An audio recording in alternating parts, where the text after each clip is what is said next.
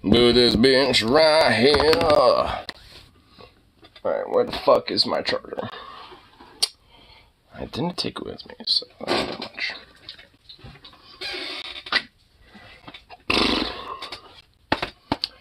Oh shit, fat ass crane fly. Get over here, fucker.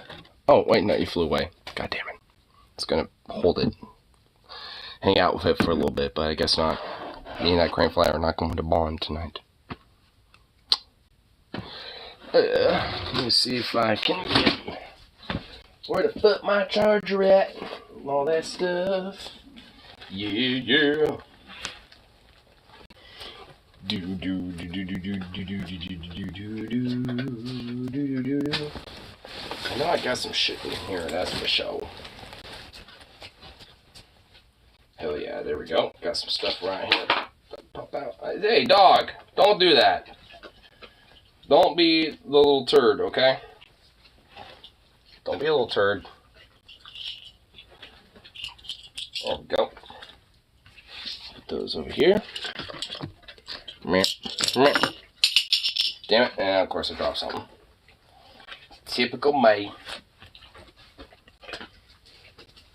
There we go.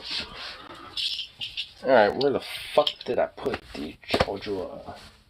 Because obviously I don't have it. Dun, dun, dun.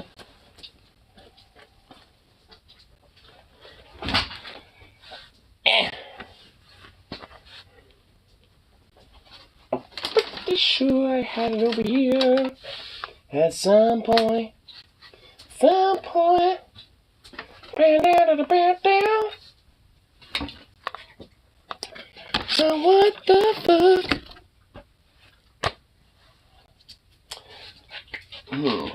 Hey, dog. Alright. You little prick. There you go. And let me continue to find my charger, bro. Goddamn dog. Okay. Be right back. Got an idea. Got an idea.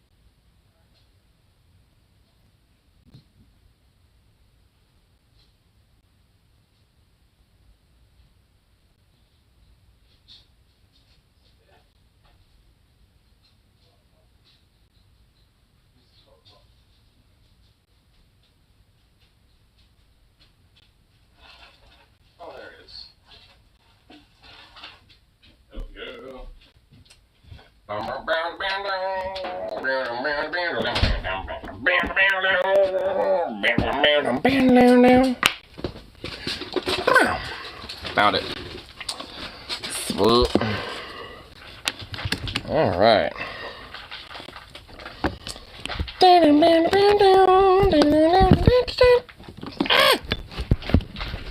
Okay, there we go. There we go.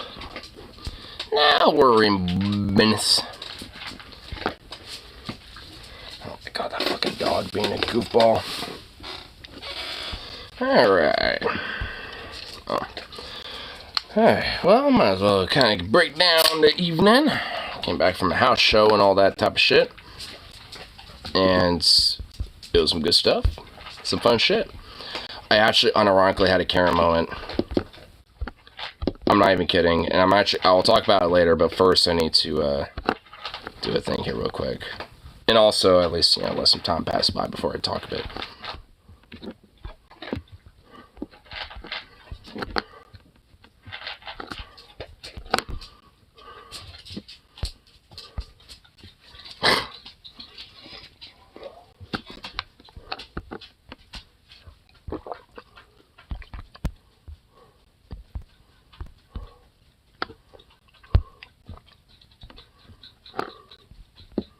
Hold on.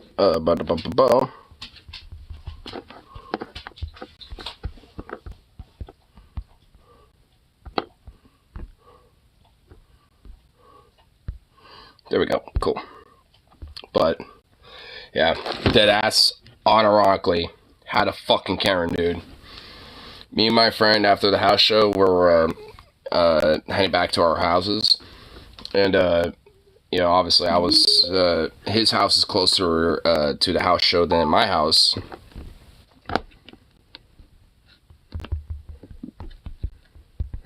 Hold on, wait, hold up, fuck, hold up.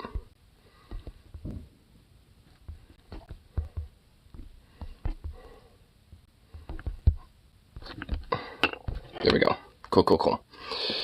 Alright, hold on, Rose is gonna get on here. I gotta get him in here, like, ASAP. Dude, like, I can't let this, like, Karen story just not be talked about. Talk to the Titties and Cream MC. Rip City! My G! You need, dude, I unironically recorded a Karen tonight, dude. I have a Karen in the wild, bro. We got a Karen in the wild. Alright, now we're starting to get everyone coming in. Unironically, Karen in the wild. I have video of this shit. Video of a Karen, bro. So what the fuck is going on? Okay, let me explain it. I'll explain some shizzles. Alright? So, like, so I was at work and stuff, blah, blah, blah, who cares, whatever, usual shit, and, you know, so I get off early, around, like, 7:30 to about 8, so I can go to a house show, like this house punk show, which is actually where I got this hat, from, one of the bands I was, watching. We'll get into that. Did Millions to Dead Cop show, yes, MDC show, but by the time I got there, they already were done playing. So, unfortunately, I did not get to see them live, but they were there. I actually got to see the vocalist and said, hey, what's up, bro, blah, blah, blah, and all that shit. So, I saw him in the mosh pit, so I was able to say what's up to him.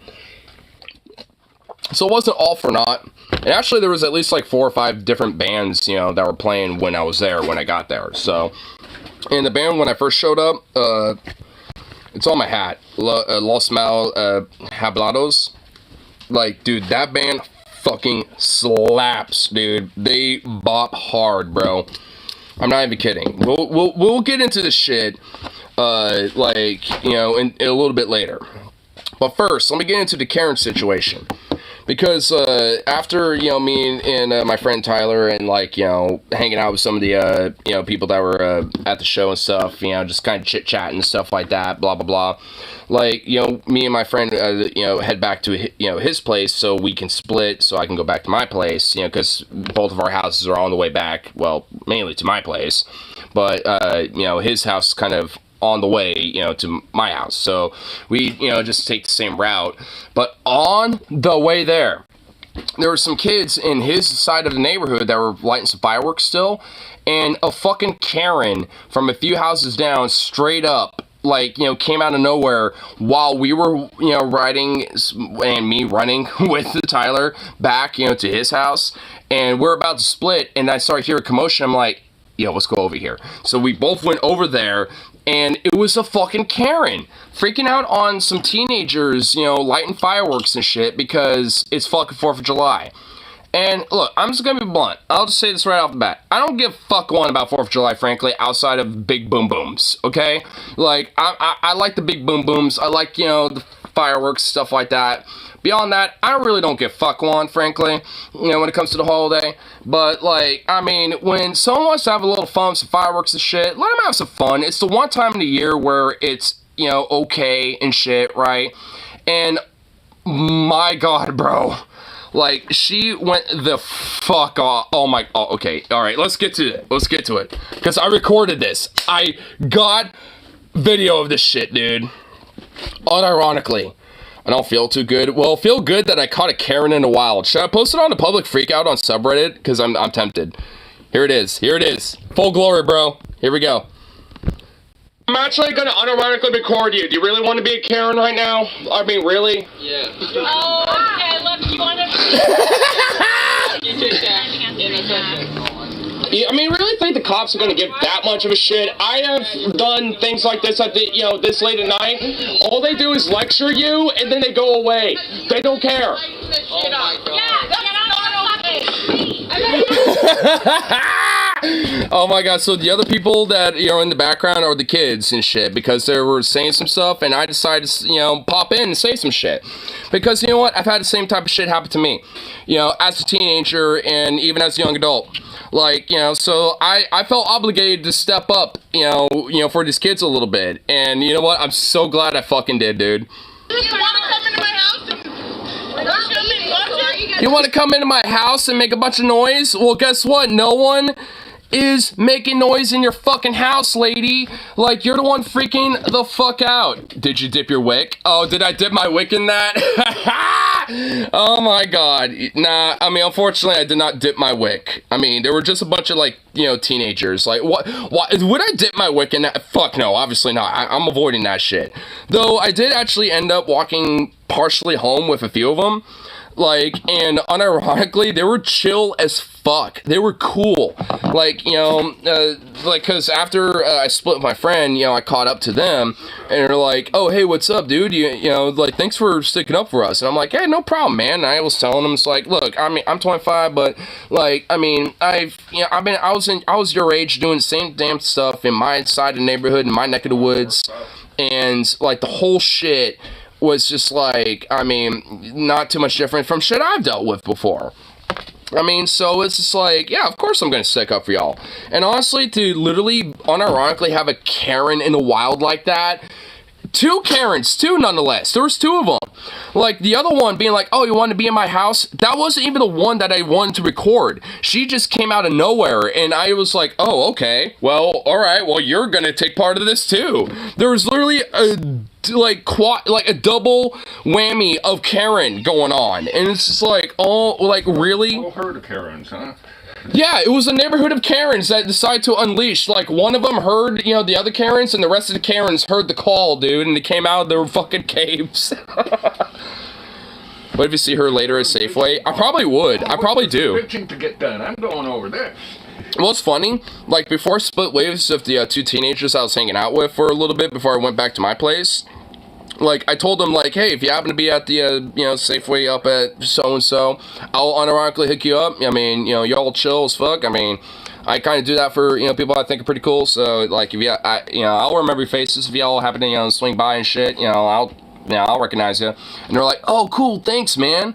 And they're just like, yeah, you know, y'all have a good night, blah, blah. And they're like, yeah, you too, bro. And you're like, they were, like, pretty, you know, like, friendly with me after, especially that, too. I was like, yeah. I'm gonna hook them up with some extra tenders and stuff like that, some nuggies, and at the same time, you know, they, you know, got an actual adult to stick up for them. You know, it's like, because honestly, like, how often do you have, like, teenagers and, you know, like, you know, and those people like that age, you know, actually being stuck up for, right? Like, I mean, it's pretty rare for an adult to actually, like, stick up for a teenager like that. So, I mean, you know, they probably legit kind of felt pretty good about themselves a little bit. It's like, yeah, you know, like, what we're doing ain't that bad. Because the thing is, it's just one day of the year. It's not like they're doing this in fucking, like, August or September or fucking January or something. It's not like the shit's happening every fucking night. It's like one night of the year, you know? Here's more, though. Literally one time of the year. I mean, seriously? Don't know where houses are. Downtown is, like, literally a block away. Like, how is it much that different? Base! Go away. They don't care. You want to come into my house and It's literally the 4th of July. Literally one time of the year. I mean, seriously? don't know where houses are. And which also, by the way, when she mentions downtown, I'm not even kidding. That is, like, downtown Milwaukee is literally a block away from this shit. I'm not even kidding. I'm literally not kidding. Like, don't go where houses are. What, so go downtown where it's like a block away, or just hang out here where there's less, like, cluttered space when it comes to trees and tall buildings? Like, what's more smart? Being in an open intersection, you know, where there's a residential area where, you know, fireworks and stuff like that aren't as likely to, you know, catch on buildings or other trees and shit, or being in an area where there's, like, tall multi-story buildings and a lot of trees and stuff, because, like, downtown Milwaukee has a lot of that. So, that's actually stupid to do it in downtown. That would actually be fucking dumb.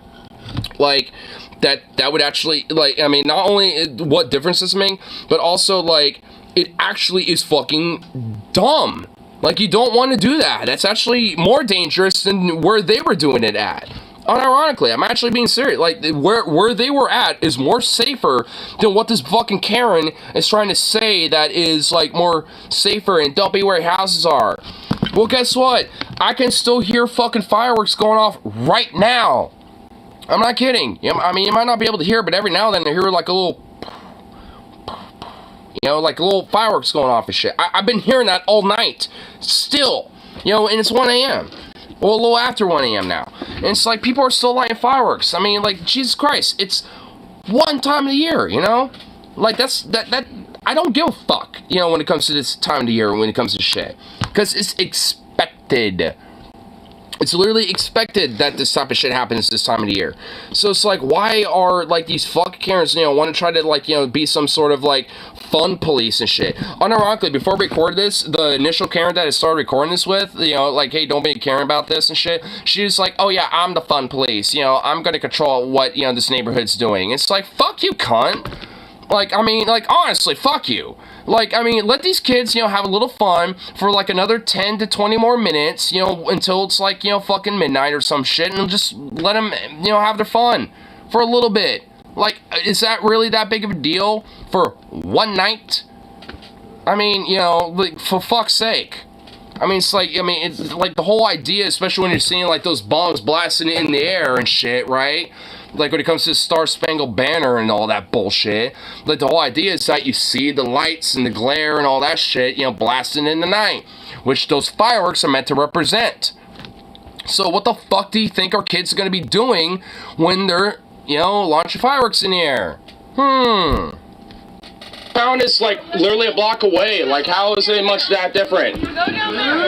Base! Base! Base! Come on! Boom! Yeah, boy!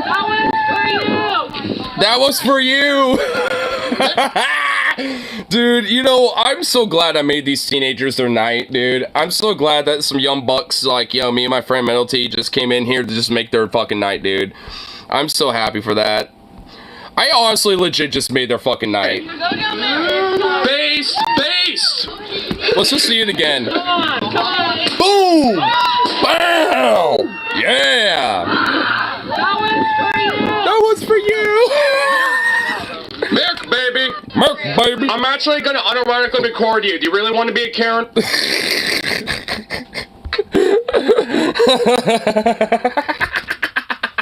Oh my god, I love that. Dude, that was like the greatest part of my night, bro. I'm so glad that happened. I am just so happy that happened, bro. Oh my god, that was great. Found a pot of her. No, it was the Karens. Yeah, it was a Karen. There was two of them. They're like, and oh my god, get this, like, the son of the second Karen that, you know, was like, well, you know, would you do this in my house, blah, blah, blah, like, he came out, it's like, you know, and to one of the other teenagers, it's like, you call my mom a bitch, like, this dude, who was about my age, just kind of a big, porkly beef boy, you know, basically, like, he literally was, like, standing up to this kid like this and shit, like, you call my mom a bitch. You know, that type of shit. Like, he was about to fucking, like, curb stomp a teenager. And it's like, and he's looking at all of us like, what, you think this is cool and stuff? It's like, I'm not his parent. You know, he's a teenager. He's obviously able to think for himself to an extent. You know, he knows what he's, you know, doing for his choices. Like, I'm not his parent. I'm a young adult. I make my decisions. He's making his own decisions. Like, it's not my problem. Sorry. Like, you know what, like, maybe it was kind of a dick move from his, you know, call your mom a bitch or whatever, but guess what? She was a bitch. So, you know what? I'm sorry that a teenager has some critical thinking skills to have a basic objective observation. Sorry about that there, bro. Like, I mean, it ain't our fault. It's like, goddamn. I wanted to say some shit to that kid, but, like, I mean, oh my, I just didn't want to fucking have to deal with a literal fight. So I was like, look, bro, you know, they're doing their own thing. You know, we're doing our own thing. We're passing by, frankly, and this happened. And look, I'm just gonna be honest. Like, it's 4th of July. It's the one time of the night, and it's just like, cut some slack for one night. I get it. Like, you know, like, neighbors that used to live over there. Right, yeah, no. It's 10 o'clock, what are you doing? No. That, like, what's fucked up is that the husband, I know who you're talking about, the couple, like, it was actually the wife who was more like that. The husband was actually pretty chill. Like, he was actually cool, but the wife was the one who was kind of Karen. Yeah, and there was also, I mean, so the thing, that's why I stuck up for these kids, because, like, I grew up having to deal with shit like that as a teenager myself, not that long ago in my life. So it's like, I know how that shit feels, and fuck that shit. I mean, for the one night of the year. I mean, it's not like they're doing this in September or fucking, like, April or whatever the fuck. It's a random day during. Yeah, exactly. It's not like that shit. They should know this. They expect this. It's the, like, what the fuck do you think? Like, goddamn. And you want to, like, try to ruin people's fucking night because, oh, I gotta work tomorrow. Well, guess what? So do I. Do you see me bitching? No, I'm still awake. I'm still not giving a fuck. Because guess what? It's the one time of the year to just stay fucking for a little bit. Cut some slack. And the whole 9 yards. Yep. Oh, dude, at the house show was the same type of shit. Like, oh my god, like, because there's a bunch of fireworks going on around the neighborhood on top of that house show, dude, there was 8 cop cars, Clackamas County fucking Nazi pigs, and the Market PD fucking do-nothing motherfuckers, all in the same area, just, like, congealed in one spot that was, like, you know, just right down that trail that you dropped me off at. They were all there. There were, like, 8 of them there. And they're lighting up fireworks, all the cops are down there. Dude, I hate these fucking pigs, too. I mean, not to get into another whole total thing, but these fucking pigs, like, because, like, the house show lasted until 10 o'clock, you know, until the noise ordinance, you know, would technically be installed and or put in place and enforced, like, you know, because that, like, there's a lot of people, you know, still hanging out at the house show, obviously, and me and my friend included. Like, I mean, there was also, like, I mean, the cops being there for that. In fact, one of them, there was somebody from the house show I was talking with for a little bit, and one of them actually went down to the to what the cops were doing and saying, like, hey, what's going on over here? Literally, one of the Milwaukee PD officers said, I don't know what we're doing here. I'm not even kidding. One of them was like, I don't know. We don't know what we're doing here. We're basically trying to enforce, you know, sound stuff, you know, with these illegal fireworks and make sure people aren't being too serious. It's like, wait, there's like 8 of you motherfuckers. There's like 8 fucking vehicles, which means there's probably like fucking like a dozen or more of you fucking oinkers in one neighborhood, and you don't know what the fuck you're doing? 1, bullshit, and 2, like, yeah, you do. Like, I mean, it's like bullshit and bullshit. Like, frankly, it's like, yeah, you know what you're doing. They're writing a lot of tickets to pay their salary. Mm-hmm. That's what they're doing. Exactly. And they're looking for an excuse to potentially bust up a house show, too, that was going on that night. Probably. And also, there's a lot of fireworks going off at that time, so they can use their presence as an excuse, you know, when it comes to that as well, while there's a house show nearby, you know. So their presence was known. They were just there to intimidate the entire fucking neighborhood. They were there to try and intimidate people and be like, hey, we're here, so don't be too rabble-rousy, even though there's nothing to worry about. There was literally nothing to worry about. It was quiet. It used to be a nice... It is quiet. Like, this thing... friendly... It is. I mean, the thing is, neighborhood was lit up. Yeah, and the thing is, for the most part, it still kind of is. But like, you just get like these. Nothing here. Yeah, unfortunately, I mean, yeah, because you get these like Karen, like tonight, these Karen cunts that want to try to ruin it for everybody else because they're the fun police. Yeah, it's like fuck you, cunt. A pot of hippos, a burner of crows, the cunt of Karens. Yeah, the cunt of Karens, dude. Yep. To be fair, noise ordinances exist to spare people from hardcore publicity from fireworks. Nah, that's not the main reason. When it comes to noise ordinances, I mean, it's broadly because obviously people, you know, go to sleep at a certain time for the most part, generally. That's the main reason why. And I'm not even inherently against the idea of a noise. That bad here. I mean, I was sitting down. Well, the thing, worked on TV. I going up outside, and I fell asleep. Well, and also, at least, you know, like when it comes to broadly a noise ordinance, I'm actually not against that at all, personally, as a concept. I'm actually okay with that. But, however, when it comes to like certain events, like a house show, or like certain days, like 4th of July or New Year's, stuff like that. Yeah, I think there needs to be an exception. Yeah, there needs to be an exception where that ordinance is not enforced. I really do think that needs to be the case, where certain events or certain things like 4th of July, etc., stuff like that, need to not be enforced when it comes to a noise ordinance. It's usually up to the cops. Well, and it also with the video of the Karen, I recorded that Karen video. I don't know if you were in here when I was, with the audio, but I was even saying, like, yo, you know what the worst thing that happens? The cops will show up, lecture people like me that you're fucking bitching at, and then we'll go away and nothing happens. And guess what? We will literally do the same thing about 5 minutes later once they're going over, harassing somebody else, on the other side of the neighborhood. Disappear and go back to party. Yeah, exactly. I said that shit, and they still want to fucking make a fuss over it. It's like, do you not know this goddamn game that works on the 4th of July because of cunts like you? It's like, do you not know that shit? It's like you're doing nothing but making it worse for you. Like, I mean, and, just making it worse for everybody else because, you feel, offended or upset that you're hearing big booms close to your fucking house because, some teenagers and some young adults are having some fun and shit in the neighborhood. And because of that, you want to ruin everybody else's fun because your night is ruined because, people just couldn't stop having fun at a certain time. It's like, fuck off. Like, honestly, fuck off.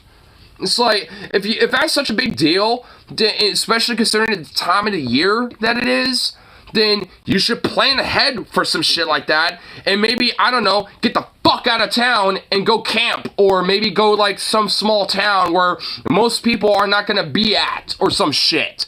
I don't know, fuck off from the area. Like, it's something that you know is gonna be happening. And it's like, and they still want to bitch about it. It's like, this happens every fucking year. Like, what the fuck? I mean, really, honestly, though, am I wrong? Am I really wrong, though? I mean, honestly. No. Yeah, I mean, like, for real. It's like they know and expect this shit. New Year's Eve or something yeah, exactly. Like with New Year's or something. Midnight. I mean, for real. It's just like, it's some bullshit. I mean, honestly, that type of shit grinds my gears more so than the cop being like, now, the noise ordinance is at this time, and then they go away, and then you could do the same thing again, and, the cop probably won't harass you anymore. On July 5th, all the cops have a hell of a fireworks show.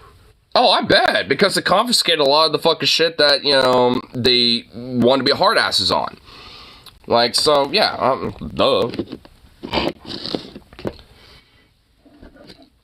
And pull up just like, I'll have some of these, some of these. You can keep the rest of the stuff. My kid loves these, so grab a handful of those. The fireworks, confiscated for evidence. Hold on. But my aunt, for example, 4th of July crawls under the bed because of noise flasher due to PTSD in Somalia. I mean, look, I mean, that's, like, and the thing is, I'm not trying to, I will say this, like, I'm not going to invalidate people's legitimate trauma, PTSD, or, like, actual, like, anxiety-inducing things. Like, that type of shit is absolutely fucking valid. Like, the Karen shit that happened tonight with me, that I happened to walk by and shit, that's not valid. But, like, someone happens to have, like, some PTSD or something like that, or, like, a dog that actually is legitimately scared or something like that, that's understandable for sure. 4th of July, keep your dog, cats, pets, or all. Well, also, like, inside. The thing is, a lot of them will still get scared because they'll still hear a lot of that, like, the shockwaves and the sounds still. Yeah, they'll get scared, but they won't go down the street and never go up again. Sure, but, I mean, you also want to, like, make sure that they're still comfortable, with that consideration. So, like, a lot of people usually, like, blast, so, like, a lot of movies or even other, like, explosion, like, action movies and stuff like that. So a lot of those noises, the dog will kind of, like, think it's more the movie or something like that. There's at least different things, to help acclimate, for a canine. I think, luckily for Zukov, because I've took him shooting with me a bunch of times, he don't give a fuck. I really don't think he just locked himself in the bathroom. I know, he does that no matter what, though. That's just normal behavior. Yeah, that's not because of the fireworks. That's just how he is. Yeah, that's just literally how Zukov is. Yeah. At least there's water in there. Well, true. I mean, so at least, for Zukov, he really isn't scared of big noises or explosions or anything. mean, just make sure he stays up range when you're shooting.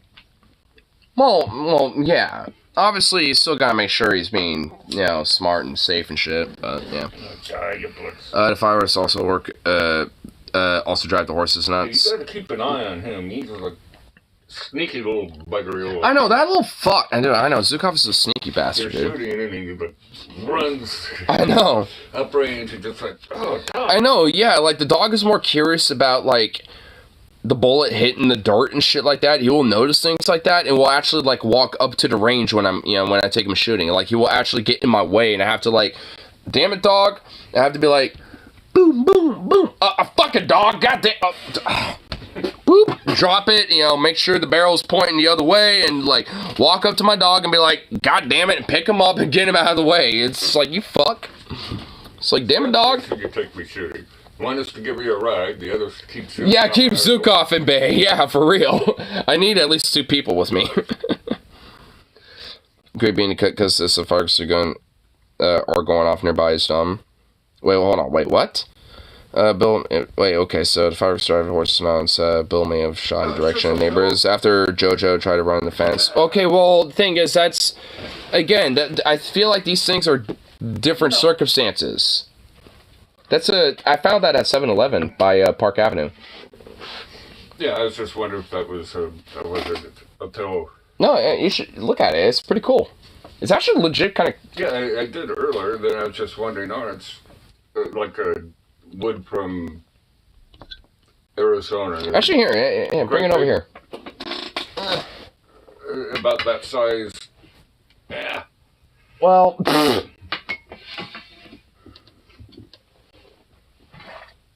Yeah, there we go. Oh. But it looks really, it's a tree and all the...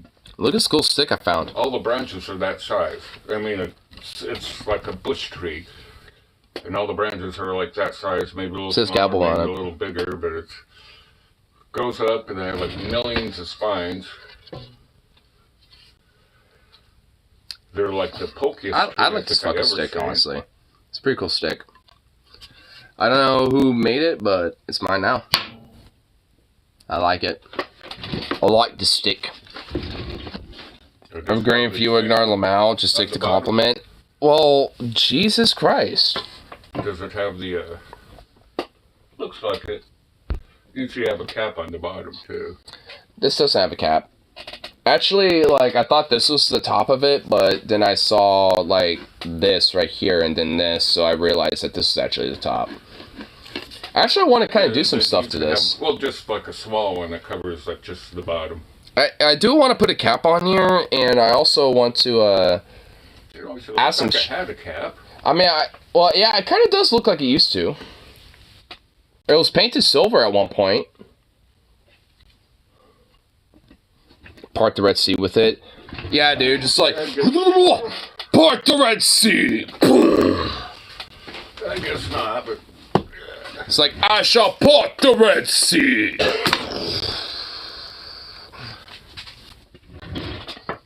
No, it's like this. Well, I mean, Yeah, at least well, from... the movie does like this. Yeah, he does this, so it kind of like causes that shockwave to spread the... This and the C parts.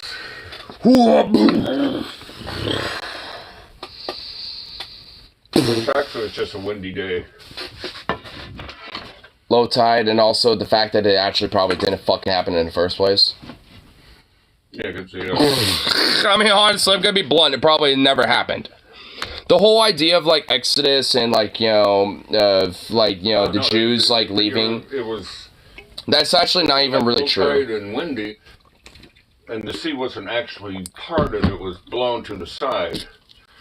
I mean, that's like... Wind, and when he got across... And from my understanding... Okay, well... Down in the mud with the horses and chariots, and the wind stopped, and the sea came rushing back in. Well, yeah, I mean, from my understanding, theoretically, if it was an actual event, that essentially is what would happen. It's that, like, obviously, because, like, chariots and horses, stuff like that, weren't going to be, like... able to cross that type of land, but obviously a bunch of freed slaves, on foot, would be able to, eventually traverse that shit. I mean, yeah. If you're walking, it's not too much. I mean, it's still difficult, but it's way mud easier in compare. It's like think about World War II with the Blitzkrieg with the Germans, against the Russians. Like when Motspatunza happened, or Rasputinza, I think it was called, the Season of Mud. When that happened in 1942, like, the entire advancement halted because of all the mud and all of how, like, everything just bogged literally everything down.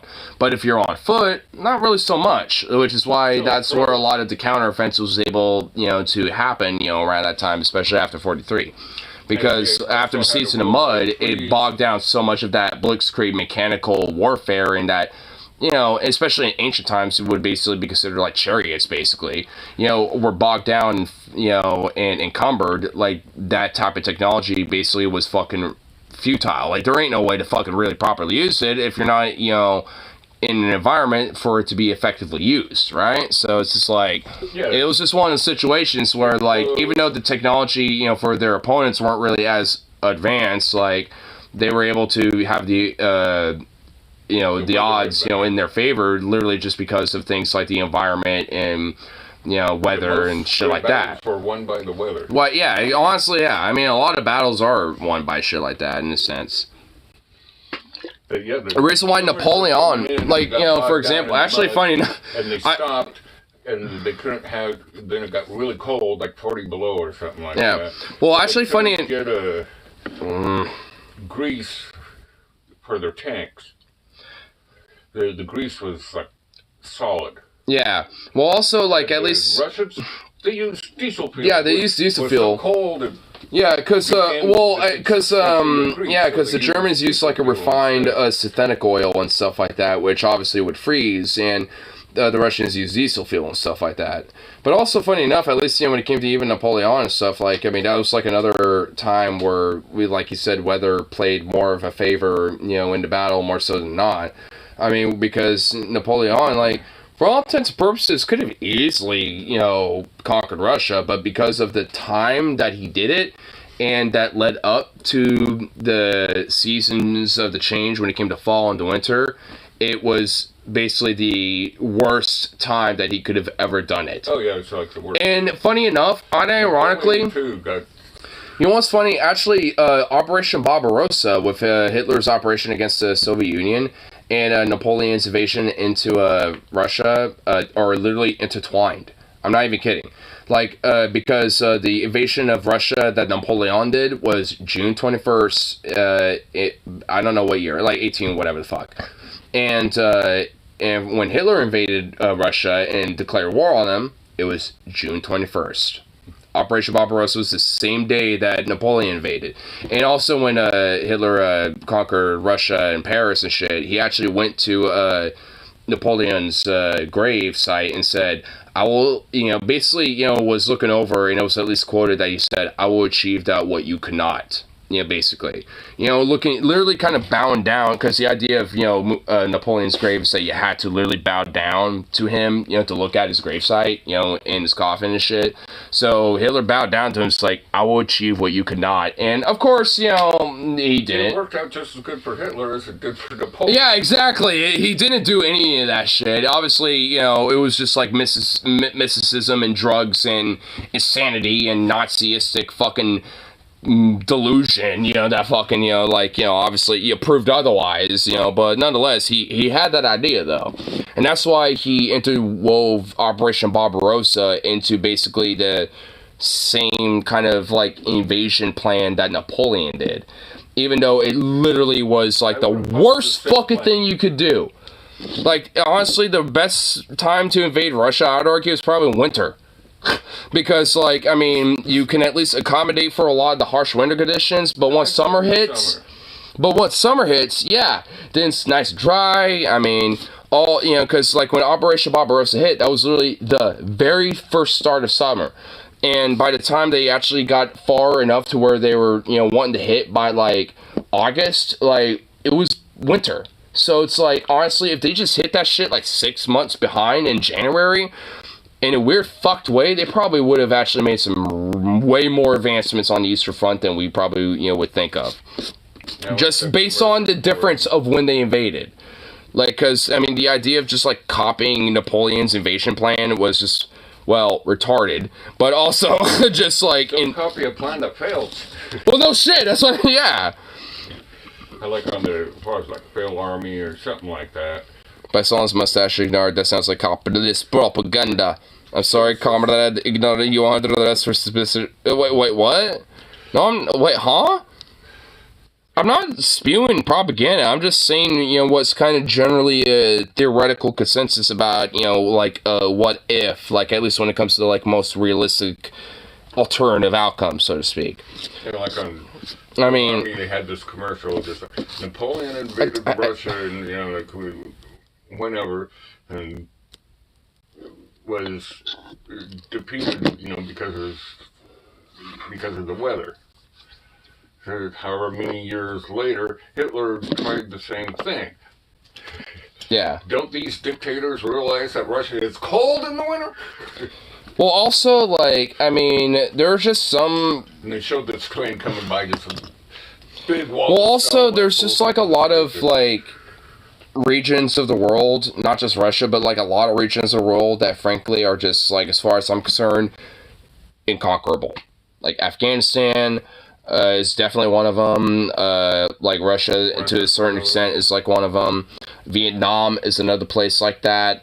You know, there's a lot of regions of the world, like, you know, that are essentially, as far as I'm concerned, are pretty much like inconquerable. Even if they might have legitimately been colonized to a certain extent, or have been a part of like some monarchy that kind of conquered their lands and the region itself, or some extent. Conquer them from the inside out. Well, yeah, well, that's kind of what I mean. It's like they never really truly conquered it and stuff, because it's always been a resistance against, you know, anything that was essentially like kind of outside of its, you know, general traditional norms and stuff. I mean, not that like it, you know, was like keeping to like some sort of like ancient, like, you know, 10,000-year-old thing or whatever the fuck, but just like when it comes to like, you know, the broader imperialistic colonizational like aspect of things, where it's like we're literally subverting your culture and destroying it type of shit to replace it with our own. Been conquered.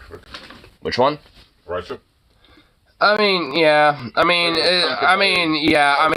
to an extent, but even then, not really. Countries, and then you have like Ivan the Terrible, people like that. The little thing is, like, Russia's, I mean, maybe to a certain point in history, but at this point, not really, because it's basically, I mean, at least not anymore, because, like, I mean, it's been co-opted by a pan-Slavic, fascistic, nationalist, you know, like, borderline Nazi fuck, basically. Yeah, like, he's co-opted the entire government and the aristocracy of, like, Russia to, you know, Putin, you know, to essentially, you know, instill this whole, like, pan-Slavic nationalistic fascism that, you know, is very heavily ingrained into Russia's government. That's the reason why they tried to invade Ukraine in the first place, is, at least in some part, to, you know, establish this whole pan-Russo-Slavic, you know, fascistic, you know, kind of borderline Nazistic idea of like Slavic supremacy. It's just like it's just Russian Slavic supremacy specifically that they're trying to push. I guess they want to be their own country. You got all these little like Belarus and Ukraine and. Well, Belarus is a puppet government of Russia. Like, Lukashenko is literally a puppet to Putin. Like, I mean, Belarus might as well just be like... Yeah, like the most corrupt government on earth, for one. That's debatable, but, I mean, I'm not necessarily going to argue against that entirely. One of the most. One, yeah, I would say it's one of them. I wouldn't say it's the, but it's definitely one of them. It's pretty fucked. Much they're at the top of the list, close to it. I say top 20. There's at least 19 other countries that are worse, but I'd say it's at least top 20.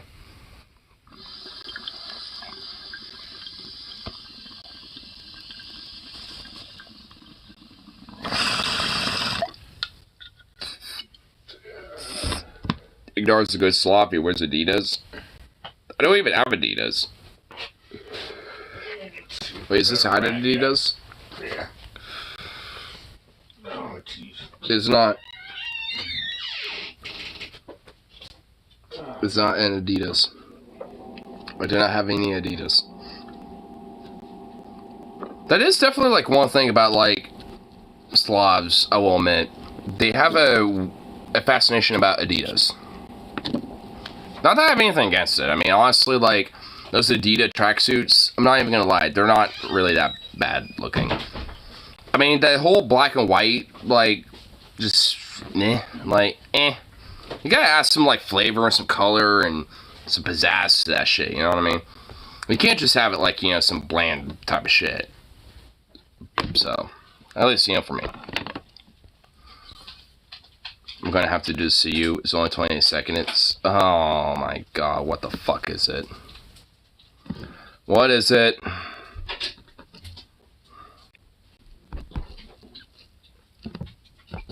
It's a propaganda cartoon?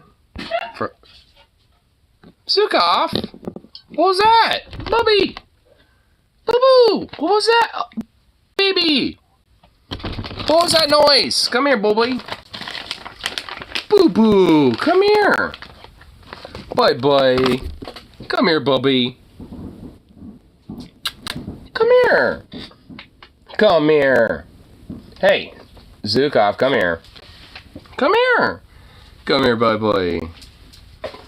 What was that little, like... What was that? You little pup-pup. Oh my god, look at you. Well, that's not a proper paw. Oh my god, you little baby. Oh. Oh. Oh, he's a good little pup. Here you go. Oh.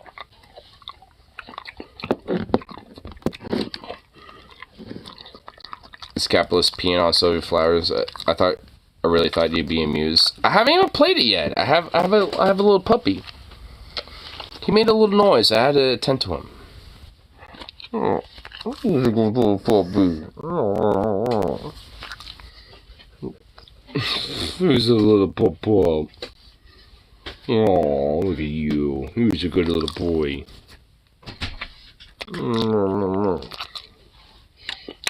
He is a good little poopy. Yes, he is.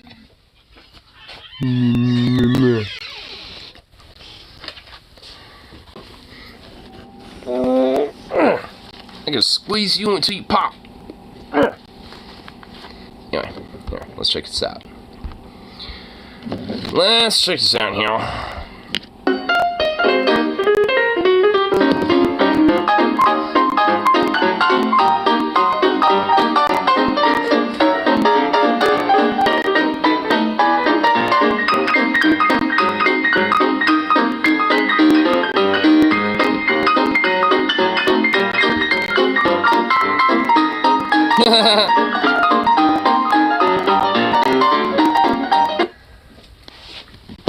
So he basically has superpowers and Sucre's out of the way, I can get in. like he has superpowers and basically defeats, you know, capitalist big dog. I like it. Get back and lay down. I couldn't. Well, I didn't swallow, but I took a drink out of the acetone. Just like, oh god. What the hell? Fuck. Why would you acetone? What the fuck? I thought it was water. It was dark. Like in the middle of the night. Oh, I'm thirsty. And you just... Oh my god. Been puking all day. I didn't even swallow any. Well, I guess there's enough on there. I guess enough, you know, absorbed in your body that it was just like, hell no. That's some nasty shit. Zukov is on bongo drums. Yes, he is. Zukov is indeed a percussion instrument. That's why I have it there next to the bed. I should keep it in the freaking bathroom sink. I don't do that again. What? Okay, I literally didn't hear what the fuck you just said for like the last 30 seconds there.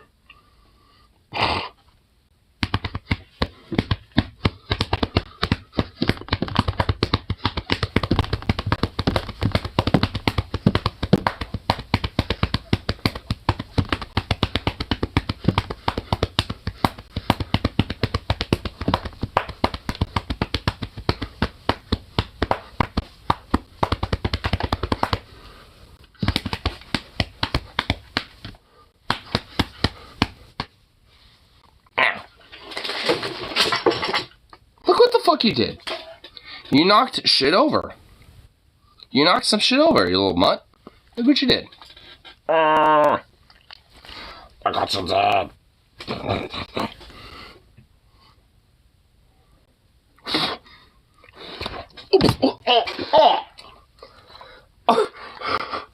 Ow!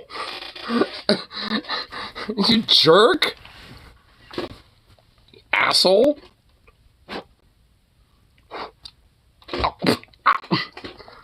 Okay. Baby, don't open it. I'm opening it. I'm opening it. It's dog dads. Dog dads in a dog. This is a bongo drum. True!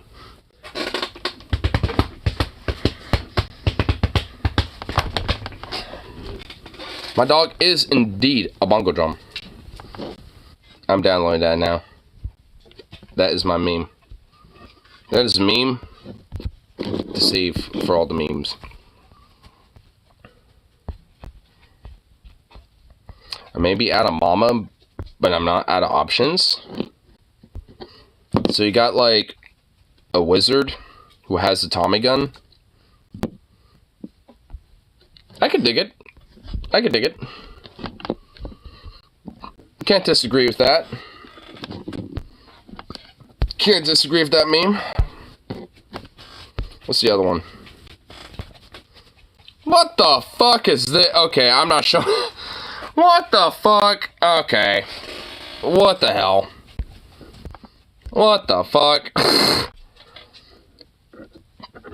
Krakenia chant. What? No, I'm taking piss. I'm being right back. I need to process this one.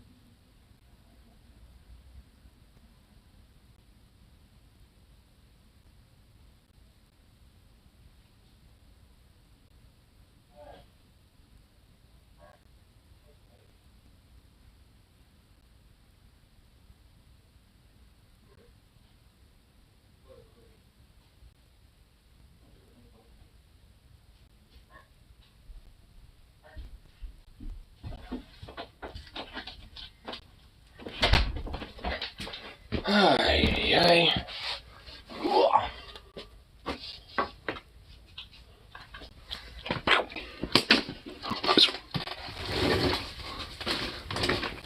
That's sub that imploded, Lamau. I'm aware of that. When she told you she's gonna ride your face until you get drowned with this coochie broth. What the fuck? What is wrong with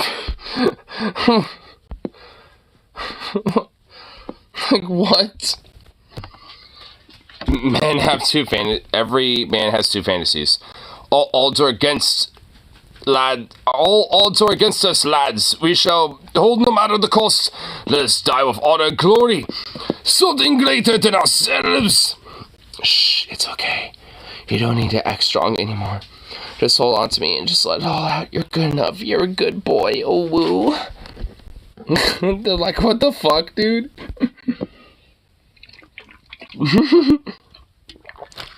I need Nuggets more skin. Dude, honestly, I'm actually a little pissed off at TJ. Unironically. Like, I honestly think that was some fucking bullshit, dude. Like, the last, like, 5 seconds, like, of that shit, you know, that happens, you know, at the very end of that show, was a bombardment of donations. And you know what? I kind of don't even believe, you know, their fucking bullshit. I don't buy their goddamn rule, honestly.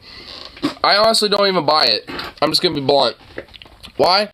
Because, like, they know for a fucking fact that, like, you know, not everyone donates in the middle of certain fucking shit, right? Like, you know, and because of that, like, you know, when it comes to the end of that segment, they know there's going to be a lot of people that suddenly bombard them with donations. They know this shit. I'm just going to be blunt. They might deny it, but they know it. They know it. They know it. So it's like they took advantage of that shit. Were able to milk some donations from Naughty Priest even, no less. And Naughty Priest is a fucking G. He is like an actual, like, financial contributor. It was really the second before. Yeah, it was seconds. It was within seconds, dude. And in fact, apparently, from my understanding, Scotty and Paul were like, hey, what the fuck? Like, initially, they were kind of like, yo, you probably should have waited just, like, an extra, like, 10 seconds. But TJ was too drunk and didn't give a fuck, dude. It's like, I mean, and supposedly, he gave himself extra room, being like, I'm slowly going to the end record button, blah, blah, blah, blah, blah. And it's like, fuck you. You know what you did, TJ, you son of a bitch. I don't blame the other guys, but I'll blame TJ, though. I blame TJ for that. Fuck you, bro. This is why I'm Paul's shirt. That's why, at the end of the day, deep down inside, I'm with Paul Ziga. When it comes to shit, we'll make TJ pay for it, dude. There ain't no way we can't make him pay for that shit. Let TJ nurse his hangover. He can't drink like he used to. Dude, that dude is fucking, like, goddamn drinking beers galore, bro. Bullshit.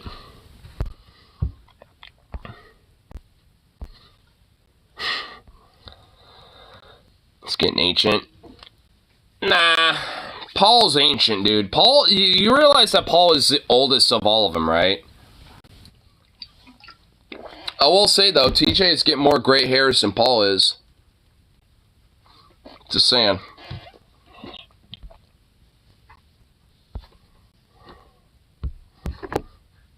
Paul's a boomer, TBH.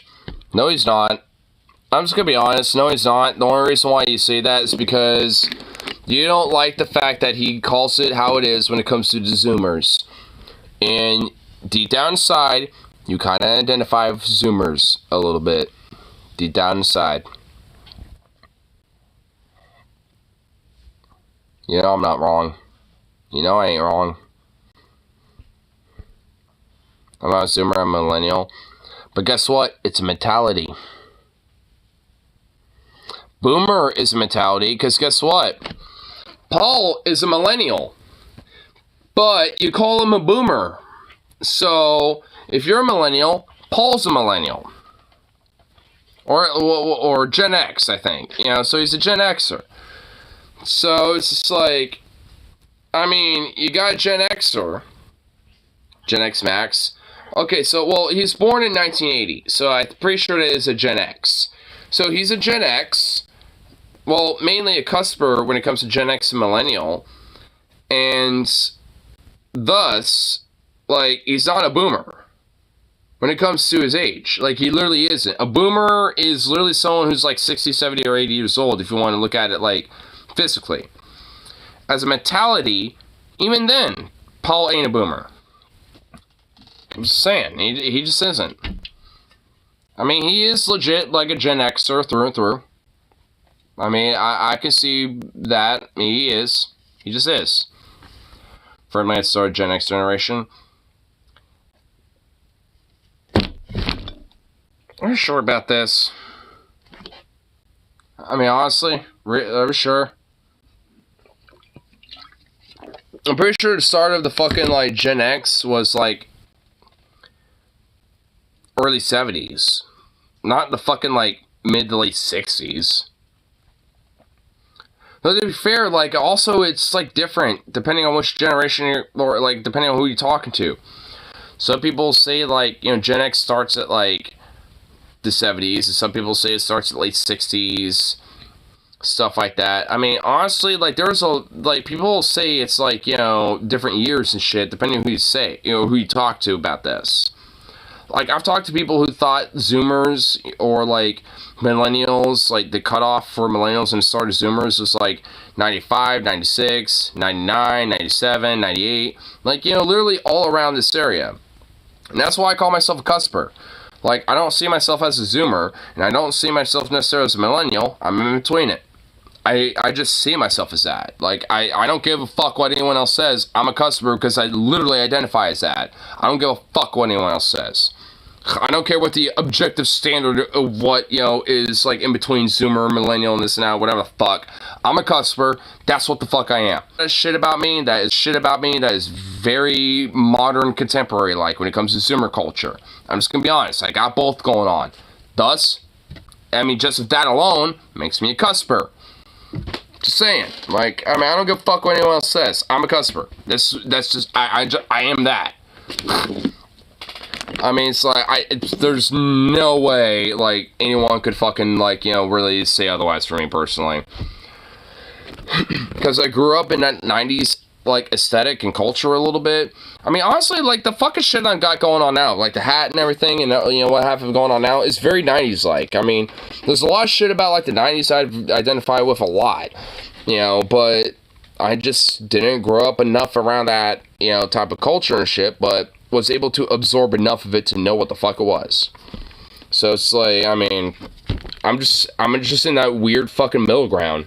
I hate it, but, you know, I ain't the only one.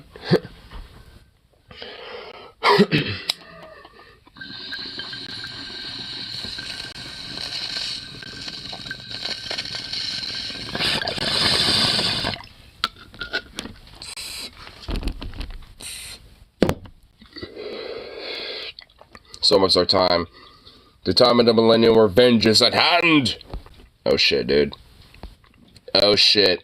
We should eat avocado toast and eat Tide Pods to own the cons. That's literally Zoomers, dude. That's the Zoomers. Just saying.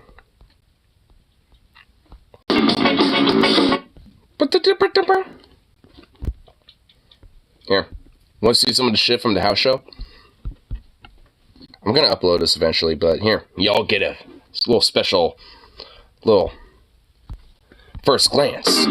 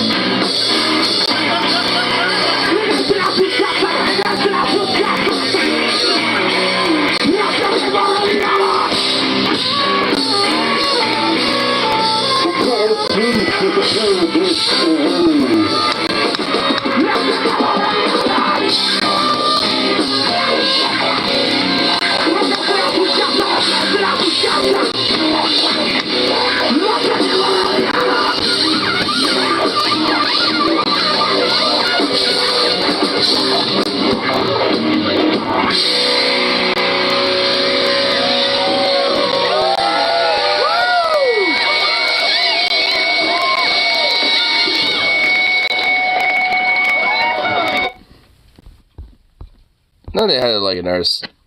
I think that was. I think the name of that song was that. I'm pretty sure. Get It Up. I think. I'm pretty sure that's what it's called. Wait, what the fuck's the other song? I know I recorded another one. Was that where'd the other one go?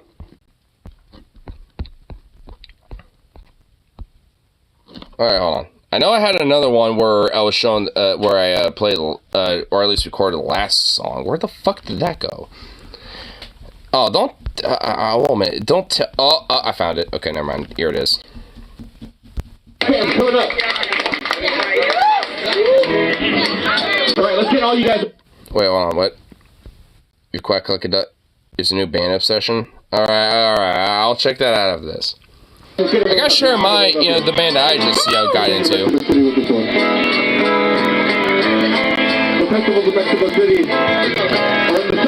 It's called Get It Up. Or not Get It Up. It's I think it was Barbaruta. Thank you, Anarcho Pro, for inviting us out here. Give it up for all the wrestlers. This is Valencia. Valencia. That's what it's called. Fucking rabbit.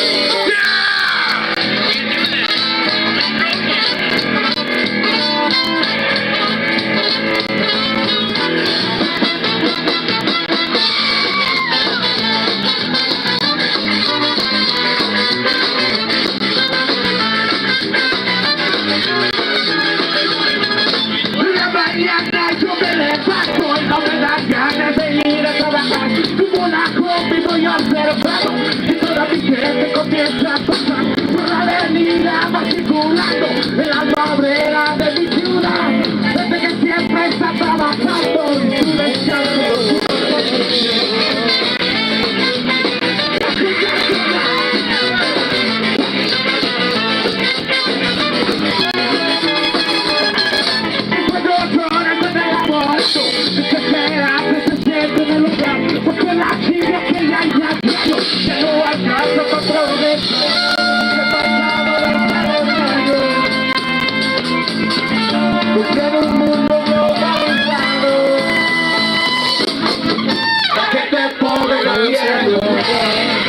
Hey, get back in there. Hey, what the fuck? Ah! God damn it. Here we go. What the fuck?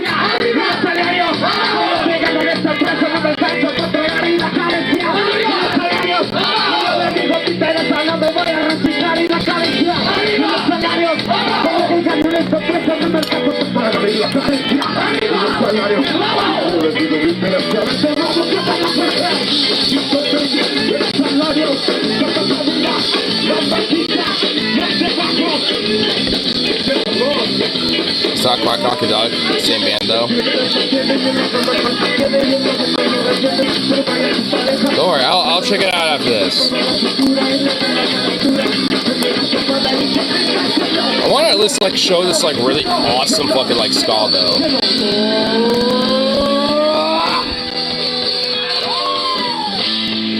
I mean, I'm at least very happy I at least got a little hat out of, from the merch stand. They only had 3 hats, and someone bought one of them, and there was 3 left, or 2 left, and I was like, you know what? I'm gonna grab a hat. I was gonna initially get a shirt, but I was like, you know what? I only had enough money for a hat and some stickers and some pins. And I was like, you know what? Fuck it. I'll just grab a hat instead. So I got this little bad boy. I'm actually trying to fold it back up, so it actually kind of folds up like this a little bit, so it's kind of more of a punk hat.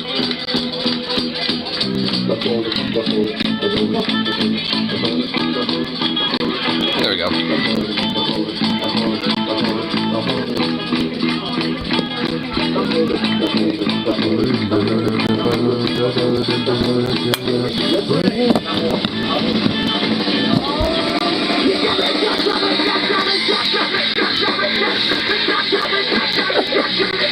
Man, it's been such a long fucking time since I've been into a house show, and dude, this shit brought so many memories and such fucking vibes, dude.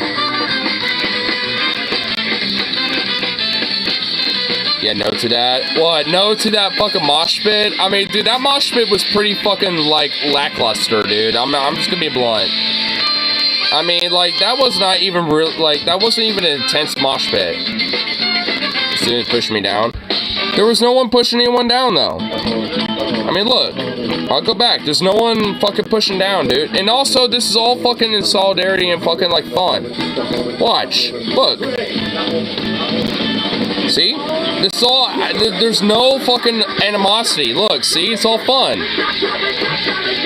Like, I mean, there ain't no fucking, I mean, it's aggression, but it's all out of fucking fun. I mean, what? Like, why would you knife anyone here?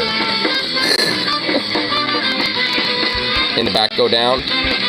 That happens in a mosh pit. I mean, that does happen, but the thing is, they get picked back up. I mean, that shit happens, honestly. I mean, I've fallen down in mosh pits. Guess what happens? I get picked back up. It's not exactly like, you know, I don't deal with any aggressiveness well. Well, you should go to some of these house shows, because honestly, like, I mean, look at the vibe. I mean, it's not, like, the aggression is not the same as, like, you know, trying to take it out on anyone. I mean, dude, if you were to come into Portland, I don't know, man, I would make sure that you got a fucking vibe. Rather stay home. Dude, really? Dude, this shit was, like, too intense. Too awesome. It's too awesome to stay home for. Get in trouble. Dude, the cops showed up for this. Dude, this is meant to be trouble. This is good trouble right here. Like, this band is called, Los Hablados, and that means the foul-mouthed. Like, they're meant to be, like, aggression, good trouble. They're meant to cause trouble. That's why I said a house. I avoid trouble on principle. I attract it myself. I want it. I want the trouble.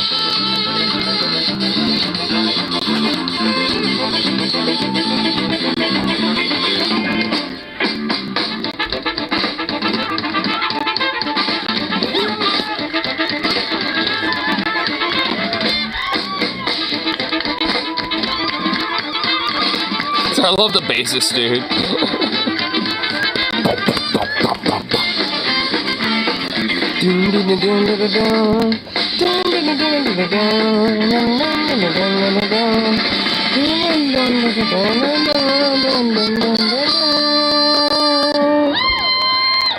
Blend in, immerse yourself, be one with the crowd. Well, to be one with the crowd, you had to be in the mosh pit. What's up, Bananos? Dude, these guys fucking slap, dude.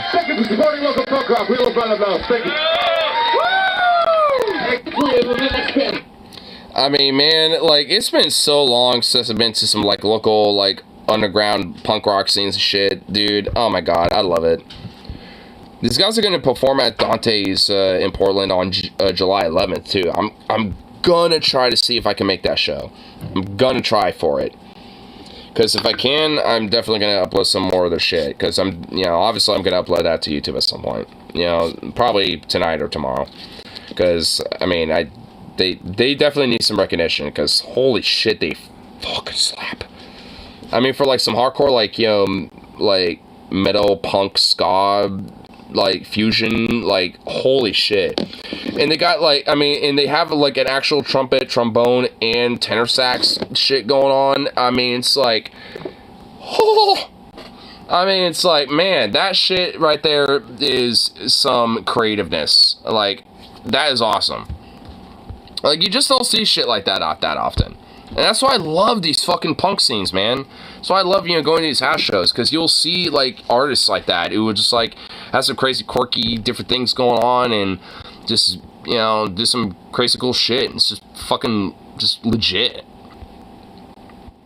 A little deviation because I'm fucking weird and introverted as fuck. Well, I guess in a way, like, I want to show these, you know, in a way that maybe in a sense, like, help branch that up a little bit. Like, I mean, because there's so much cool shit. Like, I met, like, so many different people, you know, and, you know, like, got to get introduced and like get acquainted with different, you know, folks and shit just from this house show alone.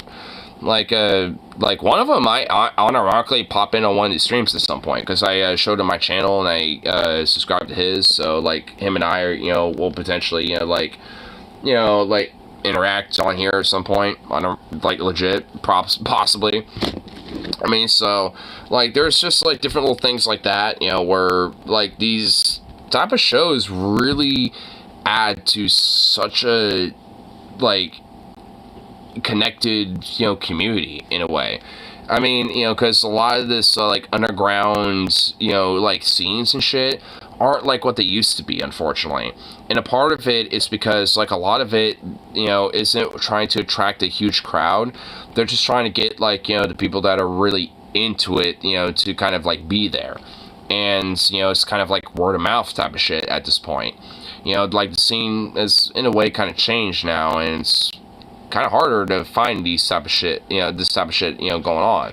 So it's like when it does happen, it's like I always try to jump for that shit because it's kind of hard to find that type of shit nowadays. And when it does happen, it's, oh my god, it's a fucking slap, dude. Quack a duck when you suck. Okay, Jesus Christ, what the fuck is this? It's some Hank Hill shit. Hank Hill. Bull! God damn it, Bobby. That boy ain't right, putting codeine in my Sprite. Too, son? I don't think you like it. Well, why not? I like this new generation of music. Can you quack? Can you quack like a duck when you suck? Can you fart on my balls when we fuck? Can you stick your whole tongue on my butt? Can you shit on my chest? Good luck. Can you quack? Can you quack like a duck when you suck? It's all toilet sounds. It's all toilet sounds. Oh my god, it's all toilet sounds. Oh my god. I love it, dude. I love Hank Hill, dude. It's so fucking great. You want to see another band?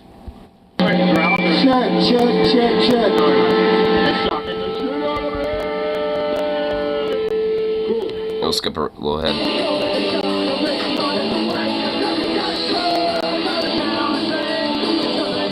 This is kind of like some more OG fucking punk right here.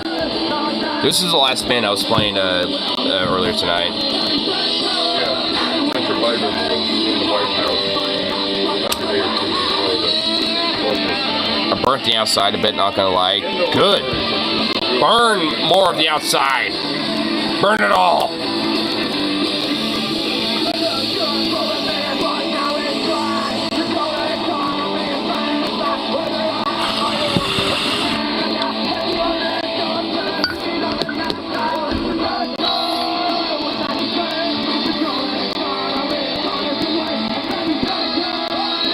Your peanut butter bread? Oh, the peanut butter bread? Oh, I saw that. Dude, your peanut butter bread looked legit, though.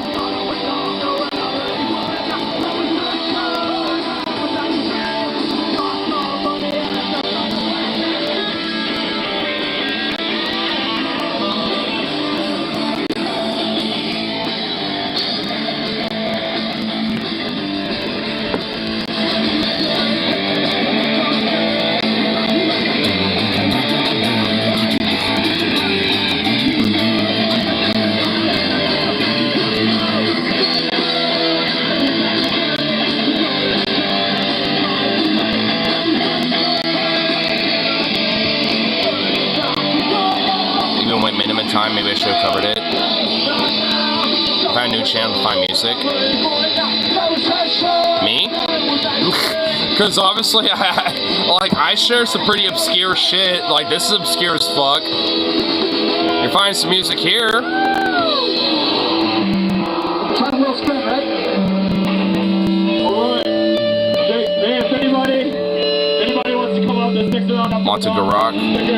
Like Monterey? Or like Montgomery? This is called Time Well Spent.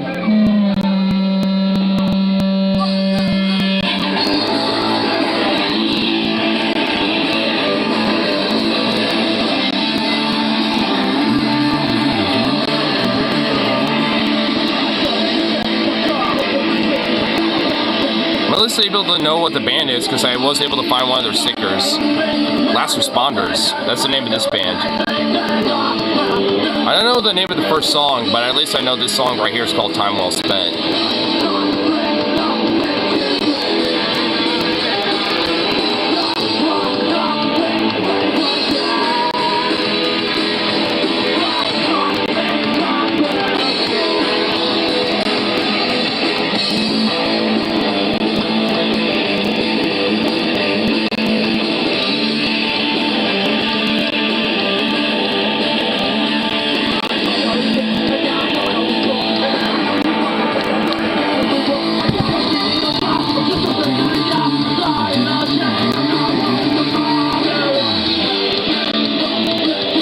Where are the drones meant to hit them while they're helping people?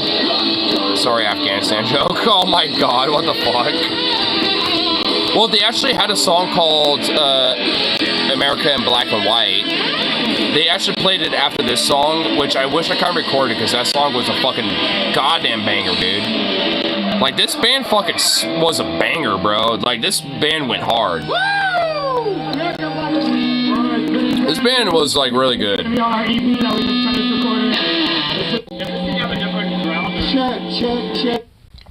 mean, honestly, like, this band, like, just, like, I mean, I wish I was able to see MDC, because they, already, played their set by the time I was there, but I was able to at least see him meet their vocalist for a little bit, because he was in the mosh pit for the, earlier band that I was, recording earlier. I was like, hey, fuck yeah. Letting intro take its course. What is this? What in this here? Gonna let it load. Let it load, let it load. Here we go. Announced that Virgin Galactic will take you on a space tour for $450,000. It ain't even been 1 week. What? God bless. Can we learn lessons? And you wonder why a lot of people don't have sympathy because of shit like this. Look, I don't know shit about marketing, but I would think it's a bad move for you to actually have a luxury tour go wrong last week and then offer an even more expensive, more dangerous one. And then again, I don't know shit about science, but every time I look up the shuttle, this shit looks like a jet. It looks like a metal rendition of a... Oh, the whole Virgin Galactic fucking weird, like, space shuttle, this thing. Yeah, it does look like a jet. I mean, I will admit, at least, like, this thing hasn't crashed or exploded or killed anyone yet. I mean, I will give... What's the guy's name who has Virgin Galactic or whatever the fuck it is? Like, that guy... Like, what's his face? I don't know. Or really, frankly, give a fuck, honestly. But, like, I mean, the rich cocksucker. Like, one of the million, or at least one of the dozen hundreds of, like, cocksucker billionaire fucks that exist. He's one of those guys. So, it's like, I mean, it's like, at least we can say that, like, this probably ain't killing people. This hasn't crashed and exploded in Dick Branson. I guess that's his name. I don't know who the fuck it is. And like I said, I really don't give a shit. Elon Musk. No, that's SpaceX. That's SpaceX, not fucking whatever. Either way, it's one of those billionaire cocksuckers. paper airplane. To my understanding, your average space shuttle needs all of this shit to get it into space. Meanwhile, their shuttle does not look even half the size of that. Just getting... Well, I mean, technology has advanced, you know, since then. Because, is this the Stratojet? He's really got an image of the Stratojet. Like, this thing, like, that thing is meant to get, like, aircraft like the one he's showing up into space. That's kind of the point. Like, so, I mean, it's kind of, in a weird way, refuting his own point. I get it, though. Its own power. Hey, but to each his own. Some people like to skydive, some people like to test the limits and go to space. But then this is their first commercial flight. Let's just see how this one plays out. Well, it's, I mean, I always said, it's not a matter of if, it's a matter of when. One of these days, it probably would crash. Punk's not dead because he was never alive. Bullshit. No, that's not even true. Punk's alive. Punk can't be dead because it never lived. I don't even agree with that. Like, Punk lived. Like, you know, and Punk is still alive. The fact that this house show happened earlier tonight, and I was able to catch that shit, like that alone in itself shows that it's still alive. Like it's an underground scene. It's still like something that exists, but it's niche. It's something that is like something that like people have to kind of seek out themselves. They actually have to like unironically like take time out of their day to find. Went over her head. It was a McJoke. Oh my god. It's an old joke. Oh my god. You know what? Now that he mentioned it and I looked back at it, oh my god, it finally fucking clicked. Oh my god. Forgive me. I've been like, you know, vibing and like buzzing since 9. Or since I got to that show. I've been buzzing the entire time.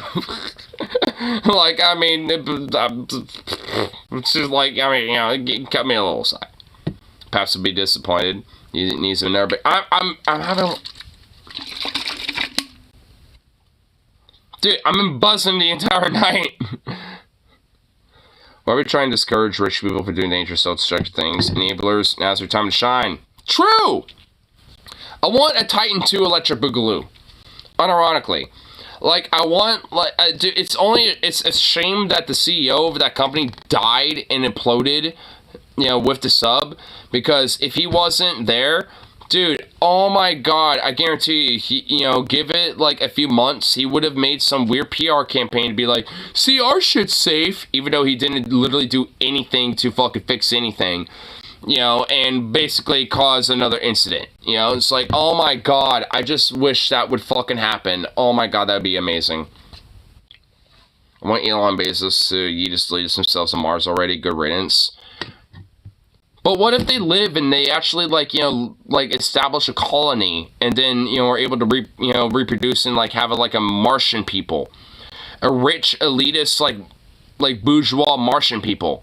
Fuck that shit, dude. Send them to the fucking sun. Send them to Venus.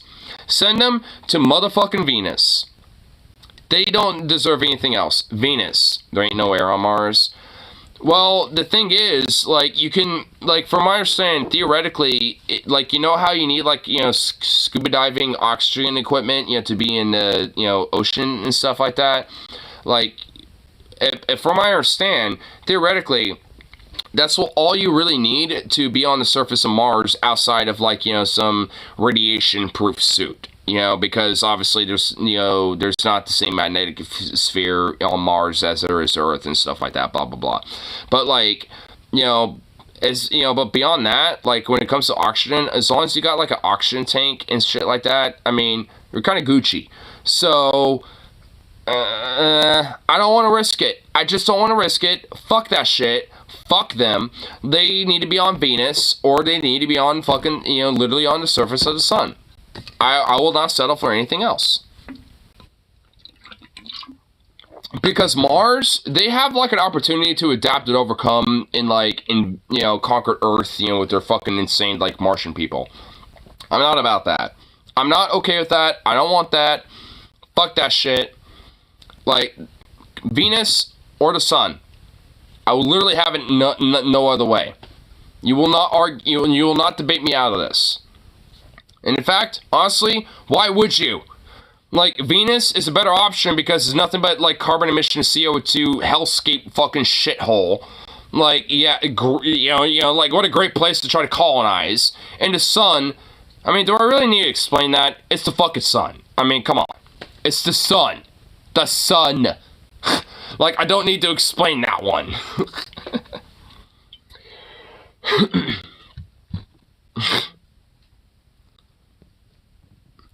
But when you need to buy groceries and pay, well, yeah, but I feel like that would probably be better because you want to have a bunch of billionaires fucking hoarding all the wealth. Venus looks like it convince them to do it. Mars, their egos are big enough to where it's at least semi-realistic. You know what? Compromise. What about, like, Triton? Or, like, Europa? Or, like, Ios or something like that? You know, like these moons? What about that? Because then it's a smaller area, smaller thing, and also far less habitable, but there's potential to be there anyway.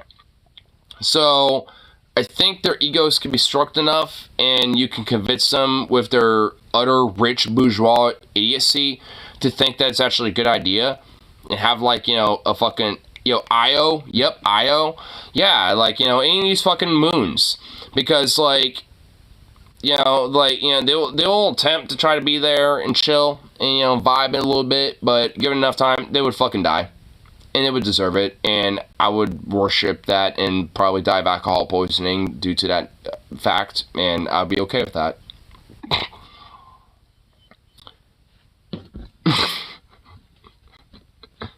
How about we finish terraforming Earth into a tomb world first? I would agree with you, but instead of a tomb world, can we do a Gaia world instead? Can we make it like a Gaia planet? I'd be okay with that.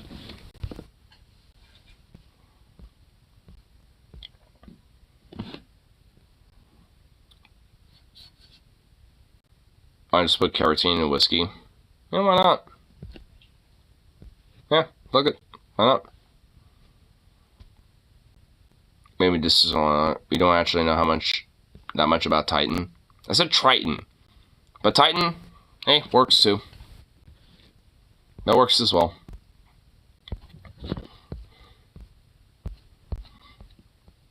You know what? I'm thinking about a song now.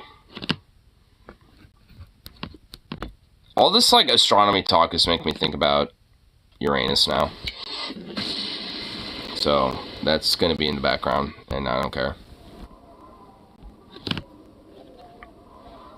I like Spirit, but we need to think more more rich people drinks like champagne. No thanks to mint.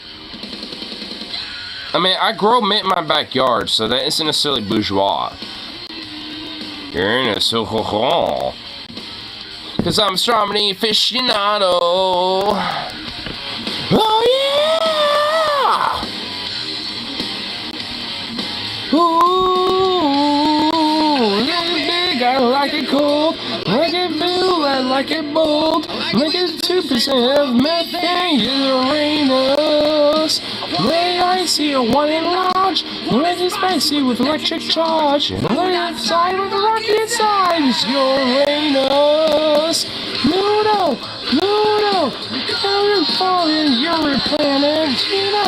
Venus, too much CO2.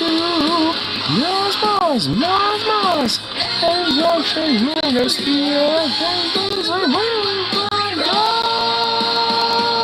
Get right to Uranus.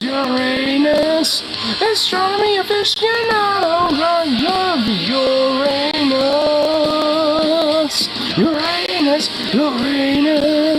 Mr. Jones, I forgot to know, but this Uranus. Yeah!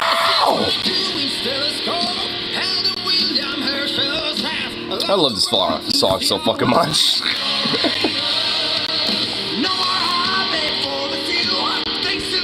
Mountain Dew isn't real mountain posers. Yeah, no, it is. It's a planet.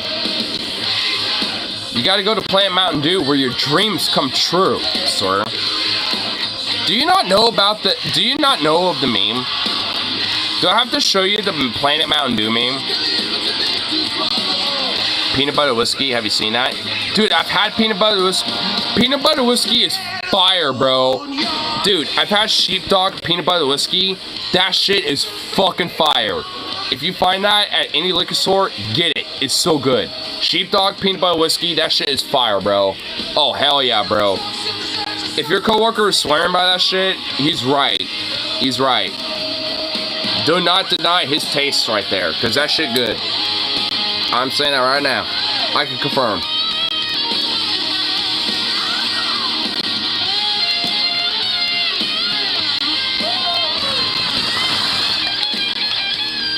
I can't really drink straight whiskey. You know what actually does go really good with it? Any of the big three sodas. Dr. Pepper, Coke, or Pepsi. Honestly, mix it with any of those, and it's actually legit really good. because at the, because either way, it kind of gives like this like nutty caramel flavor, more so than anything, if you mix it. I mean, so at least for me personally, that's what I get out of it, and it is almost kind of like a tonic in a way. It's really good. So I'm just saying, it's like if you get like, I don't know what like out of those sodas is your niche, out of the three, but like peanut butter whiskey with any of those three go really fucking good. Well, yeah, because you want your, your little torpedo to, go right in your anus, sir. One dive right in your anus, gonna colonize that your anus, coming down.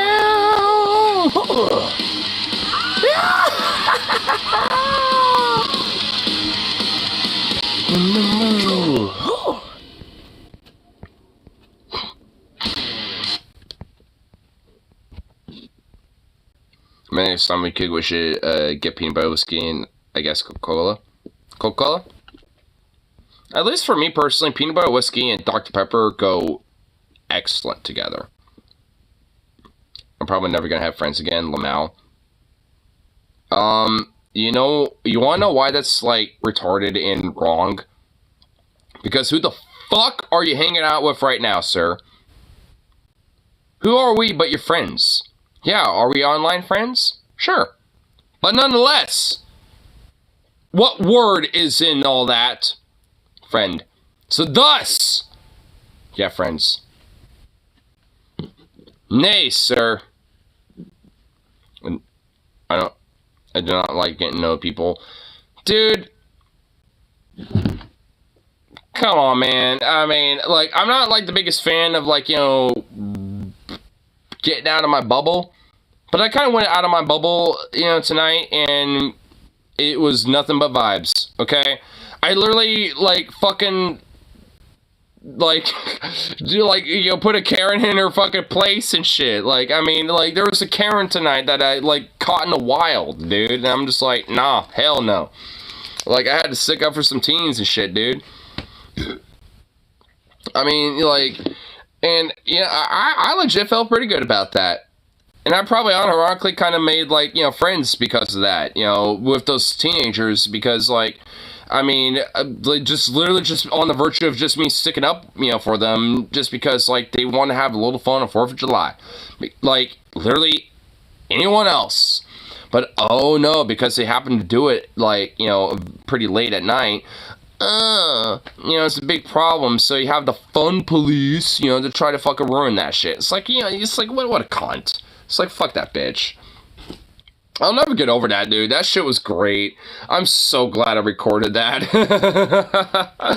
Dude, I wish I recorded the dude be like, fucking getting all up in this teenager's grill. It's like, because I want to be like, dude, you're threatening a teenager. Like, I get it. Like, you have a kid and stuff, but, like, you're threatening a teenager. Like, would you want someone threatening your kid? Like, I mean, think about if your child was being threatened. Don't do that to another kid, bro. What the fuck? Like, I wish I recorded that, because, like, the dude was looking at me for some reason at one point, being like, what, you think it's okay for this kid to call my mom a bitch? It's like, well, one, yes, and two, like, it's a teenager. I'm not their fucking mom. I don't give a fuck what they do, because they're a teenager, and they're gonna do what they're gonna do. Like, I'm not their mom. Sorry. I ain't gonna control them. I ain't gonna, like, be their parent out of nowhere. I'm not their guardian. So it's just like, I mean, what the fuck? I mean, it's like, oh. Man, I am so glad I got some of that shit. I might honestly put it on the public freakout. I might actually post it there. Just because, like, I mean, motherfuck, man. It's like, over... I mean, just over, like, what? The fact that fucking fireworks are going off on a day you expect... Oh, my... I'm not gonna get too much, I want to rant over it again, but... Oh, my God, man. Oh. Running into, two Karens in the wild like that, and then having one of their sons, come up and try to fucking white knight for them. Oh, my fucking God, bro. Wow, dude. It was just so pathetic. It was just so pathetic, dude. Man, I honestly was kind of embarrassed for them, let alone for myself. Like, I wasn't embarrassed for anyone else but them. Because, like, man, like, you're creating more of a commotion over the fact that you're making all this ruckus. Like, I mean, you could just let them have their fun for another 20 more something minutes, and it will be done. But no, you have to drag it on even further, and in fact, make them want to do it even more because you're all bitching about it. Like, so, congratulations, you fucked yourselves over even more and made it worse for yourselves. You dumbasses. I mean, it's like, at some point, I think they kind of eventually realized it, because they all legit eventually fucked off. They all eventually walked off. Like, I mean, you know, like, even the dude who was, like, kind of getting all up in one of the teenagers' faces and shit, like, unironically trying to intimidate and essentially almost, like, threaten to fucking, you know, beat his ass and shit. It's like, I mean, it's like, dude, really? I mean, man. It's like, and after, like, that dude knew I was recording that shit. I happened to not be doing it at that point, but it's like, motherfucker, do you really want to do that and be charged with assault and battery on a child, you fucking idiot? Over the fact that your kid can't sleep, which I guarantee your kid's probably fine. Like, I'm pretty sure your kids sleep just fine. You just want to bitch because your mom was assaulted. Which, you know what? Hey, if my mom assaulted from you, it's like, you know, I think you're a dick and a prick and all this other shit. But I ain't gonna fucking fight you over it. Like, big deal. It's like, I mean, the dude literally tried to do that to a fucking teenager, man. It's like, I mean, do that to someone like me, bro. I'm 25. I'm about to be 26 here, you know, coming up. It's like, do that to me, bro. Not to a fucking teenager. It's like, I mean, that's why I partly stuck up for him. Because, like, I mean, you got these motherfuckers trying to even physically intimidate them. It's like, now, fuck you. It's like, fuck that shit. It's like, of course I'm going to stick up for him a little bit. I mean, it's because, like, goddamn, that really is bullshit. I mean, I kind of wish I recorded that type of shit, too, because, like, I mean, you're, like, does he really want, like, because does that motherfucker really want to be on the internet blasted, you know, like, intimidating, threatening to, like, physically, you know, assault a teenager? Even though that teenager was just looking at him and, like, Like, honestly, those teenagers were so much more mature than, you know, any of the adults in that situation. I respect them for that shit, honestly. Because they were called out, but they just kind of stood their ground, you know, and then just like, hey, you know, it's like, quit being fucking dickbags, you know, we're just having a little fun before the end of the night. Let us have our fun. Not that hard of a thing to fucking figure out, especially for the one time of the year where it's accepted and understood that that type of shit's gonna happen. Where you got people launching fireworks at like 11 o'clock to midnight or some shit. That's understood as like a known thing that happens. So it's like, get over it. It's not like they're gonna be doing that like in August or September or fucking like January or March or anything like that. It's not like they're doing this every fucking night. It's like, God, I hate motherfuckers like that. It's like, man, like, can you, like, like I said, I didn't mean to get too much into it, but, like, motherfuck, bro. Like, just to meet a Karen like that in the wild, holy two of them, nonetheless. Like, I mean, motherfuck, dude. I mean, it's just December 31st and January 1st, yep. That's another time. That's another exceptional time of the year. There's exceptional times of the year where it's kind of known and understood that these type of things are going to happen. And no one should have some fucking hoopla over it because it should be understood. Like, I mean, it's every year. Like, what the fuck? Right? Like, I mean, seriously. Like I said, like I was saying to my dad, am I wrong? Because I'm not. I ain't. Like, I am right on this. Like, because it's bullshit. Unless City banned fireworks beforehand. Even then, dude. Like, I'm just going to be honest. Like, Oregon has a law where you can't have fireworks that go over 10 feet. You want to know what's going on tonight? A lot of people launching, you know, motors, like M80s, you know, Roman candles, stuff like that. That was going on all night tonight. And guess what?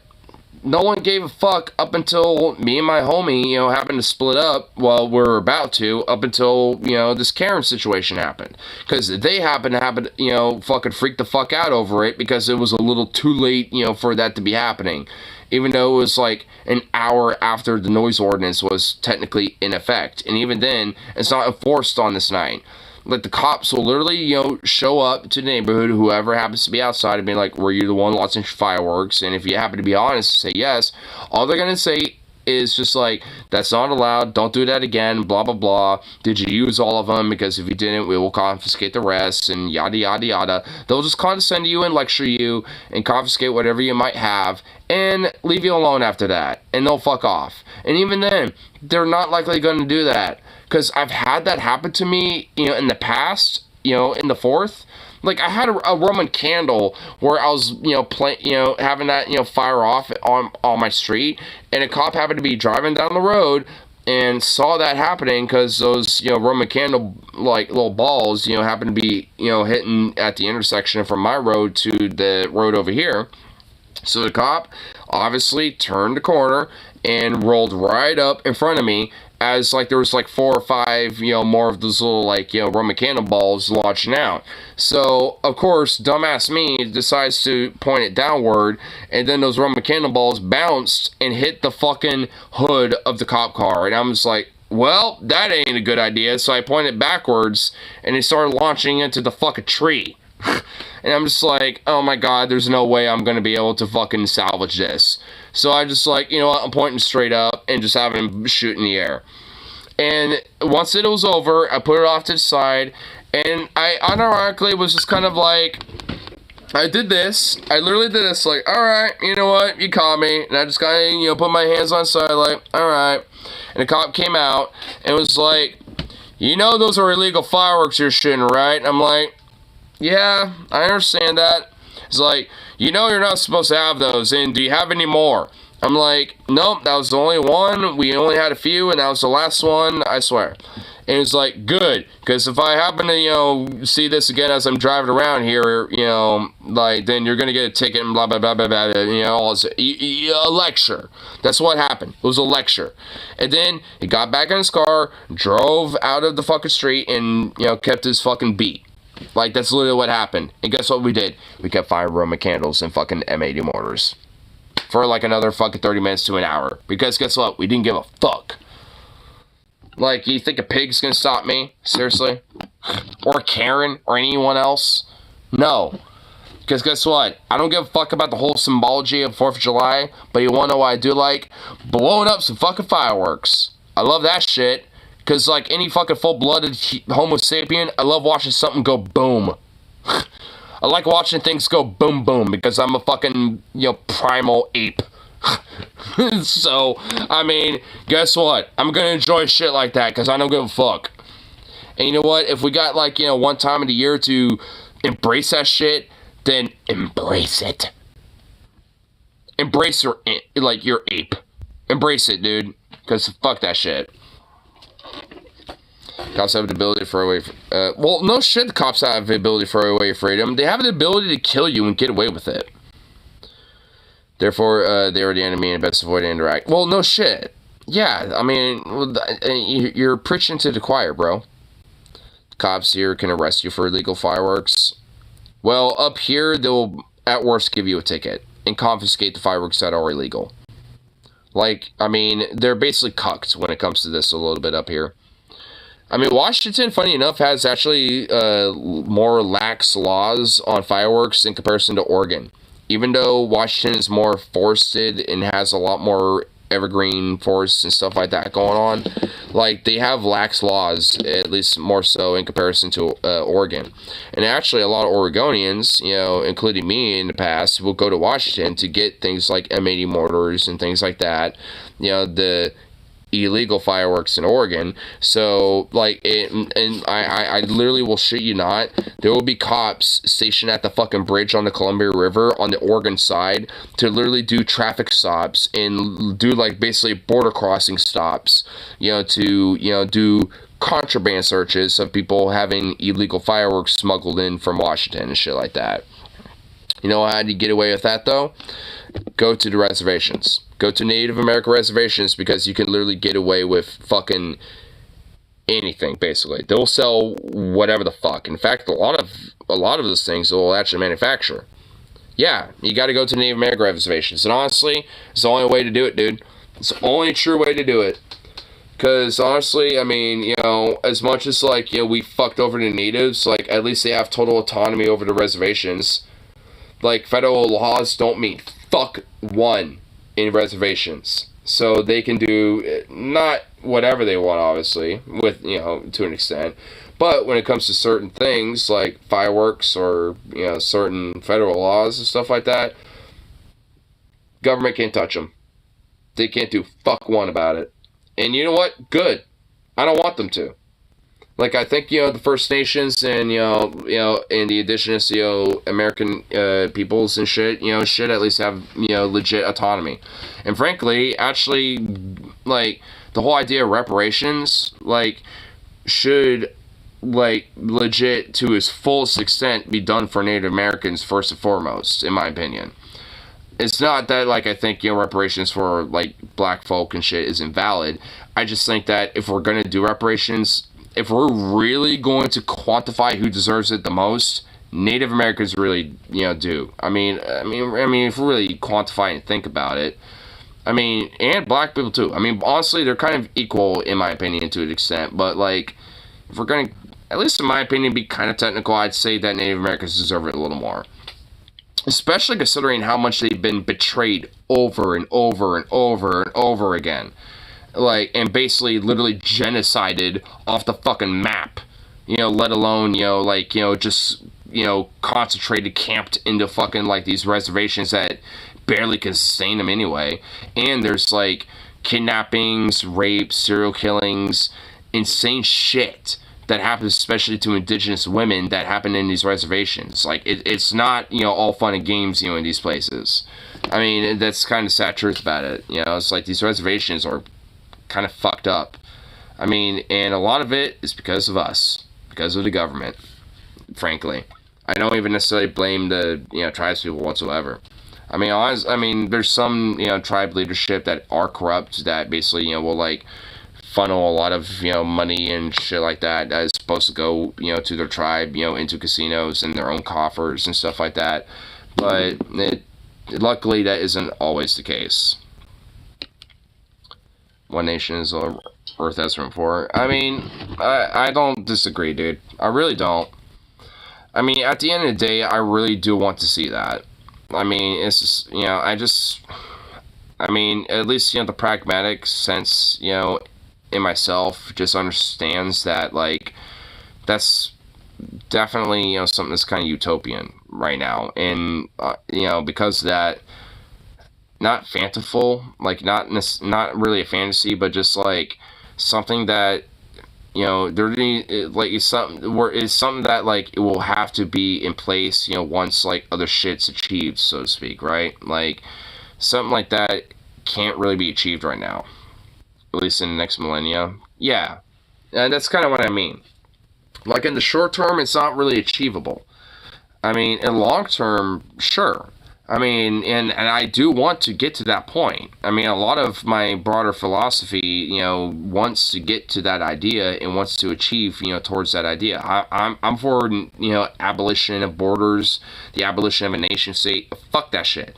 I mean, I am truly an abolitionist when it comes to that, you know, in a long term, you know, like, scale and shit.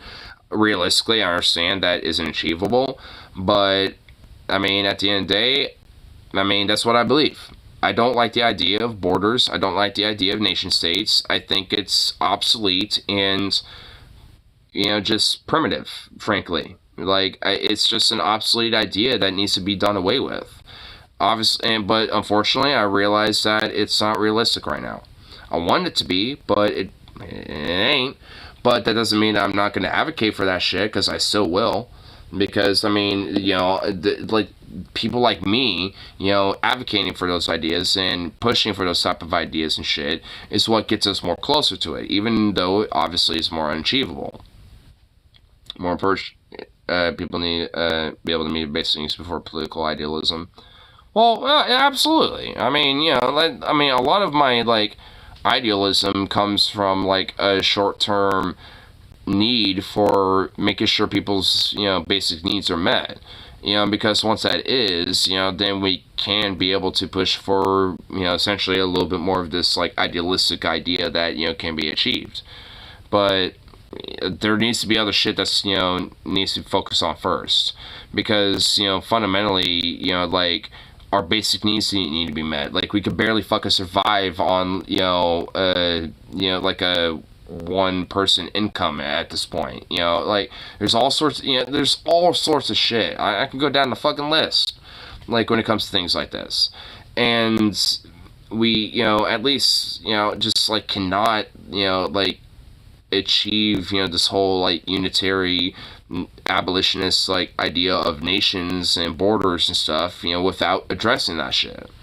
I mean, because fundamentally we need to. Because if you hit, you know, the abolition of nations and borders and shit without hitting that, then, I mean, realistically, you're just gonna kind of get back into the same problem that you were before, but in a way fucking worse. And I don't want that. So, you know, there definitely needs to be, you know, addressal of other issues first before we get to those more idealistic ideas. Because, I mean, that's kind of, you know, what, you know, I'm about. Like, I mean, even though I'm definitely very altruistic, like, very radical, far lefty, anarcho-syndicalist motherfucker and shit, like, I understand, like, there is a pragmatism to, like, you know, national politics, you know, to an extent. And I'm willing to work with that, you know, however, it's like, on a national level, at least in the United States, there is nothing, you know, fundamental, you know, for, you know, someone like me as a leftist or progressive, you know, overall, broadly, for us to kind of attach ourselves to be like, say, yeah, here we go. We can at least, you know, put ourselves here, and that can help push us into this whole broader foundational, you know, goal that we all want to get to. There's nothing like that. So it's like, I mean, it's, you know, it's like, so end up being in this fucking pickle where we're just, you know, stuck, you know, with the status quo of, you know, Republican light and then far right fascist Republican. I mean, it's like, yeah, with great options. Oh, wow, amazing. And even then, like, far-right fascist Republican policy is being pushed with the Republican-elect candidate of Joe Biden with his administration right now. Even though, like, on the virtue of the supremacy clause, he could stop a lot of this whole fucking state-by-state bullshit and discrimination and bigotry and fascistic Nazi shit, you know, with that alone. But, no, for some reason, can't just do that at all. You have the Supreme Court that literally will co-opt, you know, basically our entire government and just fucking, like, you know, take the reins and just, like, you know, write whatever fucking law and jurisdiction they want based on their fucking fifis, you know, as a right-wing fuckbags that they are. Outside of the one, what was her name? Something Brown? Jill Brown or something like that. I forgot her name, honestly. But, like, the most recent one, she's, like, the only one who's at least somewhat worth a fuck, but the rest of them are shitbags and fucking right-wing conservative fucks. Like, all of them, outside of her. Like, she's basically the only one that's at least worth a shit. And I think that's the only Supreme Court judge that Biden nominated. It's like, at minimum, it's like, either pack the fuck out of it, or, like, let's start talking about how we can abolish that, or at least, you know, stop it from co-opting our fucking government, and actually put some more legit checks and balances in that fucking thing. Because, like, why do you think so many people are, like, fundamentally against the Supreme Court right now? Because they basically have, for all intents and purposes, co-opted the government. Well, the current government right now is basically ran by the Supreme Court, for all intents and purposes. And these different, like, you know, far-right governors and shit, like DeSantis, to an extent. Like, the fucking Democrat administration got no fucking control on anything. That's why it's Republican light. I mean, it's like, I'm supposed to, like, look at them as harm reduction? I'm honestly fucking disgusted at the idea that I thought there was gonna be harm reduction at, you know, with that motherfucker. Cause, I mean, honestly, like, a lot of my first votes and shit, when it came to voting, was Green Party. This, like, 2020 was the one time I voted for fucking, you know, the DNC. And frankly, I am just so goddamn disgusted I even thought that was a good, you know, like, even worth a fuck. I should have just kept, you know, Green Party through and through, because I'm sure shit at this point I'm going to say it like that. Like, because I ain't going to be fooled again. Fool me once, shame on you. Fool me twice, I ain't going to be fooled again. Because fuck that. I ain't going to be fooled like that again. There ain't no fucking harm reduction over shit. There ain't no lesser of two evils. Because if there really were, then where's the fucking results? It's like the most pro-union president, Joe Biden, is more of a fucking union buster and stabbed them in the back more ways than, you know, one. Like 8,000 ways till Sunday. Like, the dude has literally continued the Trump immigration policy at the border. Kids in cages are still a thing. They just don't talk about it anymore because it's obviously not a good idea politically. That would make Joe Biden look bad. And all this other shit. Like, there's a lot of things about Joe Biden that, frankly, is just legit a continuation of just Trump's shit. Like, I mean, it's a Republican policy. I mean, it just has, like, a little bit of slight veneer of, like, you know, softness and, you know, like, you know, more liberalized, you know, element, you know, to it. But beyond that, it ain't no fucking different. Where's the harm reduction? Where, like, what's the real harm reduction? Like, I don't see it. Where the fuck has it been? Like, because the whole point of, like, you know, having a motherfucker like that against Trump and shit was to reduce harm. And where is it? Like, what? Like, you know, some, you know, like, maybe a few people in the NLRB or, like, a head of an agency here and there. That doesn't exactly mean shit to me at this point. There's a lot more at stake than who is appointed at what fucking agencies and this and that, you know, whatever the fuck. Or who's running the NLRB or, you know, and all this other shit. That don't mean dick. Like, what's the motherfucker actually gonna do? Oh, wait, hasn't done fuck. So, like, do we have a Republican or do we have a Democrat in office right now? Looks like we have a Republican. Honestly. And I wonder why, like, at least on the Republican side of things, Trump is slam dunking this shit. I mean, honestly, like, that's freaky. Like, we're having a 2022 Electric Boogaloo, and, like, it's actually going to be worse in a way because, I mean, now, not only do both of those motherfuckers have, like, you know, a record, you know, to stand by and shit, like, you know, the first term, you know, Trump versus first term Biden, you know, say what you want, there's, like, more baggage, so to speak, for Trump, you know, for people to kind of latch onto in comparison to Biden. Because a lot of, you know, Biden's shit is just continuing his shit. Like you know, pulling out of Afghanistan. At the end of the day, Trump continuing the shit with that. And with Operation Warp Speed. Who started all that? Trump. You know, and also this whole border and immigration policy. Who is continuing the same policy that was established before him? Well, Trump started it, right?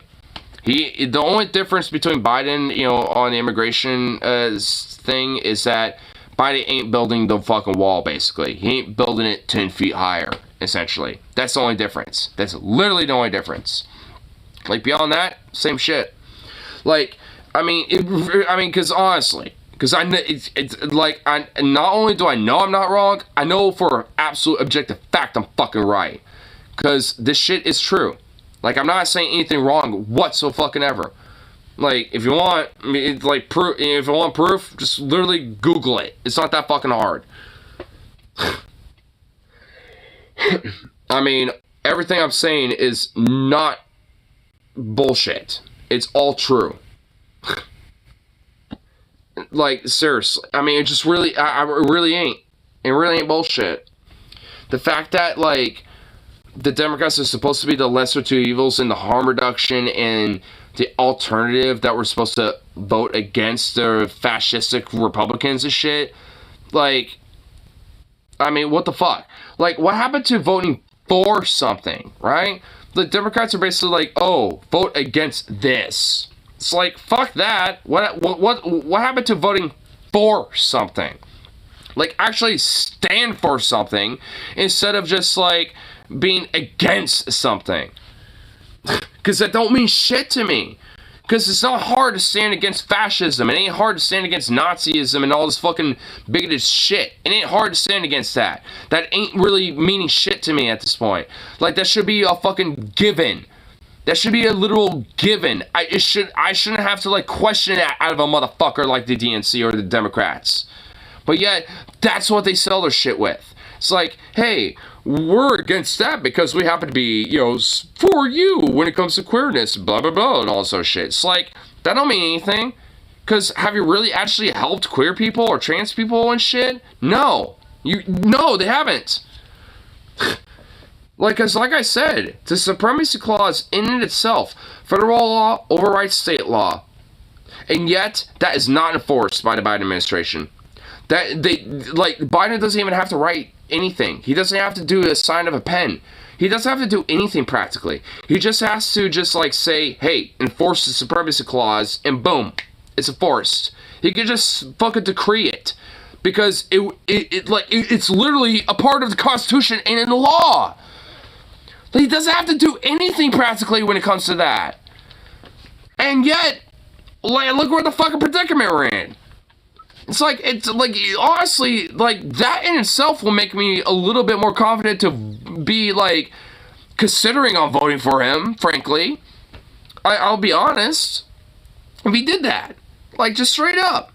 That and legalizing marijuana, just, like, literally those two things. If he literally just did those two things, I wouldn't give a fuck one about anything else. I would actually vote for him at that point. Because I can understand the pragmatism at least being seen, alright, there's actual fucking reduction of harm at least somewhere. There's something that I can look at and be like, alright, there's actually something that is like better. And we have results. I can at least look at something at that point. But it's like, exactly, yeah, that's my point. We ain't gonna see that. We ain't gonna see shit. We ain't gonna get none of this. Like, funny enough, I literally would see this type of shit happen more likely with someone like Booty Juice. Like, Booty Judge. I unironically would see that motherfucker doing shit like this more so than Biden. Like, I'm not even kidding. I'd actually fucking put money on that shit. Like, I mean, like, would you leave me to a point where a corporate whore fuckbag like, you know, Booty Judge, you know, is someone who's more likely to probably do this shit? You've gone the wrong path. Because that guy's just a corporate whore. Like, that guy's just gonna, you know, go down the corporate, you know, partisan status quo line, like he usually is. But at least I feel like he would at least, you know, put some breadcrumbs on the table and at least, you know, have something worth of shit, you know, that, you know, someone like me could look at and be like, okay, at least there's something I can consider. Maybe I might vote for you to reduce harm depending on who's against you on the national election. But no. Like I said, we don't get that. We just don't get any of that. We don't even get a challenger, basically. We get, like, anti-vaxxer, weird fucking conspiratorial nutbag RFK. And then we get Marianne Williamson, who's kind of, like, on the wayside a little bit. And then on the Green Party, you got Cornel West. It's like, ooh, yay. I mean, it's like, wow, what great options we got going on. At least Marianne and Cornel West are actually good options. But let's just be honest, they ain't gonna go anywhere. I wish they would. I really do. I honestly hope that, you know, to some extent they at least make some fucking recognition. At least they make some fucking stride, you know, in this shit. You know, if anything. I know I ain't gonna make it. I know that shit's not gonna happen. But I hope they at least make some level of fucking stride. Because at the minimum, that needs to happen. There needs to be something. They need to at least, you know, be put to some level of national recognition to get us some level of, at least, like, some basic sense of leadership. Because, fuck, we need this. We need some. Bernie's too old. Sorry. He just is. Like, we need like, you know, others, you know, to take that mantle. And Cornel West, Marianne Williamson, yeah, both of them, as far as I'm concerned, would be good for that. They're not necessarily too old, but they're not, like, super young, obviously. But, I mean, they're spry enough and they got enough spunk and energy to where they can, I think, you know, at least lead the left and progressives, you know, and even liberals, you know, to, like, a good direction. But there needs to at least, they need to make the strides. They need to do that. It can't just be up to people to find them out. They need to actually make those fucking strides. Like, I mean, it can't just be done via praxis to, you know, hope for that. Like, they need to be smart about how they, you know, push them, you know, their message and their voice and their name. Because if not, we're just in the same shit. Because there needs to be a fucking break out of this cycle. Like, this whole, like, two-party duopoly shit needs to stop. I mean, that's why I just get so annoyed with other lefties that just basically say that we just can't have it any other way. And it's like, bullshit. The only reason why we have it like the way we do is because no one wants to fucking break out of that mold. It's like, break out of the mold, and you will get more likely to get away from that and be able to actually, you know, get closer to, you know, challenging the status quo. Because if you break their duopoly, even if it's like a tiny little notion, then they're going to notice that, and they're going to have to focus on that to some extent. And they can't ignore it. Like, I mean, but right now, they can because they ain't got no power. But that's because they've, you know, indoctrinated and, you know, I mean, I guess for lack of better words, groomed people in the national populace of America to believe that the duopoly and the lesser two evils when it comes to Republican and Democrat is the only way. That's it. No other way. And if you vote for third party or don't vote at all, you're literally giving your vote to the opposition or some shit like that or whatever the fuck, you know, shit like that. Which I hate that. It's like, oh, me voting for Jill Stein or, you know, what's his face? You know, I forgot his name, honestly, when it comes to, like, the 2020 Green Party election, or Gary Johnson, or, like, Jordy Jordison. It's like, oh, that somehow means I voted for Trump, or voted for Hillary, or voted for Biden, or whoever the fuck. It's like, no, I didn't. My vote went to who the fuck I voted for, you asshole. Like, quit fucking, you know, saying and gaslighting the idea that my vote went to the opposition that you hate the most because I didn't vote the exact fucking same way that you did because you want me to be an obedient sheep. Fuck you. Like, nah. I ain't buying that shit. I just don't buy that shit. Like, I mean, you can encourage me to try to vote, you know, in a way that you think is more favorable, you know, in your opinion, but don't fucking, you know, try to shove this idea that, like, you know, me voting third party or not voting at all is giving my vote up to your opposition that you hate the most. Fuck that. That's bullshit. Beyond bullshit. Like, it's just, ugh, I hate that fucking shit, and, like, and I get that from Dems and Republicans alike. Like, honestly, because I'm kind of, you know, cut out of the fray, even when it comes to non-participation voting type of stuff. Because I'm not, like, someone who doesn't vote no matter what. I will vote, but I also don't, you know, just vote all the way through. I will withhold my vote if I feel like I don't have a true voice that is worth a shit. Like, I will do that. Like, I mean, when it comes to my ballots that I fill out, I don't fill every box. Sometimes I will, you know, keep some empty. Or just, you know, fill in the blank and say on the right end, no confidence. Like, sometimes I'll do that. And, you know, as far as I'm concerned, my votes still count. At least the ones that I do fill in. You know, so either way, it's just like, I'm kind of like in this nuance, like, you know, fray of like, yeah, I'm kind of in the middle of everything. I don't always vote all the time, but I also never vote either. Like, I'm not in that shit. Like, I'm pretty selective about it. And that throws some people off a little bit, I will admit. You know, and, you know, whether conservative / Republican or like liberal / Democrat, either way, or even centrist, or et cetera, like, I've had people in my own personal life, or even online, have told me it's like, oh, well, I'm just basically, you know, helping the opposition because of my nuanced voting position, basically. It's like, what? How?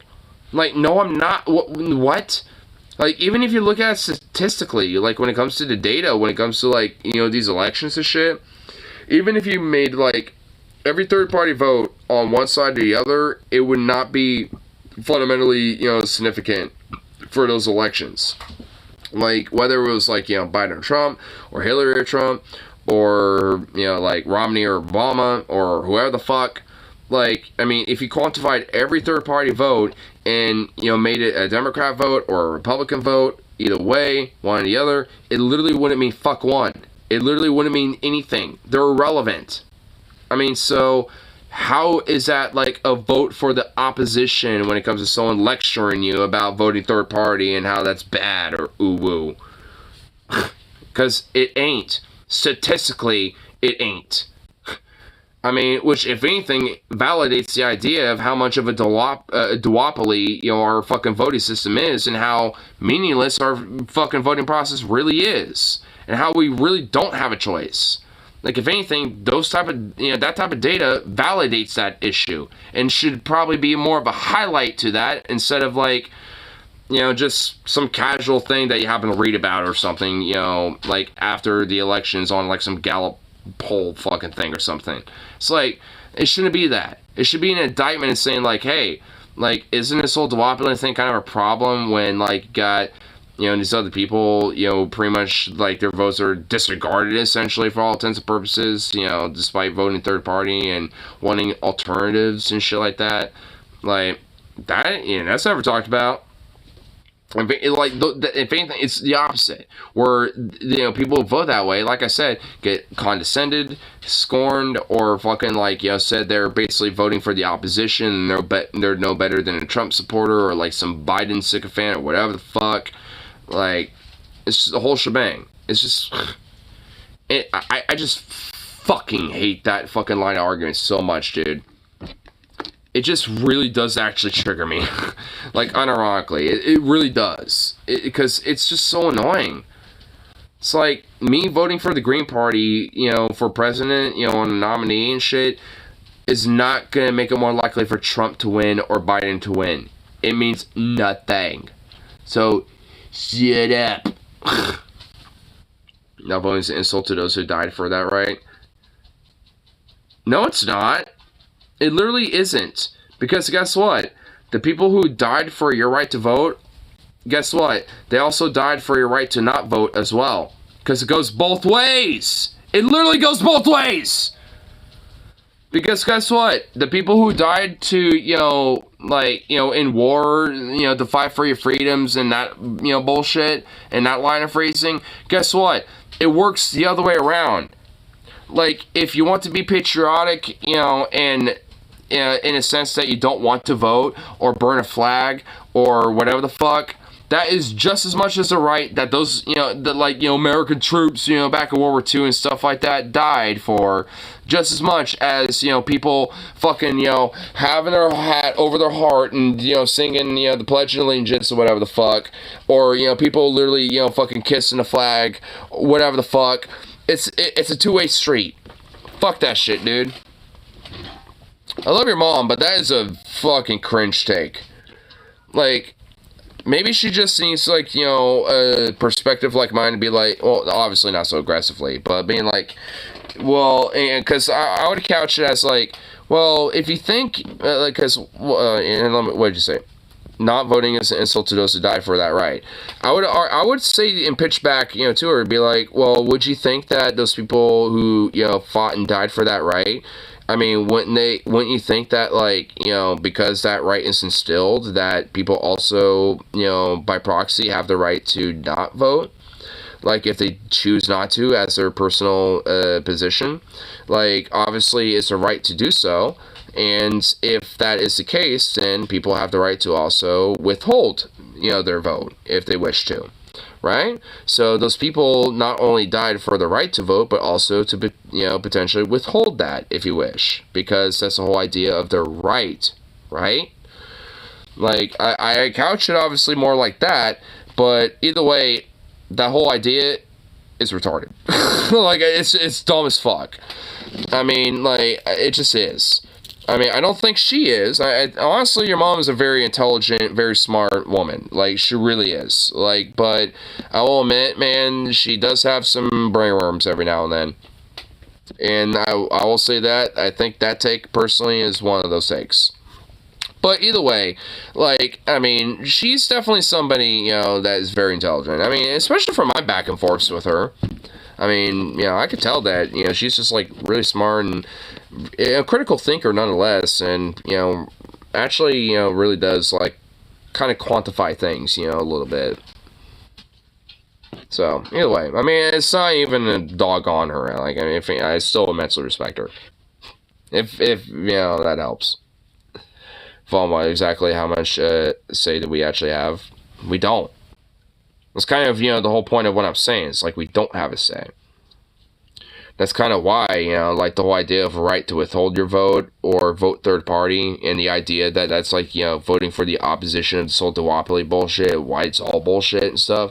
I mean, because we don't have a say in that. So it's like, you know, so all those fucking ideas and that bullshit that happens like every fucking election cycle, even in the midterms, it's why it honestly gets my goat so fucking much. Because, like, I mean, because you're right, like, what are we voting for, really? Like, against something, and, like, and even then, do we really have a say on that shit? Because guess what? Honestly, no, we don't. We really don't. Because all, you know, because those choices are predetermined and, you know, decided before we get to vote on it. I mean, honestly.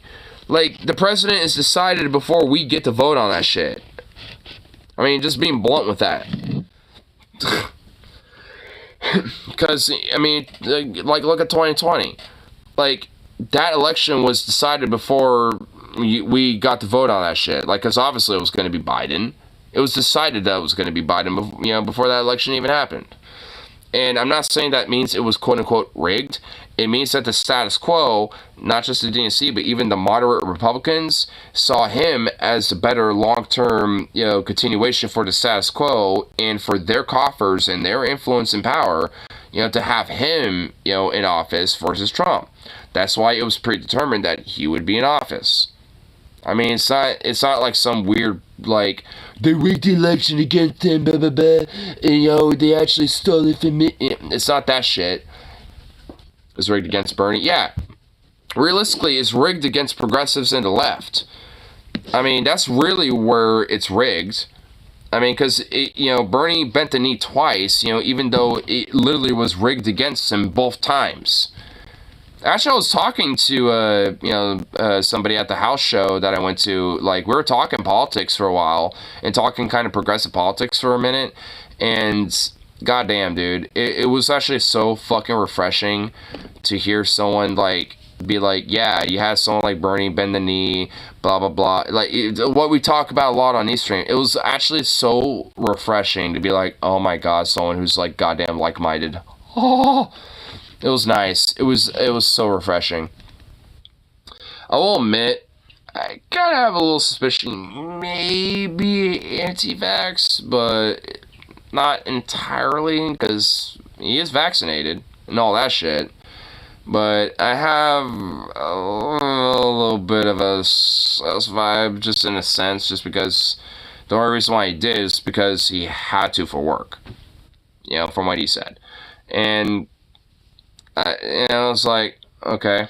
I mean, we never really touched on it, but I was like, kind of kept that in my, you know, brain there for a little bit. I was like, I was like, wait, what?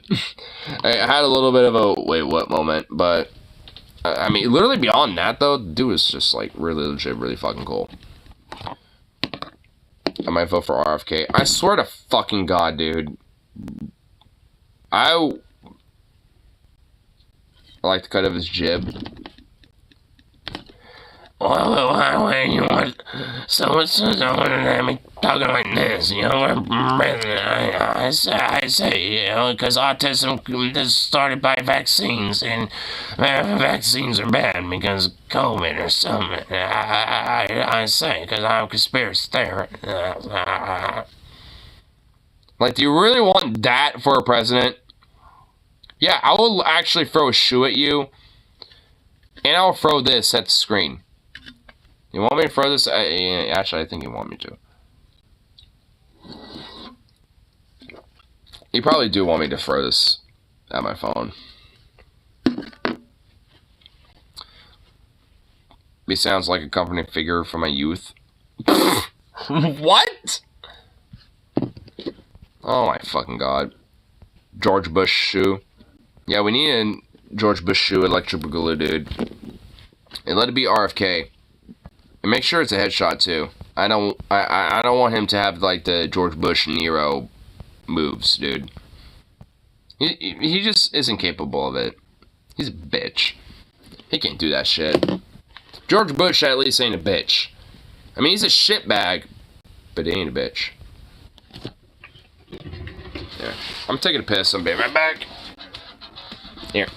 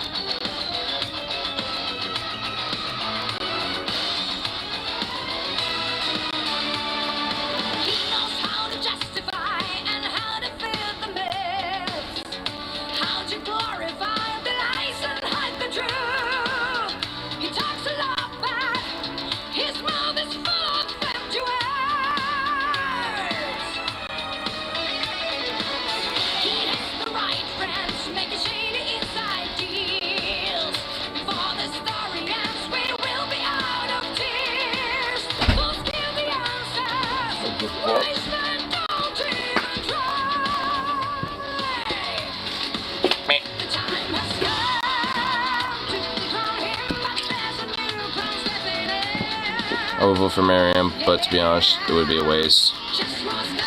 No, it's not. I mean, did you not hear my whole thing, my event earlier? What the fuck do you think I was venting about earlier? The rules of this game. You will sing your champagne. All the fighting in the world. We will save you in the marking for a day.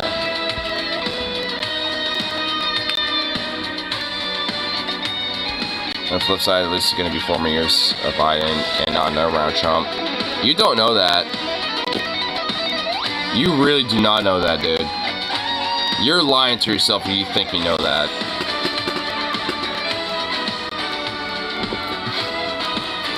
It can be a goddamn coin toss, man.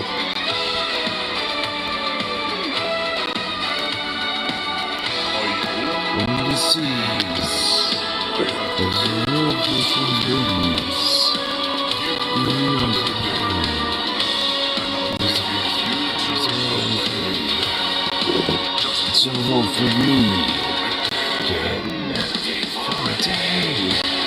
Each of the truth that looks awake for a day. Inside the world that is day. When you lie, what do you lie? You made the rules of this game. You is drink your champagne. All the mercy in the world. You will not save you when you're marking for a day.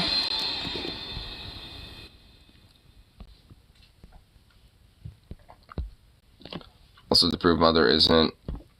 As far as saying, she told chief of police I was into progressive politics, hopefully we're moving soon, but the Cleveland police force knows I'm basically calling me by their standards. Dude, guess what? The local PD here knows me since I was a kid. I'm not kidding. You wanna know why? Because my mom used to have a photography business, and she did a few of their weddings. Like, some of the OGs and, some of the dudes have been there in the department for, decades. For 2+ decades. Literally had their wedding pictures done by her. So they've known me since I've been a fucking kid. And one of them actually got fired and arrested because he was caught soliciting sex, from not just underage drivers, but also just broadly women drivers. Which, funny enough, I knew him, and he actually was one of my kind of what I thought was a buddy, so to speak, in a sense, because he was a dude who would actually be kind of a part of the community, but he was obviously using that as a way to just solicit sex and essentially and use his power to do that type of shit. And it went under the rug for a while up until one of his partners happened to catch him. And that's how, he got caught with that shit. Because he eventually did an investigation and realized, oh, he's been doing this for quite some time. So he got fired and he's now in prison. In the local county prison or some shit. I don't fucking know where he is. And you know what? As far as I'm concerned, good riddance. Knowing that type of shit about him, fuck him. I give him a brick in the face, at this point, as far as I give a shit. Fuck him. Definitely a scumbag. There's only one at this point that, as far as I'm concerned, is kind of cool. But he's not even in the force anymore. He's retired. So, everybody at the Milwaukee PD, as far as I'm concerned, fuck shit. Whoever, especially when I grew up, when I was a kid, the ones who actually were somewhat worth a fuck, they're not there anymore. They're just gone. A lot of them either retired or, got fired, like I was mentioning from earlier, at least for one of them, or, either moved or, transferred to, somewhere else or whatever the fuck. At this point, I don't recognize anybody in the department anymore. And it's just... And honestly, it fucking shows. And honestly, I'm guarantee you that most of them don't even live here. Most of them don't even live in this fucking city. In my fucking town, I guarantee you most of them don't. They all probably live in fucking Canby and, Damascus and shit like that. They probably live, way the fuck out of town and probably don't know fuck one of anyone out here. Outside of, maybe going to the grocery store to grab a sandwich, for the little night shift or whatever the fuck. They ain't knowing anyone here. So, it's this whole sense of, because honestly, the 90s and early 2000s, at least for Milwaukee, when it came to his police and shit, I'd argue, at least back then, was legitimately, at least, an exception to the rule back then. But, at this point, nah. Nah, it folded in with the rest of them. There ain't no better than any other fucking pig.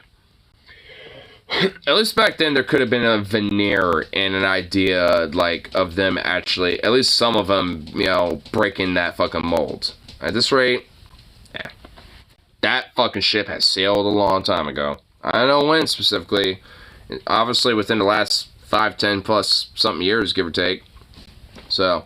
as far as I'm concerned, ship sailed a long time ago. Which is unfortunate, man. Because so much about, my life in a way, I kind of seen as legitimately kind of privileged. And it's I wish that was, the fucking norm for so much of, of the nation. And that included, policing. And now it's I can't even... It's even that is taken away from me. It's motherfuck, dude. It's can I not have nice things over here? And obviously I can.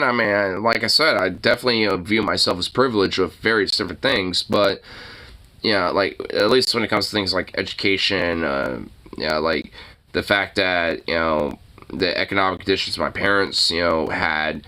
you know, to be able to have the house that I will inherit because it's in trust, and like, and all this other shit. Like, I mean, all these different things. That's just straight up a fucking privilege I have.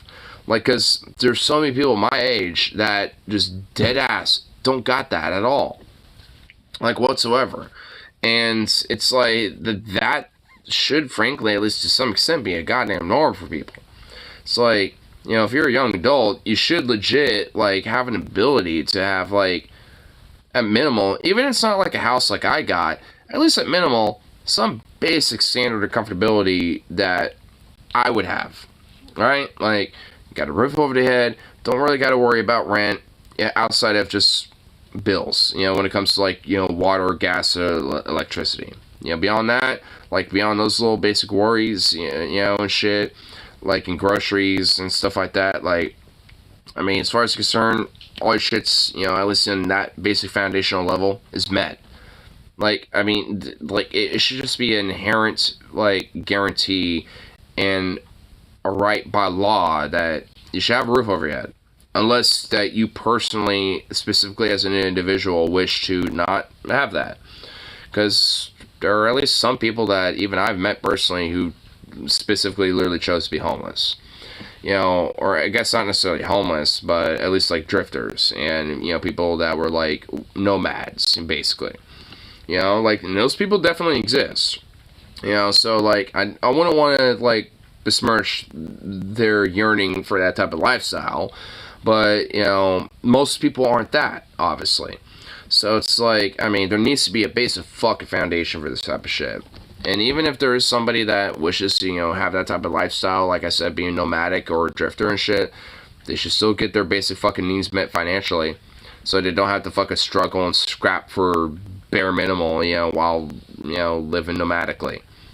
Like, I mean, you know, even then, it should be the same thing. It's bullshit. Like, I mean, I've met people who purposely decide to be homeless, and you know, and able to sustain themselves and all and everything in between, but even then, they still struggle because, like, our system doesn't acknowledge that people like that are out there, and refuse to essentially, like, acknowledge that, or at least give some sort of a subsidy or a boost, you know, to the fact that people do live those type of lifestyles. And if anything, will crush that and, like, you know, put a boot to that. And it's like, what the fuck? Like, there are just people that live like this sometimes. There are some people that just are more drifter-like and more nomadic, where they don't want to be attached to, like, a house or a property or anything. They just want to drift, you know, with, like, a backpack and a tent, you know, and, like, you know, the shit on their back, basically. And, like, I mean, there are just some people like that. Because, like I said, I've met them. I've known these people, you know, just with the work that I, you know, have done, you know, being in a grocery store. Like, there used to be an homeless guy that, you know, lived this lifestyle. And for the longest time, you know, would, you know, come to my work getting breakfast burritos. And would make those burritos last, like, 2 days. Like, he would have, like, you know, like a half of one, you know, for one day, and the other half for the next day. Then he would show up the third day, get another burrito. Like, it was almost clockwork. I mean, and the guy's name was, his name was Michael, like, or nicknamed Mike. And he would show up to, you know, like, for the longest time, for, like, pretty much like clockwork, like, pretty much like every third day. And then at some point, just before COVID hit, like, just stopped showing up. And I'm assuming he probably drifted somewhere else, like, you know, kind of up and moved into another town somewhere. Or I guess maybe unfortunately something happened to him, because he was an old guy. Like, he definitely was an older fella. But I mean, I don't know, I assume that he probably just kind of up and went and moved somewhere else, because, you know, talking with that guy, probably not. Well, the thing is, he moved pre-COVID. He stopped showing up pre-COVID, like, I mean, before COVID happened. So, I mean, unfortunately, I mean, you probably are right. But, I mean, at least, you know, when it comes to my last interaction with him, it was pre-COVID. And, you know, and like I said, it was clockwork with him. So when he stopped showing up, especially from what I knew about him, I mean, because he mentioned before that, like, yeah, you know, because I think he said that he used to have, like, a home, like, and lived like and had a family and stuff like when he was a kid back in like on the East Coast, actually somewhere. Like, and he basically at some point, I forgot when, but like at some point in his like more younger middle-aged part of his life, like in his 30s or something like that, he said, you know what, like, I don't want to really live in the system. The system sucks. I hate the government. I hate the society that I live in personally, to an extent. I want to, kind of go off the grid. And, at a certain point, he made that decision in his life and was like that ever since. And, and honestly, I'm kind of glad I kind of got to meet him in when doing that type of, lifestyle. Because, like, the dude would play, like, he would be on his laptop, at my work at times, just, using our Wi-Fi just to play some video games and stuff every now and then. He would just, like, just kind of show up, every now and then to kind of talk to people and stuff, like, because people in the area knew him, too. It's just, like, I mean, he was, like, cool guy. Like, I mean, there was nothing bad about him at all. He definitely had some pretty quirky, like, Alex Jones level, like, politics, I will admit. But even then, like, it was definitely very interesting and entertaining at the minimal, to hear, some of his politics. And at least on a surface level, I never even really necessarily disagreed with a lot of what he said. It was just like certain things like, oh yeah, it's like the New World Order reptilians and blah, blah, blah, or like, shit like that. I'm just like, okay, sure, buddy. But like, when it came to like, oh yeah, like, the corporate class and blah, blah, blah, they own everything and yada, yada, yada. And well, of course I'm going to, agree with that. Or like, the CIA, has done like different psyops and blah, blah, blah, and, have like interwoven, certain shit in society to kind of astroturf or gaslight people and, and blah, blah, blah. It's like, yeah, I agree with that. But, obviously, with those kernels of truth, lead to a lot of crazy conspiracies, right? So, like I said, it was Alex Jonesian in a way. He had, like, kernels of truth, to a lot of his, like, broader worldviews, but it was definitely a conspiratorial nut in a way. But at least it was, like, somebody I respected with that. And also, it was just harmless as fuck. Like, I mean, his weird, like, conspiratorial ideas stuff weren't going to be influential by any means. I mean, he was just kind of like if anything, most people just kind of see him as like any other homeless dude, frankly. So, I mean, if anything, his influence is like a legit blimp in the radar. Honestly, I don't even know if he realizes how much influence he had on, someone like me, frankly.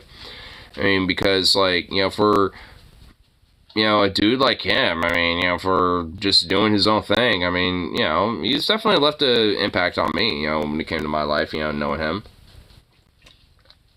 Like I said, all in all, despite some of his views and stuff like that, I mean, he was a really cool guy. He was really cool. I mean, and honestly, like I said, like, it was actually really entertaining and kind of interesting to talk politics with him every now and then and shit. I mean, like, like, at the end of the day, I was never, bored or, like, like, oh, this guy, I was never like that with him at all. I was like, oh, hey, this dude, it's like, oh, fuck yeah. And I was like, let me talk with him a little bit. Let's see, what else I can, talk more about him with. Like, I was always interested, to hear more about what he has to say about things. Because, I mean, he was like a book. It was basically like his book in himself, man. I mean, it's like, he was a really, really cool character, as an individual. Still 78 in your apartment? Oh, God. Ugh. It feels pretty warm in here, I will admit, for me personally. I'm in my t-shirt and I feel like I'm, like, about to sweat. Because I was earlier. I know that much. Hey! Don't be doing that! Hey! Shut up!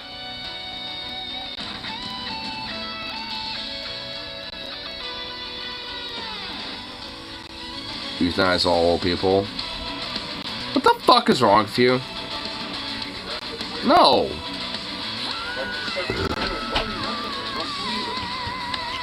Fucking psycho.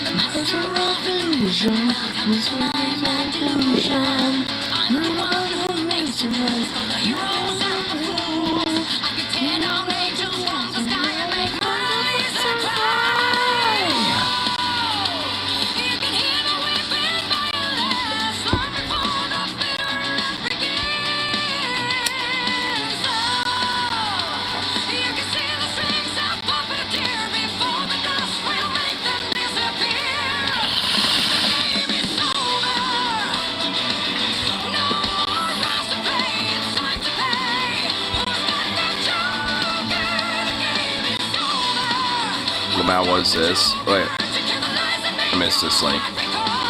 What's this? Thank you, Bush.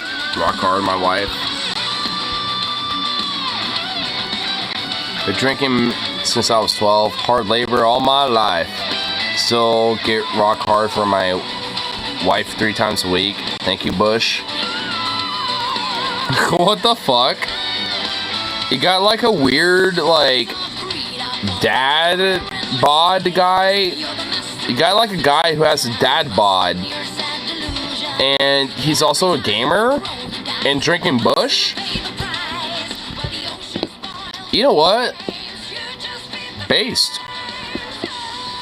You know what? I'm on to say based. I'm on to say, you know, he's kind of based.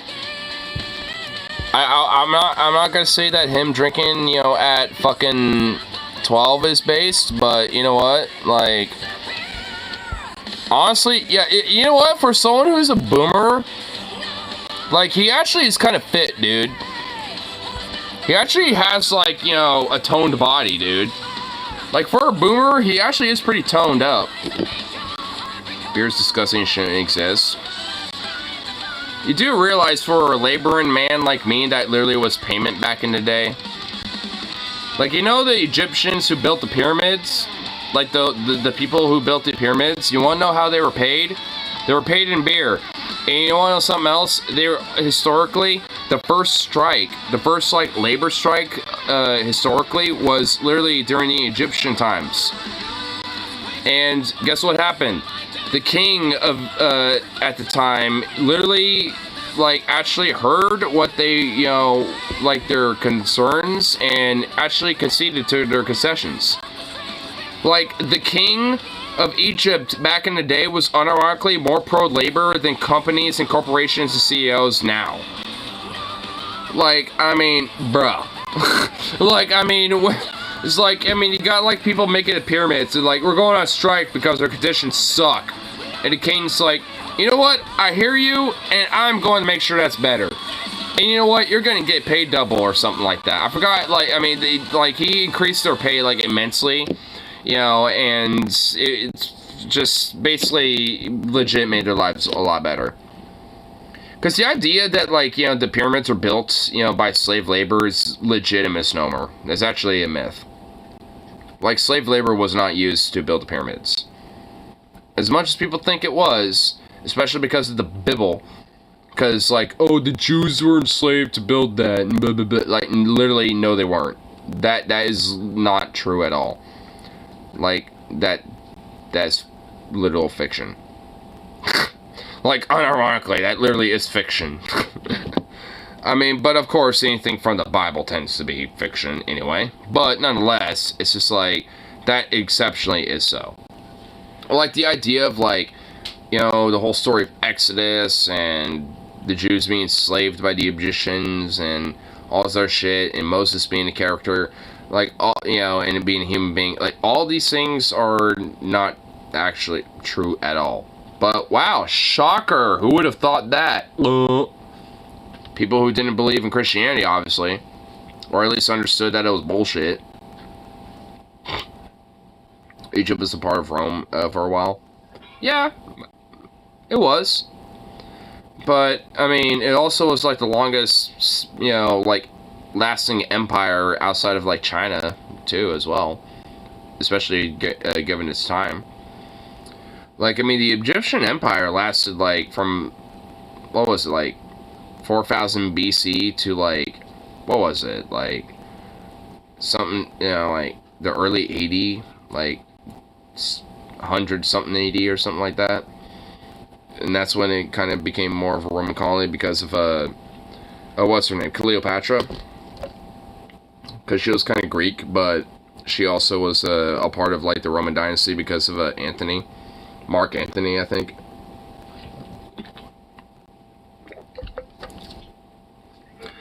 In some form since before Rome was a city-state. And that is correct. Yep, China as an empire has lasted even longer than Rome. Which, honestly, that should say something.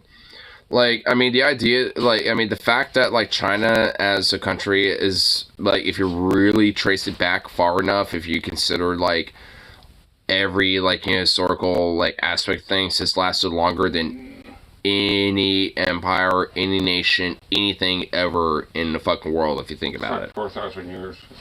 Longer than that. It's like 6,000, about.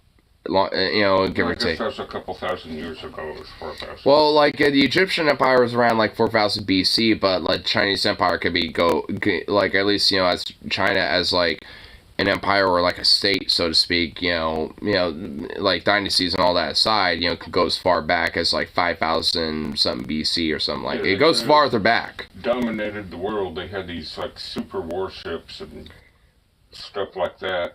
Well, went out kind of. And they're just like, they hit Europe and it's like, screw this, we'll just keep to ourselves. Yeah, well, I mean, kind of. I mean, those warships you're talking about, like those, they're like those like tortoise/turtle warships. Yeah. Those are Korean. Those are actually from like Korean pirates and like from like Korean dynasties, not from Chinese. Oh, the Japanese.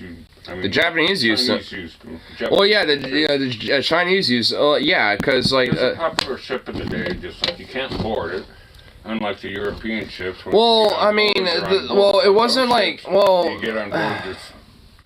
Well, hold on. Like, I actually do. Spikes sticking up. Well, the thing is, funny enough, I do know a little bit about what you're talking about because of, funny enough, of Age of Empires 2. Funny enough, that's how I know about this, and it was done by a Korean king, and the idea was because like the Japanese, like, you know, the different tribes and like the different you know, like, high, you know, royalty of Japan. Yeah, like, you had, like, you know, Japan, you know, like, with the shogunate, you know, wanting to try to, like, you know, conquer Korea, like, because that's always been a thing back and forth with them. And, of course, you had the, you know, Chinese dynasties, you know, off and on. I forgot, like, because it was around, like, the 1100s or, like, the 1000s when those ships that you're talking about were, conceived of and, you know, made. It sucked to be Korea. You got Japan on one side, China on the other.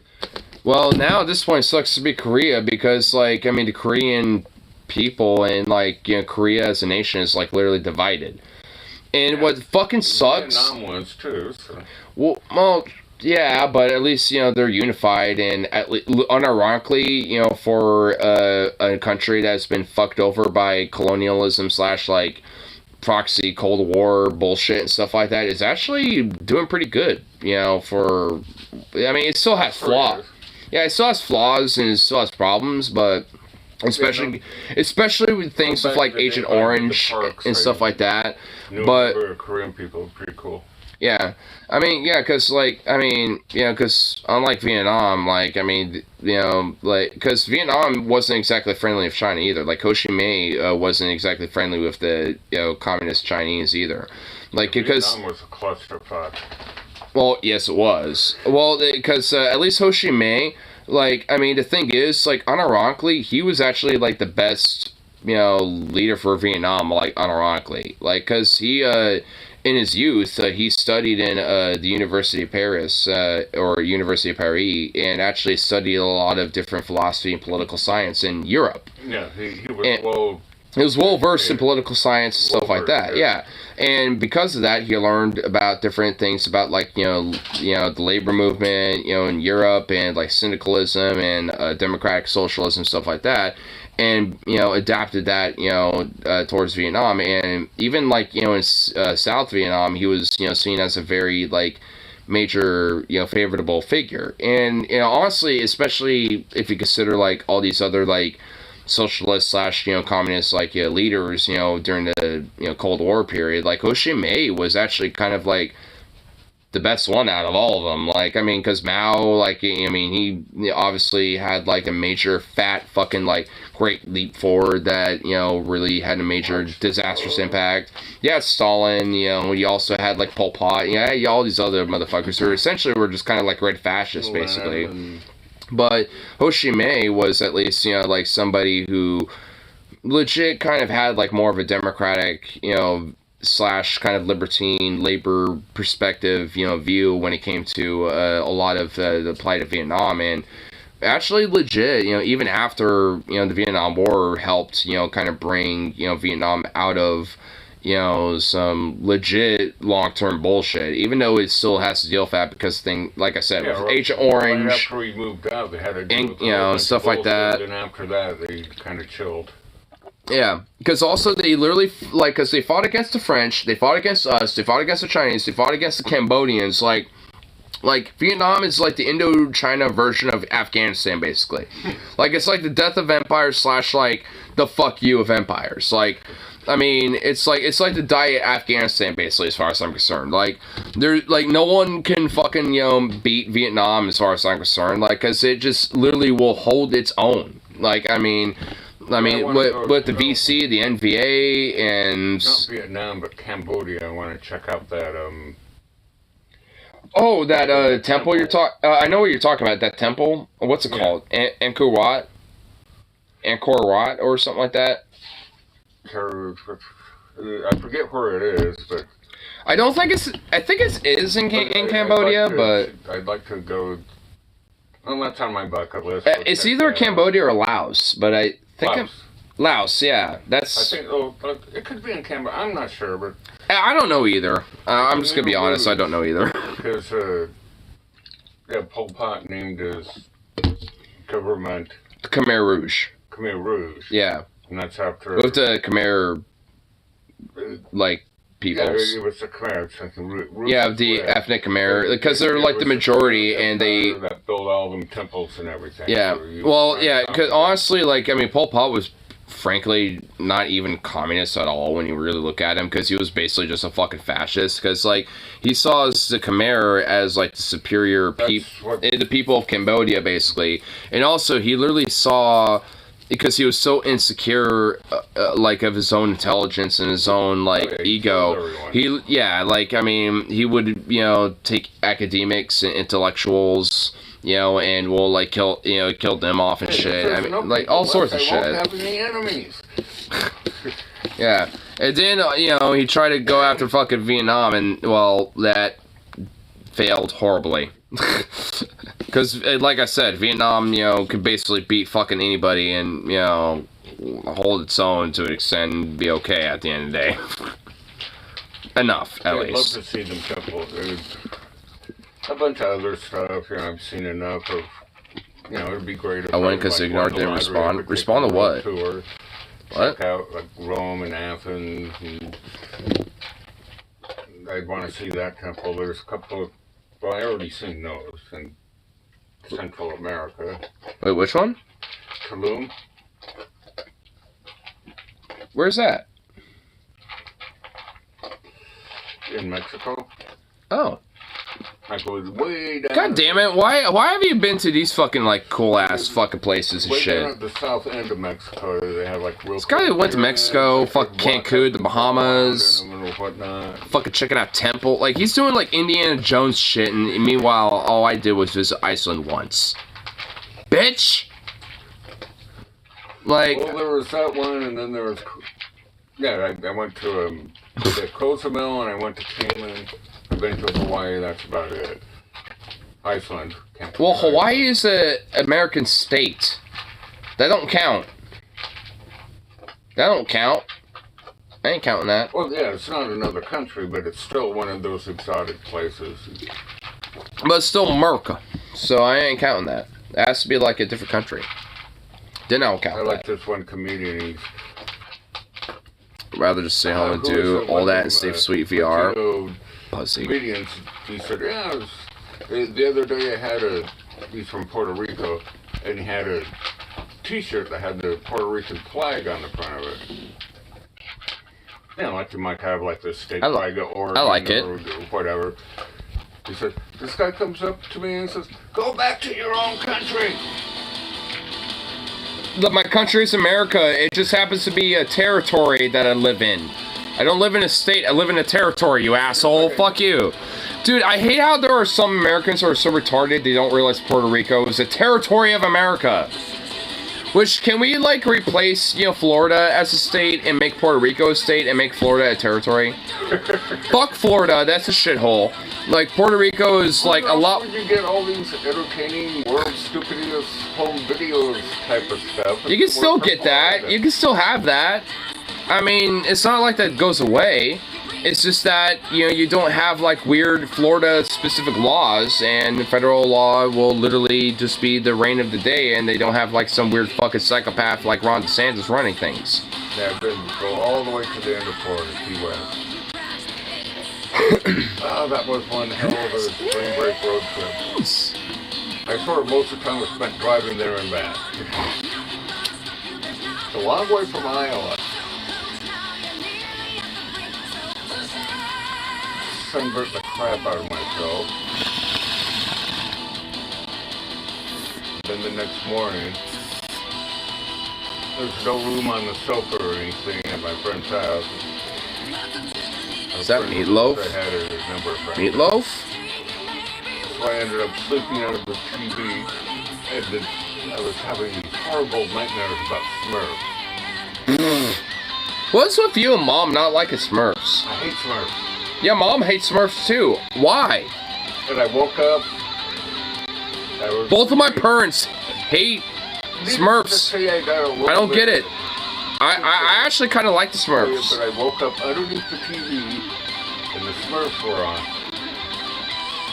How do you and Mom hate the Smurfs? Why do you and Mom hate Smurfs so much? My mom also hates the Smurfs. She's talked endlessly about... She says the same thing, but why? Like, I mean, what specifically makes them so dumb? I mean, I don't see, like, what... The people who make the show. I mean, obviously they're so... I mean, if you make the... I mean, if you really expand that logic, I mean, you can see that for any fucking show. I mean, it's like, I don't know, the Smurf... Like, I mean, like, I don't even watch the Smurfs, but, like... I don't know, I think because... Obviously you don't like the Smurfs. No, it's not that. I actually don't mind it.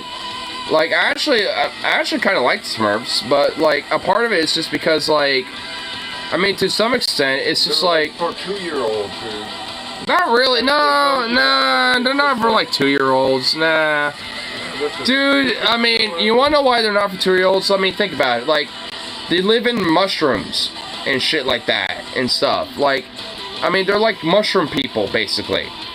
Like, they live in shrooms. Like, I mean, that in itself shows that they're definitely not, like, children-esque in nature, if you really think about it. Obviously, they work to an extent, but, like, I mean, I don't know. There was definitely a certain level where, like, they were kind of playing on and to... Then, another thing that's a little stupid about the Smurfs, they only have one female. Yeah, you are right. Yeah, there was only one female Smurf. The rest of them were all male Smurfs. She could get lucky anytime she wants. Yeah, because she has literally every other Smurf. Oh, God. Papa Smurf, dude. Oh, no. He only has one... Oh, she has to deal with Papa Smurf. Oh, no. That's a sin I don't care to visualize. How does this Papa Smurf get off? Oh, that's what... Oh, God. Fucking blue Nazis, only Nazis have one woman per village. Yeah, you know, honestly, now that Dad mentioned it, you are right. Fuck, yeah, there is only one female in the entire Smurf village. Why is that? They're all tripping on shrooms, so they don't care.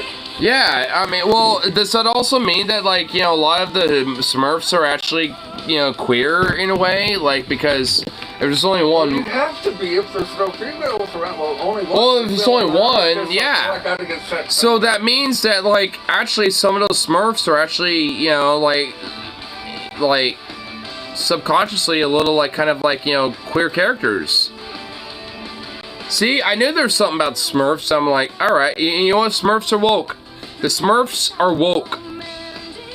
Like, I mean, there's, like, you know, subtle fucking, like, you know, goddamn fucking, you know, queer symbology going on there. Subtly. There's some wokeness. Oh my god, you know, honestly, it just shows that, like, it's like, dude, you know, Alien and Aliens, of, like, Ellen Ripley? Like, they would, unironically, conservatives nowadays would literally think that would be woke. Because it's a strong woman who is, like, independent, who, you know, is able to, you know, think outside of the box and adapt and overcome, and, you know, and all this other shit. That's a sci-fi Yeah, superstar. Yeah, she's a sci-fi fucking strong woman. She's like, What's her name? Ellen Ripley is unironically a feminist archetype. Like, she really is. Ellen Ripley's her name in the movie. Yeah. Sigourney Weaver. Sigourney Weaver, yeah. Unironically, like, her character of Ella Ripley is... Yeah, I mean, she's... Every show she does. Yeah. I mean, unironically, she is kind of somewhat of a feminist archetype, I mean, to an extent, because of, you know, the characters that she's played, especially with as Ella Ripley. I mean, because, like... because... Played lots of other kick-ass. Well, yeah, for sure, yeah. Sigourney Weaver's done a lot of different work. Ironically, her people say we need intersex prisons so people can safely have sex in prison. Why not just have, like, you know, prisons that are, I guess, the way they are, but have, like, better therapy services, so, like, these sexual problems aren't really a big problem, right? Like, cause therapy, like counseling, and also outlets and resources, you know, when it comes to that type of shit, you know, is actually probably a good idea. I mean, which also kind of implies the idea that sex work is actually a good idea and a good thing to legalize, because you can actually have contracts and, you know, certain, you know, things in place to where, like, you can have contracts for sex workers, you know, that could, you know, potentially, you know, work within that type of system, but at least have, you know, regulations and protections, you know, for them to where, like, obviously there ain't gonna be, like, abuse and, you know, beaten up and stuff like that. And even if there's a case, they get immense compensation and shit like that, you know, when it comes to, you know, if that does happen. Talking about having male-female intermixed prisons. I mean, like, it was skyrocket. I think depending on how that is done, I think yes. But I think if, like, you had a prison where you had it, like, at least, you know, like, segregated in that sense, but, like, what, you know, like, the overall prison in itself still had, like, you know, men and women there, and there's, like, kind of like a general broader commons area, like, you know, the cafeteria / like, you know, the courtyard, blah blah blah, stuff like that, right? Like, I mean, you got, like, the general commons area, but, like, when it comes to, like, the actual, like, living quarters where they're separate, I mean, I think that, you know, could be doable, you know, and I think that, you know, can work, because I'm pretty sure, like, you know, in Europe, like, you know, a lot of their different prisons are, like what you say is, like, kind of intersex or, like, gender, you know that? or at least, like, kind of, like, you know, gender mixed to an extent, and, you know, these issues aren't really a big problem, you know. So, I mean, I think, you know, overall, it's something that can be doable, but it just has to, like, you know, be structured in a way that actually can work. It can't just be done like, oh, just mix, you know, the, you know, people together and hope for the best. Like, that's not gonna work at all. We need a lot of security for people doing inappropriate things. Well, if it's in kind of like the public area where a lot of people can kind of see that shit, I mean, likelihood of some, you know, stuff like that, you know, happening would not really be that significant. But I mean, I don't 100% know. I don't know what like the data is when it comes to like that type of stuff, when it comes to like prisons and shit. Women can hide stuff through hoo-ha. Their hoo-ha. The hoo-ha hoo-ha habba dabba hoo-da-ba. Their heba habba hoo-ha. I mean, they can, for sure. But, I mean, so can men when it comes to, like, hiding stuff up their ass. I mean, straight men will go lengths, you know, to put things in their ass, you know, to, you know, make sure that it goes in prison so their buddies and themselves, you know, can have those type of things. So, Yeah. just saying. Oh, shit. Don't die. Sticking a load of 38 up there and sneaking into prison. I'm not surprised. I've heard once, I don't know if it was true, but I've heard once before that, like, you know, an inmate stuck a grenade up his ass, and when he tried to get it out of his ass, he, like, it accidentally pulled the pin, and he pulled the pin out, but the grenade was still in his ass. And of course, well, he died. Because the grenade blew up in his ass. So...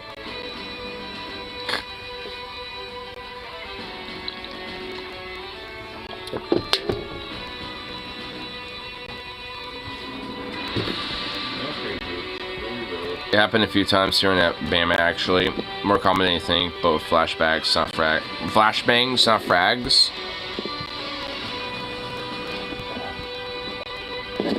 Man, what the fuck? What's wrong with people?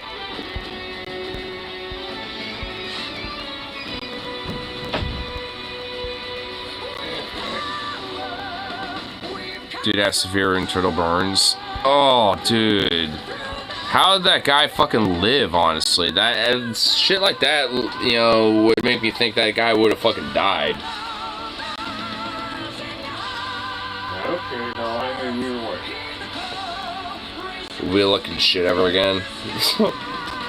No shit. Yeah, you should have a lawn spray for like fleas and stuff to break your lawn for all the fleas and ants and other pests and stuff.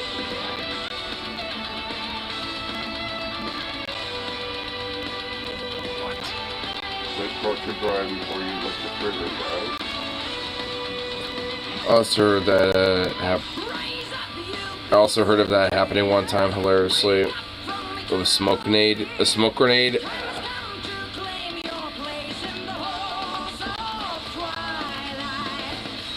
Yeah, like funny enough, I know I could actually buy smoke grenades and flashbangs and stuff like that.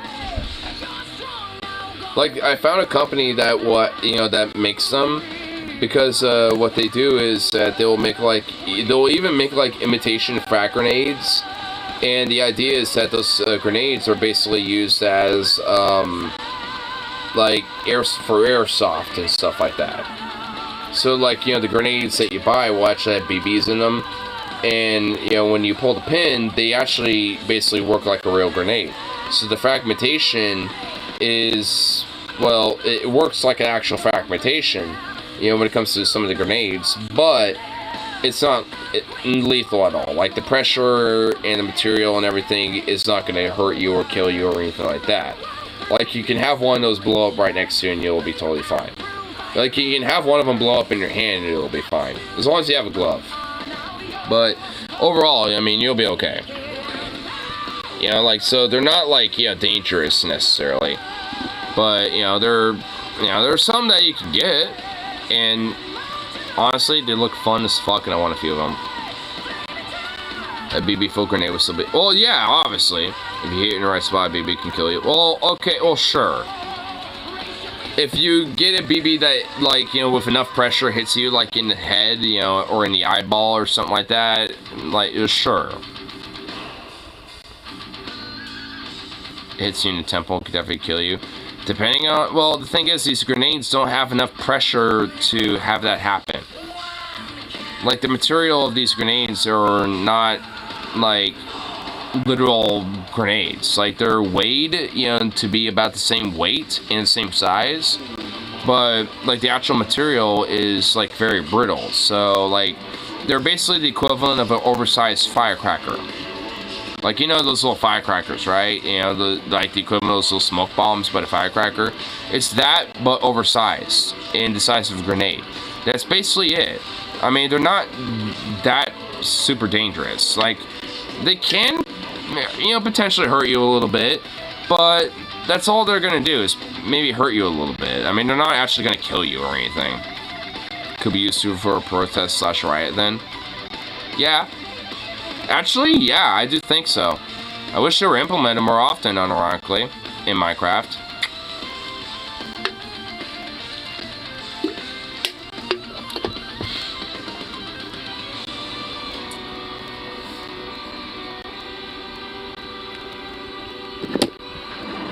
Alternative to throwing a Molotov at a riot trooper in Minecraft. I feel like that would still be better, though.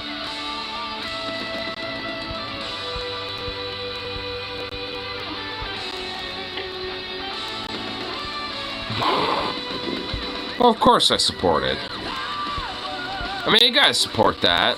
At least a little bit.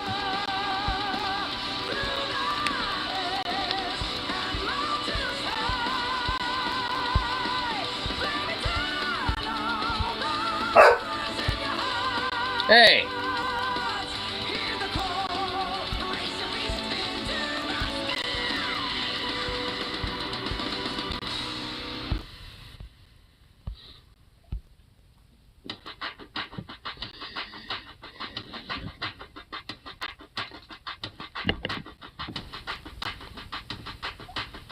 What'd you make him out of? Liquor or gas? Liquor. Where I use diesel. I could feel that. Everybody got mad, situation, allegation, everybody allegation, even sued on the news, everybody got food, everybody shot back, everybody got mad, they don't wanna say so, they don't really care about us. All I wanna say is that they don't really care about us. You can take me, you can never break me, kill me, tell me, you can never jail me, screw me, sue me, you can never do me, shoot me, kike me, you can never bite me. All I wanna say is that they don't really care about us. All I wanna say is that they don't really care about us.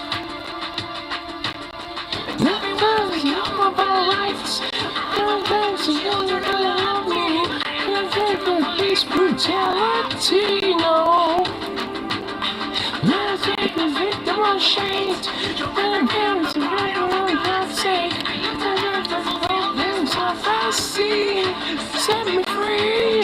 Yeah, it did hate, everybody got mad. Situations, everybody allegation, getting sued on the news, everybody died. Back tail, for the engine. What I wanna say is, they don't really care about us. All I wanna say is that they don't really care about us. Everybody's come by rights. My friends and brothers don't know me. The words are very liberty.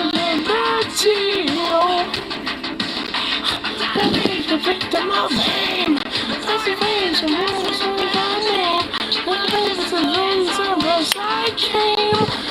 No, the man came to say it. The purpose wants to see. What Roosevelt was living.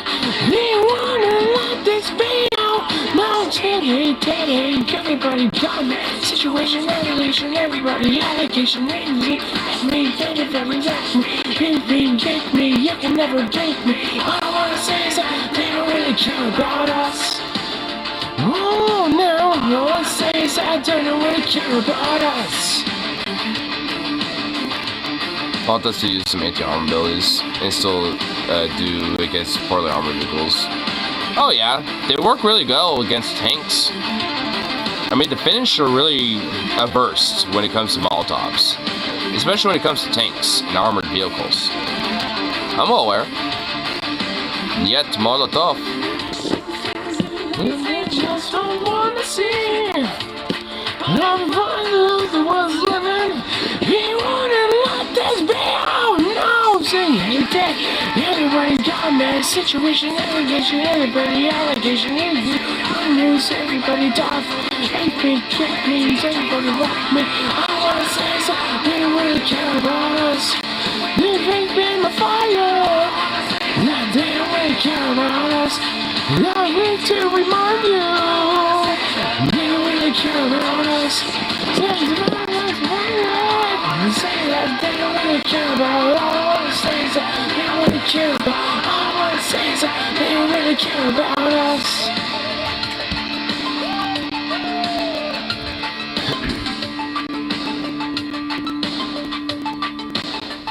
Armored tanks, not so much. Are you sure about that? I mean, look at drone warfare, dude. Tanks are pretty obsolete these days. I mean, tanks get fucked up pretty easily if you aren't really well versed on protecting yourself with that.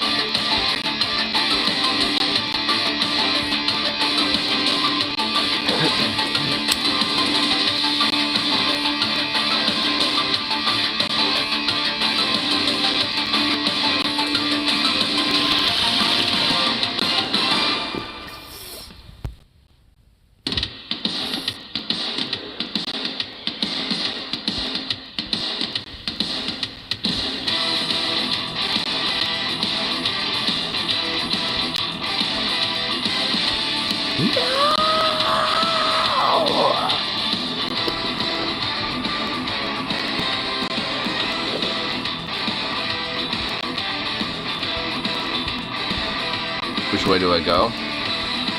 I don't know. Which one are you?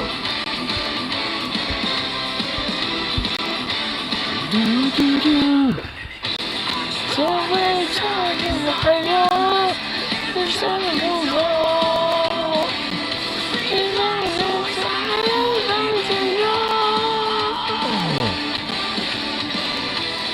Well, I see. You're the Confederation of Earth, aren't you? I don't know. Those are your allies, right? So, well, go this way. The Klingons. I don't know. Go after them. I'm not a lady, so I'm crazy. I'm not a fighter, the father is down. Hardcore. Hardcore. Hardcore. Hardcore.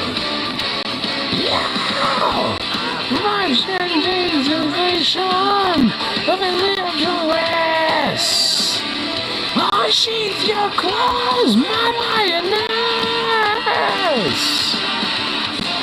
I delve into the center, in between your thighs. This is your agreement on the skies. I am the blast, you're the thunder, I'm the hunger, you're the time. You're like a lady, so very crazy. You're the ranger, causes a crime. Follow angel, sweet and precious. You're the precious, only wine. My kind of lady, so very crazy. My ranger, a member's a crime. Yeah.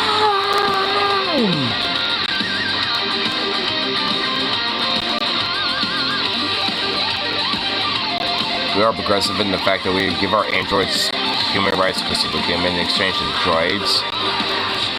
Oh my god, wow.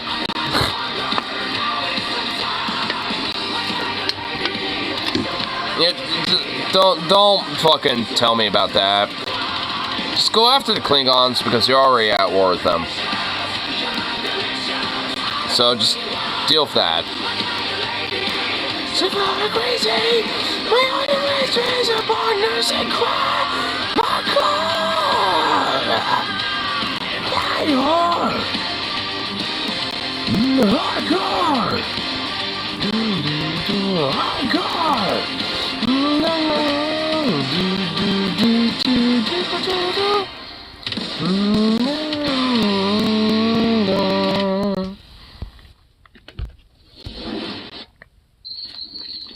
It's Utopian paradise for humans and a nightmare hellscape for everyone else. So, fascism, basically. Nice.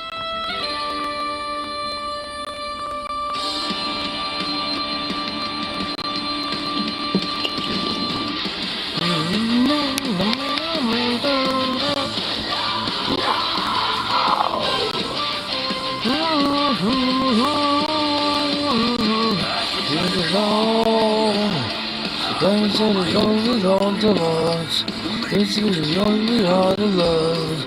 Misery. Everything falls. You didn't give a chance to tell you very much. You didn't turn me on with just a touch. Misery. This is golden empty. Your body's everything touch me. You're gone. When I say home, I'm blind in my life. The way I feel your touch. Say home, I'm blinded in the night. There's everything trust.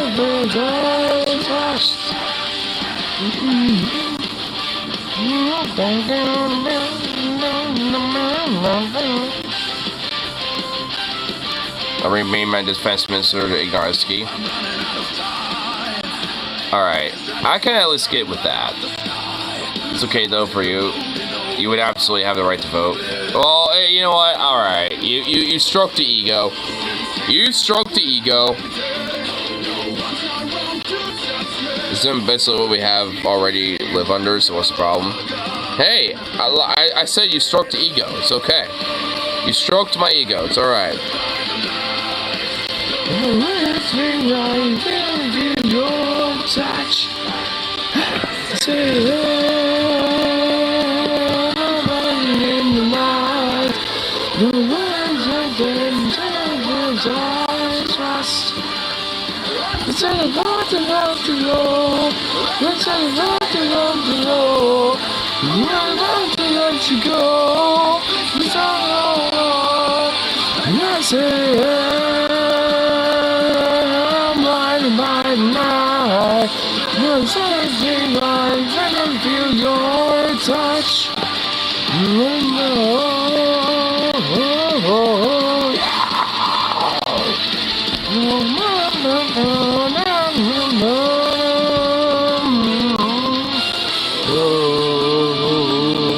I'm blinded by the night, but when I feel like I feel your touch. Am I by or am I just being weird, goddammit? Boca de los dos? A boca de los dos. El amigo, el hermano, boca de los dos. Sí. Sí. A boca de los dos, hermano.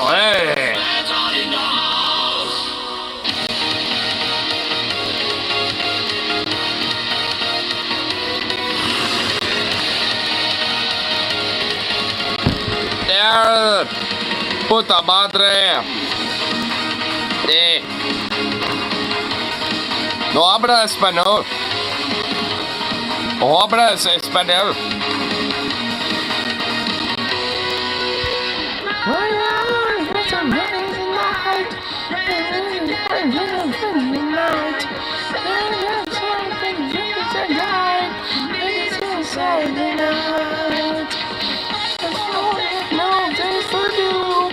This what we call what the devil is true. Don't care. That's true. That's what else are you? That's what brother the things you can wait. That's what comes tonight.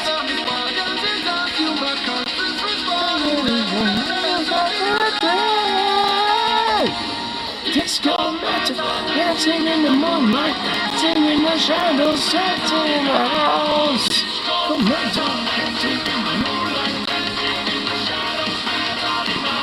Don't understand Spanish around here. Well, hey, guess what? I mean, it's not my fault that I partly grew up in, you know, a Latino fucking, you know, community. Like, my high school, like, my education, like, in some part was literally, like, it's, you know, they grew up culturally with Hispanics. Like, it's at least, you know, even though I wish I really took Spanish, at least I can kind of understand it, especially with the accents. It's why I can at least kind of play around with it a little bit. Like, I know, like, Spanglish, basically. I know, like, the most broken of Spanglish. I know a bit Latin because my mother's just on it growing up. Latin's pretty cool. The Prince of Galactus. Prince of the Galaxy, dude. I mean, like, I've been kind of, you know, getting into Latin and kind of researching it a little bit because I kind of wanted to weave it into my music project. Bodo Rambo? Bodo and Lambo. Ask you a question. I honestly don't know what that means. I'm just gonna say that right now.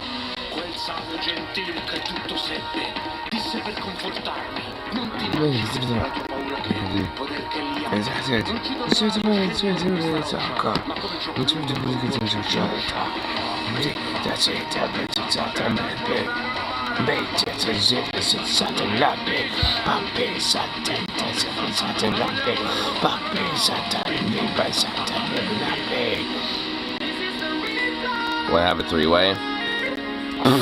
Oh my god, wow. Here, I want to see if you might be able to figure out some Latin here. Let me, because I have some here.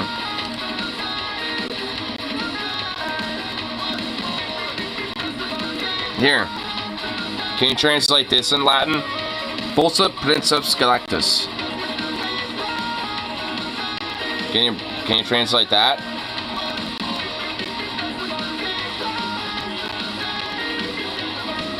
And how about this? Durum Stellarum. Or Durum Stellarum.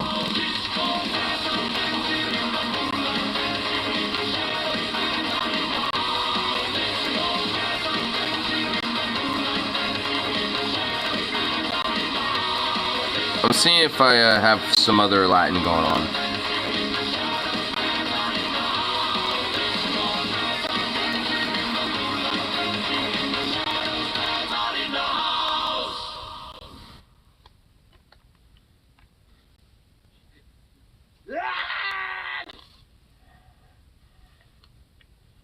Actually, you know what? Surprisingly, there is not... Oh, wait. Herum et Materum. Wait,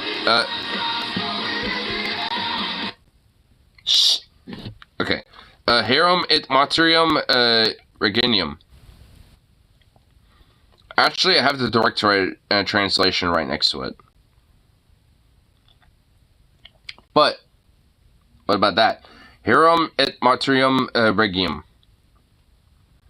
Or Regnum. Veni, Vidi, Vici. That's, oh, that one's easy. That one's, that's basically the equivalent I saw, I conquered. Something like that. But what about mine? Do you know mine? Or at least roughly. Like I said, I have the direct translation. I came, I saw, I conquered. Yeah, I came, I saw, I conquered. Yeah. Veni, Vidi, Vici. Yeah.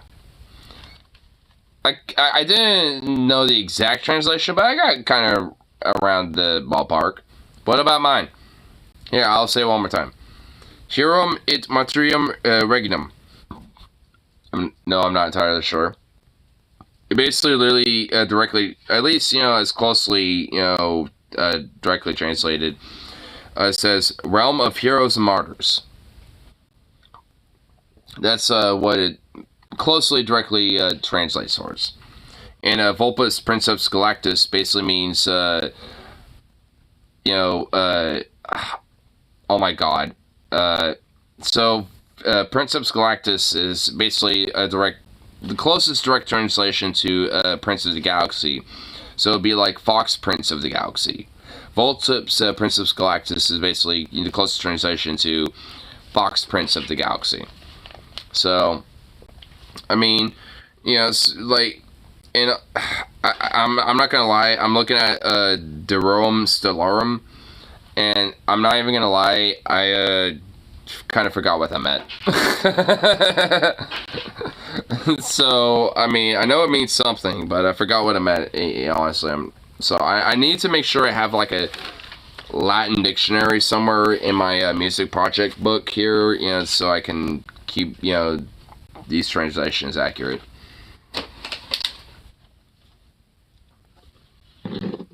Actually, you know what's kind of funny is there's basically a verse in Gloryhammer that's in Latin that literally means meaningless Latin phrasing, and I fucking love it. It's goddamn beautiful. It's actually a part of a meme that I fucking love. Here, let me see if I can find it. It's called, I mean, the meme is literally just simply called Gloryhammer in a nutshell. But the verse I'm talking about is in the meme. So let me find it really quick.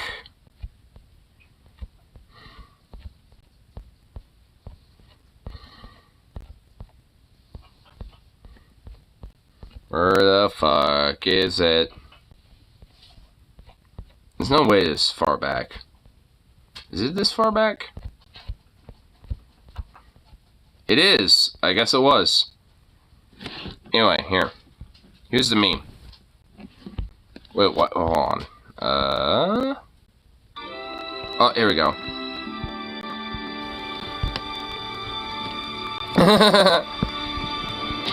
The heavens, there's a hero, mighty hootsman, doo-doo-doo, Husky, Husky,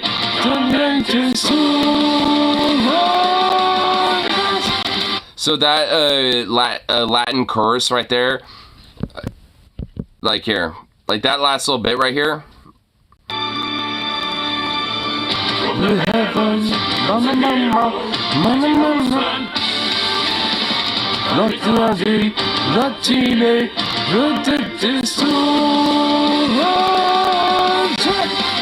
That literally means meaningless Latin phrasing. Like, it doesn't mean anything. It literally is meaningless. I think it's in here in the comment section, actually. Hootsman Hype Crew. I'm pretty sure it's in here. Hold on. Oh, right here. Wait, nope, that ain't it. Where is it? Where the fuck is that comment? Oh, right here. Venetini Latini Canatus literally directly translates to meaningless Latin chanting. See? It literally directly translates that via Google. Meaningless Latin chanting. I love it. And you know what? I'm partly, inclined to maybe interwove like that specifically, Latin in one of my songs. Because I love it. I mean, it's like, because you would think it means like some epic, and it's like, boom, it's like, bam, bam, bam, bam, it just ends up being some epic shit. But the Latin, fucking verse is like, just meaningless Latin chanting. It don't mean nothing. It's just there. It's literally there just to fill the fucking void. I love it. But it fits so goddamn well.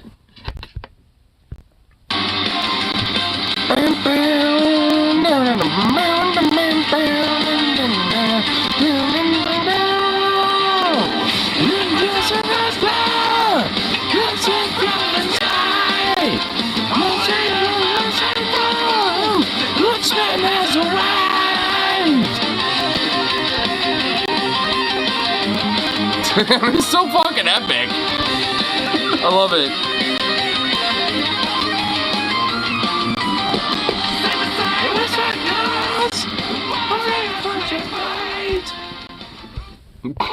I fucking love it.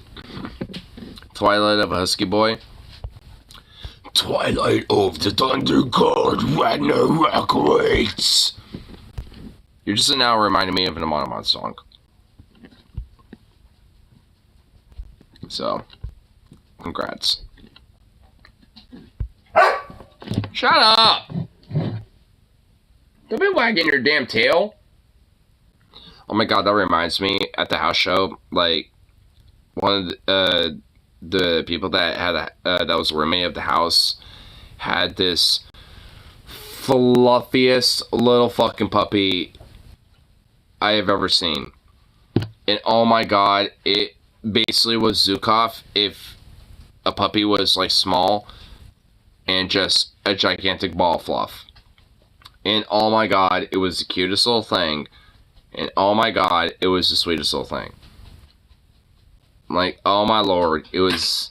It goddamn melt my heart. That little fluff ball melted my heart. That, like, I wish I had a picture of that little dog, because oh my god, it melted my heart. That little fluff ball was ridiculously cute beyond recognition. It was insane. Now I really wish I had a picture of that little fluff ball. Like, I mean, it was just the cutest little thing. Oh, hey, what's up? Hey, what's up, Cranefly? What's up, homie? What's up, homie? Yeah, I just picked you right up. What's up, Holmes? What's up, homie? Hey, chill out, bro. I just yoinked a cranefly. There's a cranefly in my hand. Whoa, hey. Chill out, brother. Chill out, brother. You're Gucci. Hey, no, you're, hey. Chill out. You're cool. It's all Gucci. Hey, brother. No. It's all Gucci. You are Gucci, my homie. Hey, no. Don't try to. Hey, quit trying to escape. I want to show this little homie. I want to show the cranefly, but this motherfucker is trying. I don't want to crush you.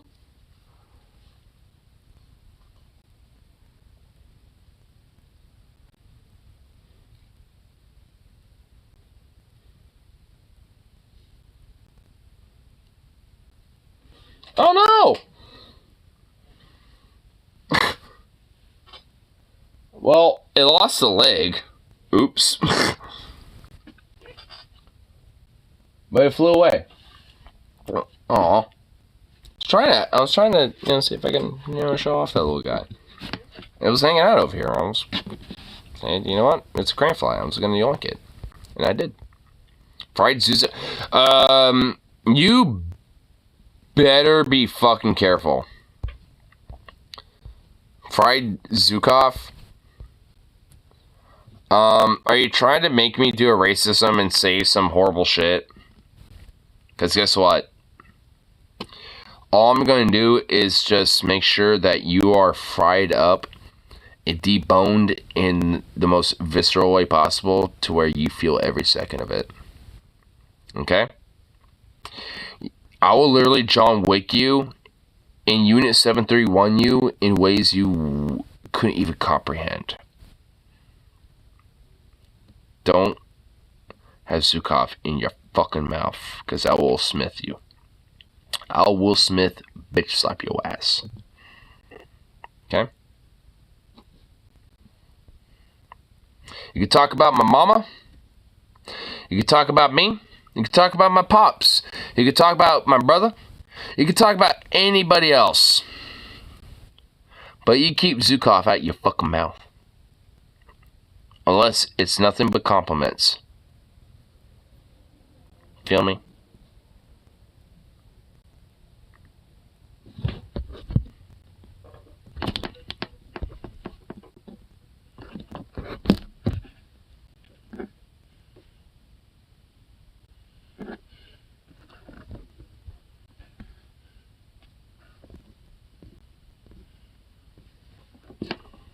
I gotta make sure. I have to make sure.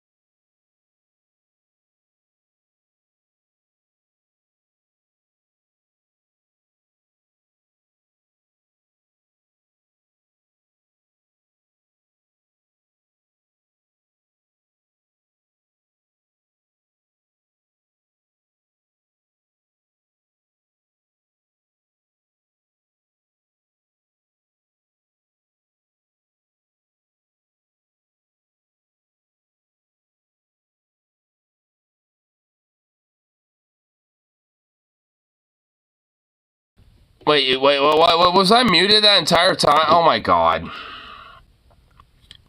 How? Wait, how in the fuck was I even muted?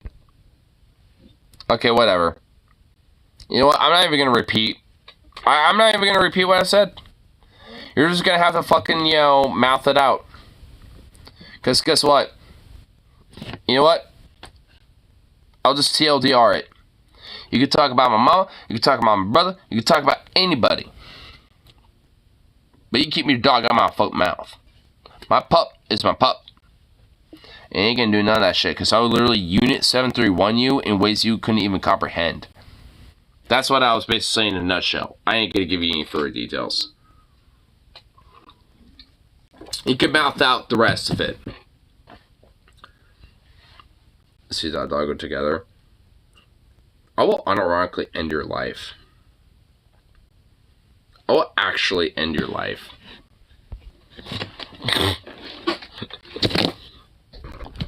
You know what? I'm just gonna have to keyhole you, I think. I'm just gonna have to do that. Please do. Well, you know what? Because you're begging for it, I'm not gonna do that. Never mind. Too late now.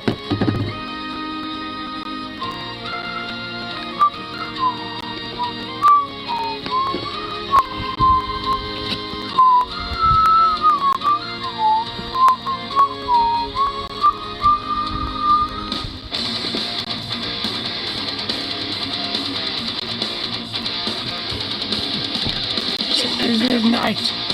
We hear the sound of thunder and their Jesus' eyes. Their shadows rise and blunders up with the sea.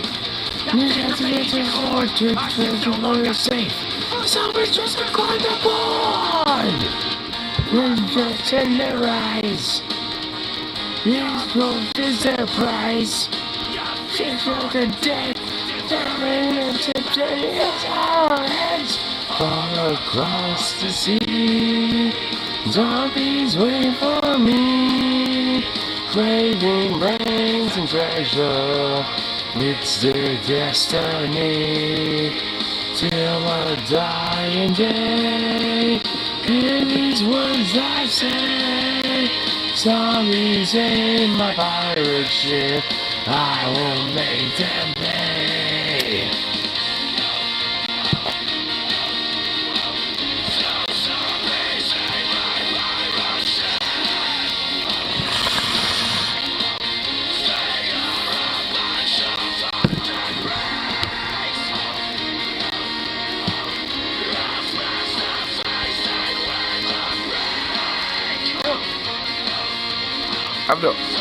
After almost near 4 hours that kind of going on, I realized don't really kind of react and check out anything really.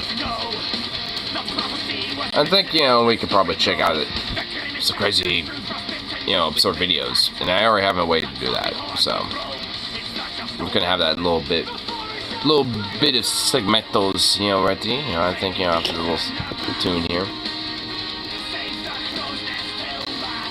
Can't really stand, the idea of just letting the song just be cut off randomly. I just have to let it end first.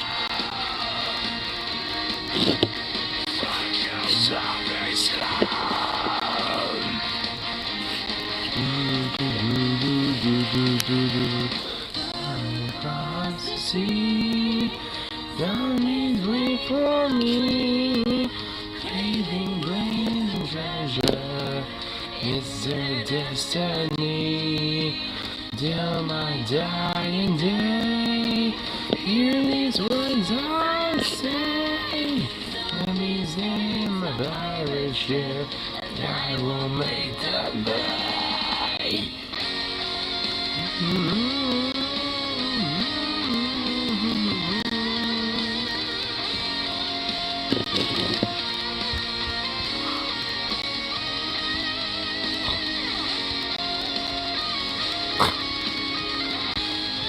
If I don't like dip away after, you know, his like weird little antic. It's like 3 minutes from suffering, please. After like his weird memeage about like wanting to eat my doggo. Man, what a goof. Ow. Eh. Wait, it's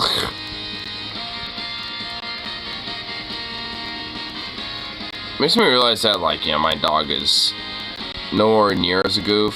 And there are definitely, you know, people out there that are just, like, way more immensely of a fucking goof than my dog will ever be. Because, like, Jesus Christ. I mean, who would make a joke about, like, eat my damn doggo? I mean, it's like, what the hell? What did my doggo ever do to you? What did my little fluff ever do to deserve to have jokes about that poor little fluff ball being eaten? Like, no. That's bullshit. That ain't cool.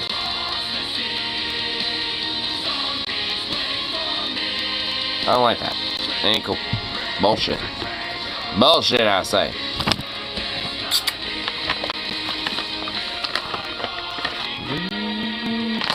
These words I say, Zukov. Irish, I will make them big. Come here. Come here, boy. Come here. Oh my fucking god. Come here. It ain't that hard to get over here, dude. Come on. Dude. Zukov. You know it ain't that fucking hard, bro. Come on. Get over here.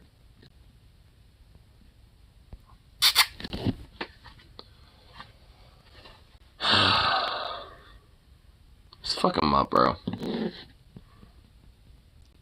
This fucking ridiculous pup. Oh yeah, fucking yeah. Zukov. Zukov.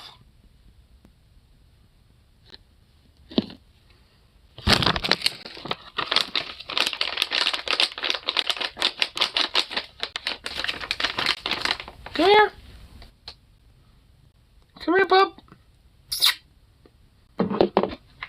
Come here.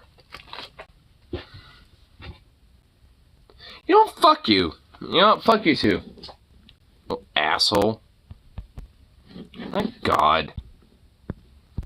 What a little fucking jerk, dude. Anyway, here. Crazy videos.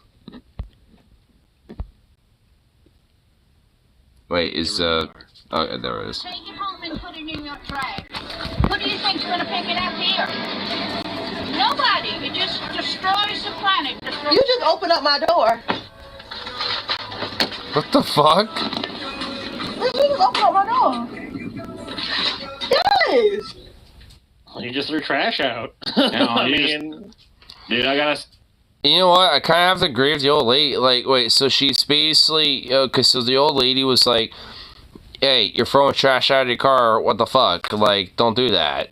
And, okay, look, I mean, she opened her door, that's not cool, but, like, I mean, you know what? I kind of agree with the old lady. crazy old woman on that one. I kind Throw of trash out of your fucking car, then, bitch. Oh, some of my favorite. yeah, no videos are shit. people Actually, I agree with that. Yeah, Trash out, and someone just True. goes and throws it right back in their car. Good for them. It's like, Don't what do throw- you expect? Don't throw trash out of your fucking car. Fuck that bullshit. yeah, This I is a agree. Woman, DC woman gets pepper sprayed by apartment manager. I just want to say for the record, I'm not saying UIP did, but if you took the signs down about us forming a tenant association, that's illegal. I sent you an email with the notice as well as the regulation. So I'm not saying you did, but they are going back up, and we will be forming a tenant association. And so that way, no, I just want to document it. Pepper spray by apartment managers. I think. Like, I mean, so a tenant association, that's basically like a tenants union. You know, so, like, which is a thing. I mean, there are some of those exist in Portland, you know, for example. Like, I mean, those, you know, they you know, are, especially in urban cities, you know, pretty common, actually. Like, I guess this lady is trying to say, like, hey, we're going to establish this if you don't, like, at least, you know, go do these bare minimal things, blah, blah, like, which is pretty typical, honestly, so. Want to document it, and just so you know, this is Dexter Clemens, and he is the most unpleasant officer. What did he do? Did he mace her? He maced. He maced, like, this fucking, like, you know, fucking lady, dude. Like, what the fuck? Mace. It started macing. He's gonna be arrested. There's a He's- video of him doing it. He has no. This dude- That's You ever- battery. This dude has like one of those little mace Or the things on his salt. keys. You ever seen those little mace things on your keys? Yeah. Yeah, He's a fucking moron too. fucking dumbass. That's what it thinks. What a, Am I a bad person for being on his side with this one? Like, I mean, yeah, okay, you know what, Paul? Yeah, because this guy's a fucking landlord, bro. I mean, come on, Yeah. dude. They're trying to. Yeah, you are. I mean, look, I'm sure he's probably out of nowhere, but I mean, he could just ask her to these leave. busybody bitches with their fucking cell phones, like, thinking they're doing some kind of fucking fucking 60 minutes expose or something. Get out of here. I bet she doesn't do this again. Alright, fuck, you know what, fuck you, Paul. Probably not.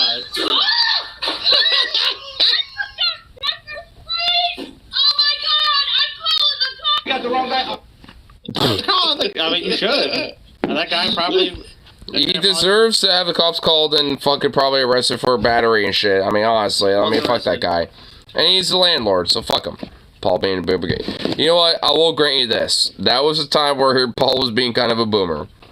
I ain't gonna deny that one. With the solidarity, Paul. I mean, whatever. I'm not gonna side with the landlords. Fuck that. Paul's, Yeah, Paul's wrong. Paul's wrong on this one. Yep, Paul is wrong on this one. Dude, yeah, thank you, TJ. Thank you, TJ Kirk.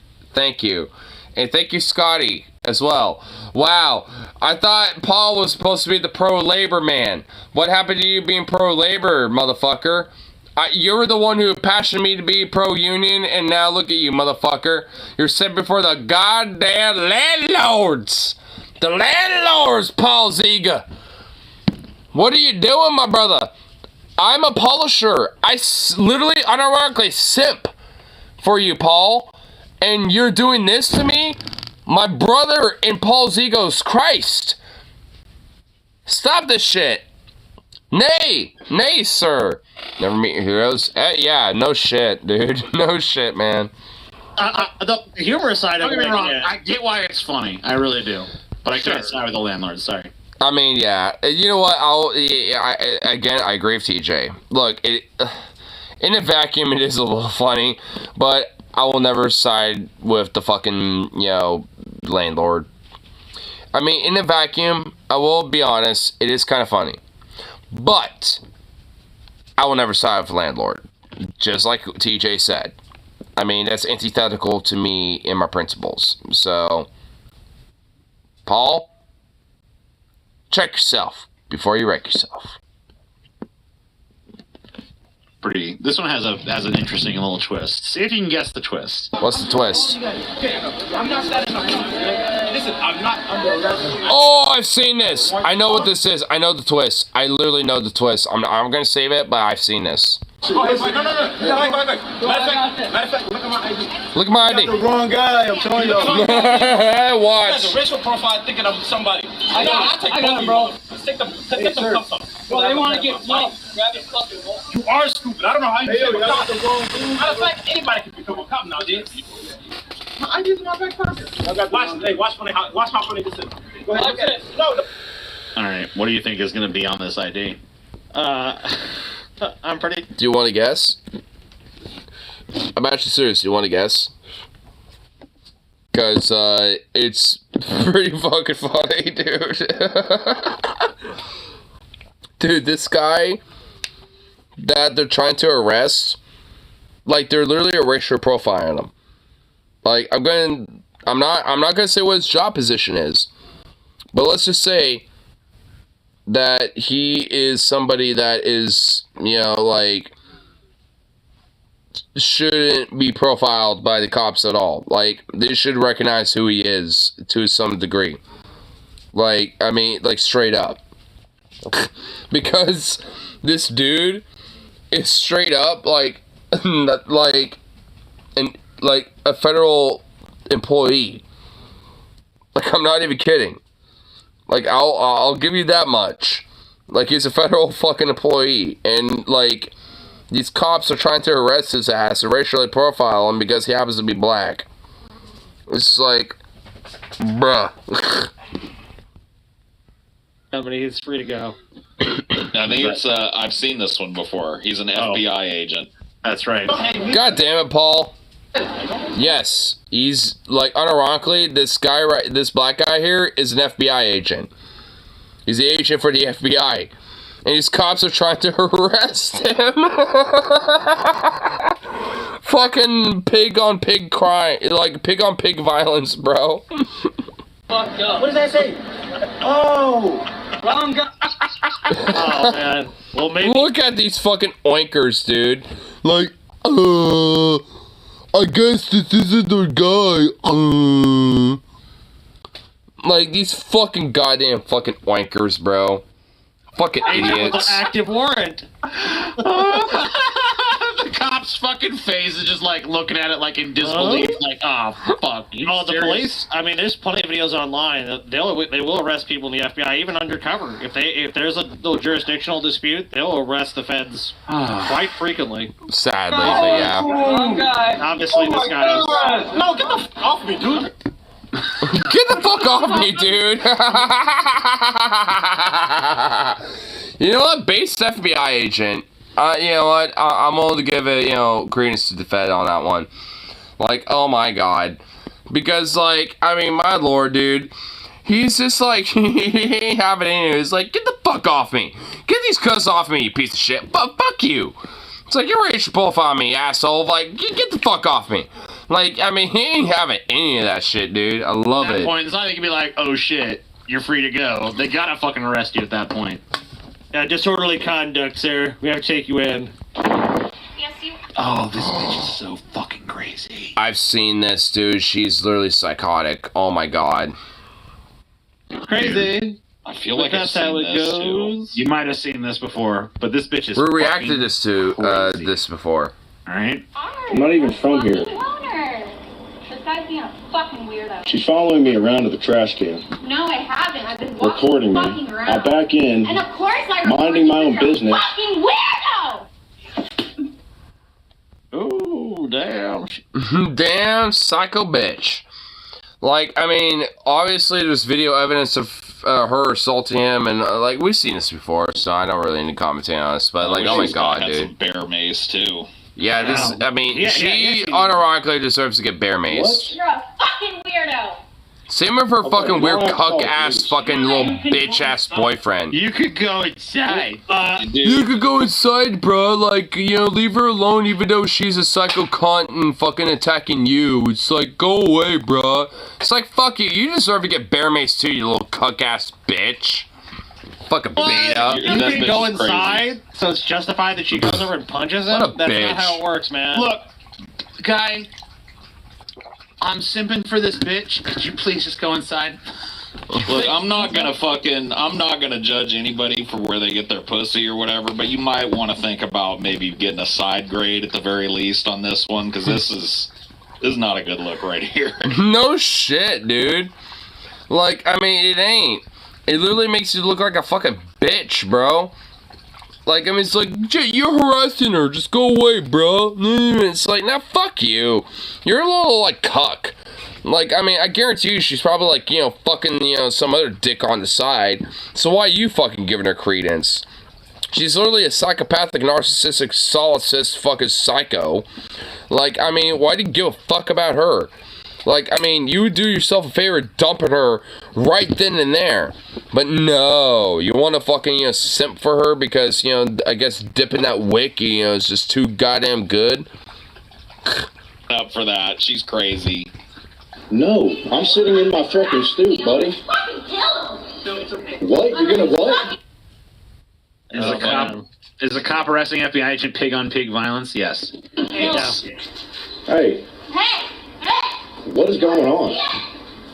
What is she doing? She doesn't like you. She feels very harassed by you. What is she? I love that. She feels very harassed by you. It's like, yeah, the woman who's literally, like, assaulting and attacking a guy, minding his own fucking business, and you want to fucking, you know, defend her ass? She's in the wrong fundamentally every way till Sunday. She's wrong literally in every way until the cows come home, brother. And you want to fucking defend that cunt? Like, really? Like, I'm sorry, but dipping that wick in that ain't worth it, bro. It ain't worth it. Like, I mean, like, you know, like, her dip, you know, deserves to never be wicked, you know, like, ever, dude. Like, her pussy deserves to be fucking dry as the Sahara. Like, I mean, she is insane. Like, she don't deserve no goddamn man, you know, to fucking, you know, give her some sort of satisfaction. Because she can barely satisfy herself, you know, being a psycho cunt that she is, you know, fucking attacking and dude for no reason. But, you know, just for existing, practically. I mean, it's like, and you're gonna be a bitch to fucking defend that? Like, seriously? Like, bruh, what a fucking bitch move. Quit white knighting for her, dude. I mean, there's a difference between, like, sticking up for somebody, you know, legitimately, and then, like, white knighting, you know, and being, like, you know, legitimately kind of, you know, cucking yourself, basically. I mean, to me, there is kind of a difference. You know, like, because, for example, the shit I did tonight, you know, that's sticking up for some people. But, like, you know, for some shit like, you know, this is not sticking up for somebody. This is just, you know, some simping cuck fucking behavior. Like, just straight up. This is bullshit. Like, dude, you should realize that, like, hey, maybe, like, I am not in a relationship I should probably be in. Like, I should really reflect on what's going on here, and you know what, this guy is actually kind of in the right. And I am in wrong for even fucking dating her. Like, that should be your fucking, you know, thought process in this situation. But nope. It's really the antithesis.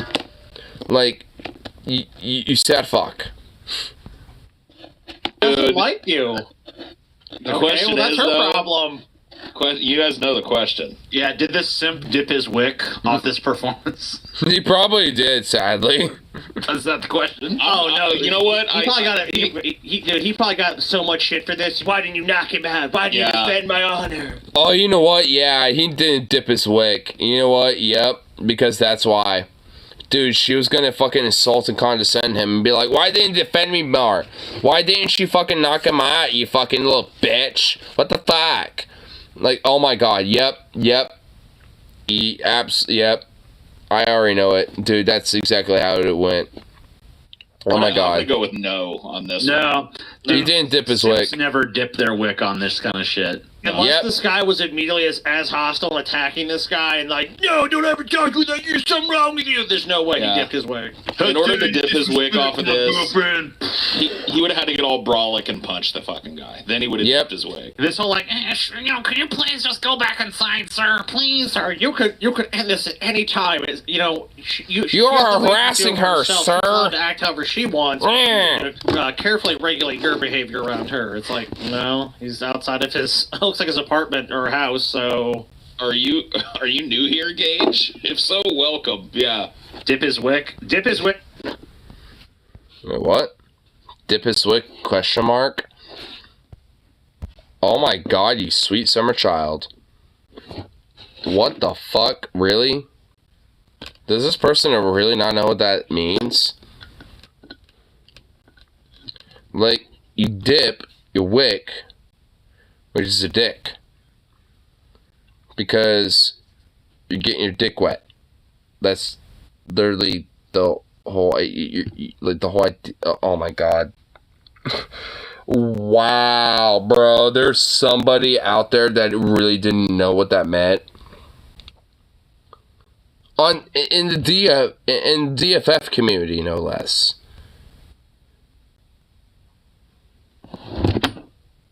That's actually kind of sad, bro. I feel bad for Gage. Oh my god. With her based on what he did here. Did he get some poontang? His wick is his penis, and we're asking if he dipped it into her vagina. That's what's being asked. Yes. That's what's being asked here. Hey, what are you doing? She feels harassed, and she keeps coming up to... And also, I love how he's like, stop, you know, trying to fucking, like, prevent her from, like, you know, get more aggressive. It's like, bro, dude, reflect on your life and dump her now. But, dude. Harassment. I stand here, and you come and run up me and try to attack me, but you're harassed. What are you doing? Is someone off their meds? No. Yeah, she's off her meds. Damn. That was the... Oh my god, dude. Oh man, I remember this when I first reacted. It's like, dude, that shit scared me, bro. I actually, like, had an urge to fucking, like, want to unlock my gun safe and be like, oh fuck, dude. Like, I was like, holy shit. Because that is actually pretty scary, dude. She, like, charges at his door. He runs inside to close the door and slams it. And just to prevent her from, like, barging in like a goddamn batter ram in a bowl in a china shop, dude. Like, oh my god. Like, dude, she is insane. She's a psycho cunt. Like, oh my god. Dude, like, nope. Dude, when she becomes a zombie, dude, that's gonna be some terrifying shit, dude. She'll be able to get some people, for sure. Oh, yeah, she would be a way to spread the virus, bro. As far as I'm concerned. Yeah. Stop. Close the door, badass. Quit. Close the door? You're the one who opened it, you fucking dumb bitch. And also, like, he was the one who closed it in the first... Oh my god, I hate this cunt. Places where she would have got fucking gatted for that, dude. Oh, yeah. She's lucky. Yeah, she's honestly lucky, dude. She's lucky that ain't in Florida or, like, some Midwestern state or some Southern state, dude. And even if it is, she's lucky that the motherfucker ain't, you know, someone like that. Because realistically, like, depending where you are in this country, she literally would have been shot. And you know what? I arguably would have been justified. I argue. Like, honestly. Like, because, like, Jesus fucking Christ. She was out for fucking blood. And her stupid simp cuck-ass fucking boyfriend did fucking nothing to prevent, you know, or stop, you know, the situation or nothing. He just, you know, allowed it to perpetuate and continue. Like, that motherfucker, you know, is honestly in a way kind of worse than her. Just because, I mean, it's like, it's so fucking pathetic that he thinks that, like, must be, you know, like, you know, try to, like, you dip the wick and shit, and it's like, you know for a fact that he didn't, because, you know, she was insulted that he didn't fucking, like, defend her, you know, more so and shit. So pathetic. Like, my god, dude. Yeah, and with a dude whose first thought ain't go get my fucking weapon. Yeah, that's true. You run up on somebody like that. Yeah. There are people that would just that'd be it for you. Yeah. Don't come no closer. Don't come no closer. I'm asking you to step back. He literally is continuing to walk up to him like, oh my god. If this guy does not get clapped in the face, I mean, I'm gonna be disappointed. That bag. You don't tell please me what. pop him. Pop him, dude. I've seen this one. It doesn't end for well for the dude. All right, you're in your house. I was sent out here. Don't get in my face, because you're making me feel threatened. Step back, please. I'm asking you to step back. Please pop him. Pop him, dude. Okay. Dude, fuck. I mean, how many fucking warnings do you need, man? How many fucking warnings do you get? Yeah, I don't get it, dude. Am I like, maybe if you're like... I mean, for me, it's a 3 strikes rule, as far as I'm concerned. Like, and this weird fuck is broken the 3 strikes rule already. Like, nope. Like, that right there is some bullshit, dude. Like, I mean, he's kind of going in there with threatening intent, and he's already been told multiple times to back off, and refuses to. You can fucking fight anyone. You're a trained fighter, and like you can wipe the floor with pretty much anyone you're gonna encounter. You want to be brolic, but yeah, but that's not this guy at all. This guy's a fat, out of shape old dude. It's like you don't fucking start shit with people when you can't fucking back it up. You don't. I mean, even if you can, you probably shouldn't do it anyways. This is still part fucking of dumb. This is the part of the video called "Fuck Around" and find out. You know what part 2 is called? Find out. I'll step back. I don't gotta go nowhere. I'm leaving without. All right. So this dude's relying on the fact he thinks he's big and bad. Like, oh, I'm big, so that's gonna. It's like I'm a big boy. Yeah. This dude and his nasty ass hasn't been washed in fucking weeks. Sweat. What's the only kind of person that's gonna do shit like this, dude? Like, I mean, why, you're gonna walk up and start a problem with somebody? What did this guy do? Nothing. Being black in his neighborhood or something. I guess that's too much for some people. Like, what are you doing around here? It's like, existing? What are you doing? If you come to me one more time, if you get one more close to me, I'm knocking you the fuck out. Yeah, see? Motherfucker. Oh, you want... Yeah, you were warned. You're warned. Warned. Oh, no. Oh, no, bro. You should just left me alone. Oh, my God. He is fucked up. Oh, yeah, you should have left him alone, you fucking idiot. I mean, yep, he got clapped. He got clapped, son. Oh, man, I love it. Oh, my God, what a fucking idiot. You gotta love dipshits like that. It's just so fucking beautiful. I mean, it really is the whole fuck around and find out rule, ain't it? I mean, it's like, you got these, pieces of shit that, think that they're entitled, to do whatever the fuck they want, but they've just never been clapped back. And, honestly, for a lot of these type of people, they always find their comeuppance one day. And it's always good, to see, when they have that, especially when it's recorded or documented, because, oh my God, it's so fucking beautiful. It's so goddamn great. I love it. But, anyhow, I think I'll go for the rest of the lovely evening, so, peace out, and of course, I shall be back around for the next one, so, till you, buckaroos.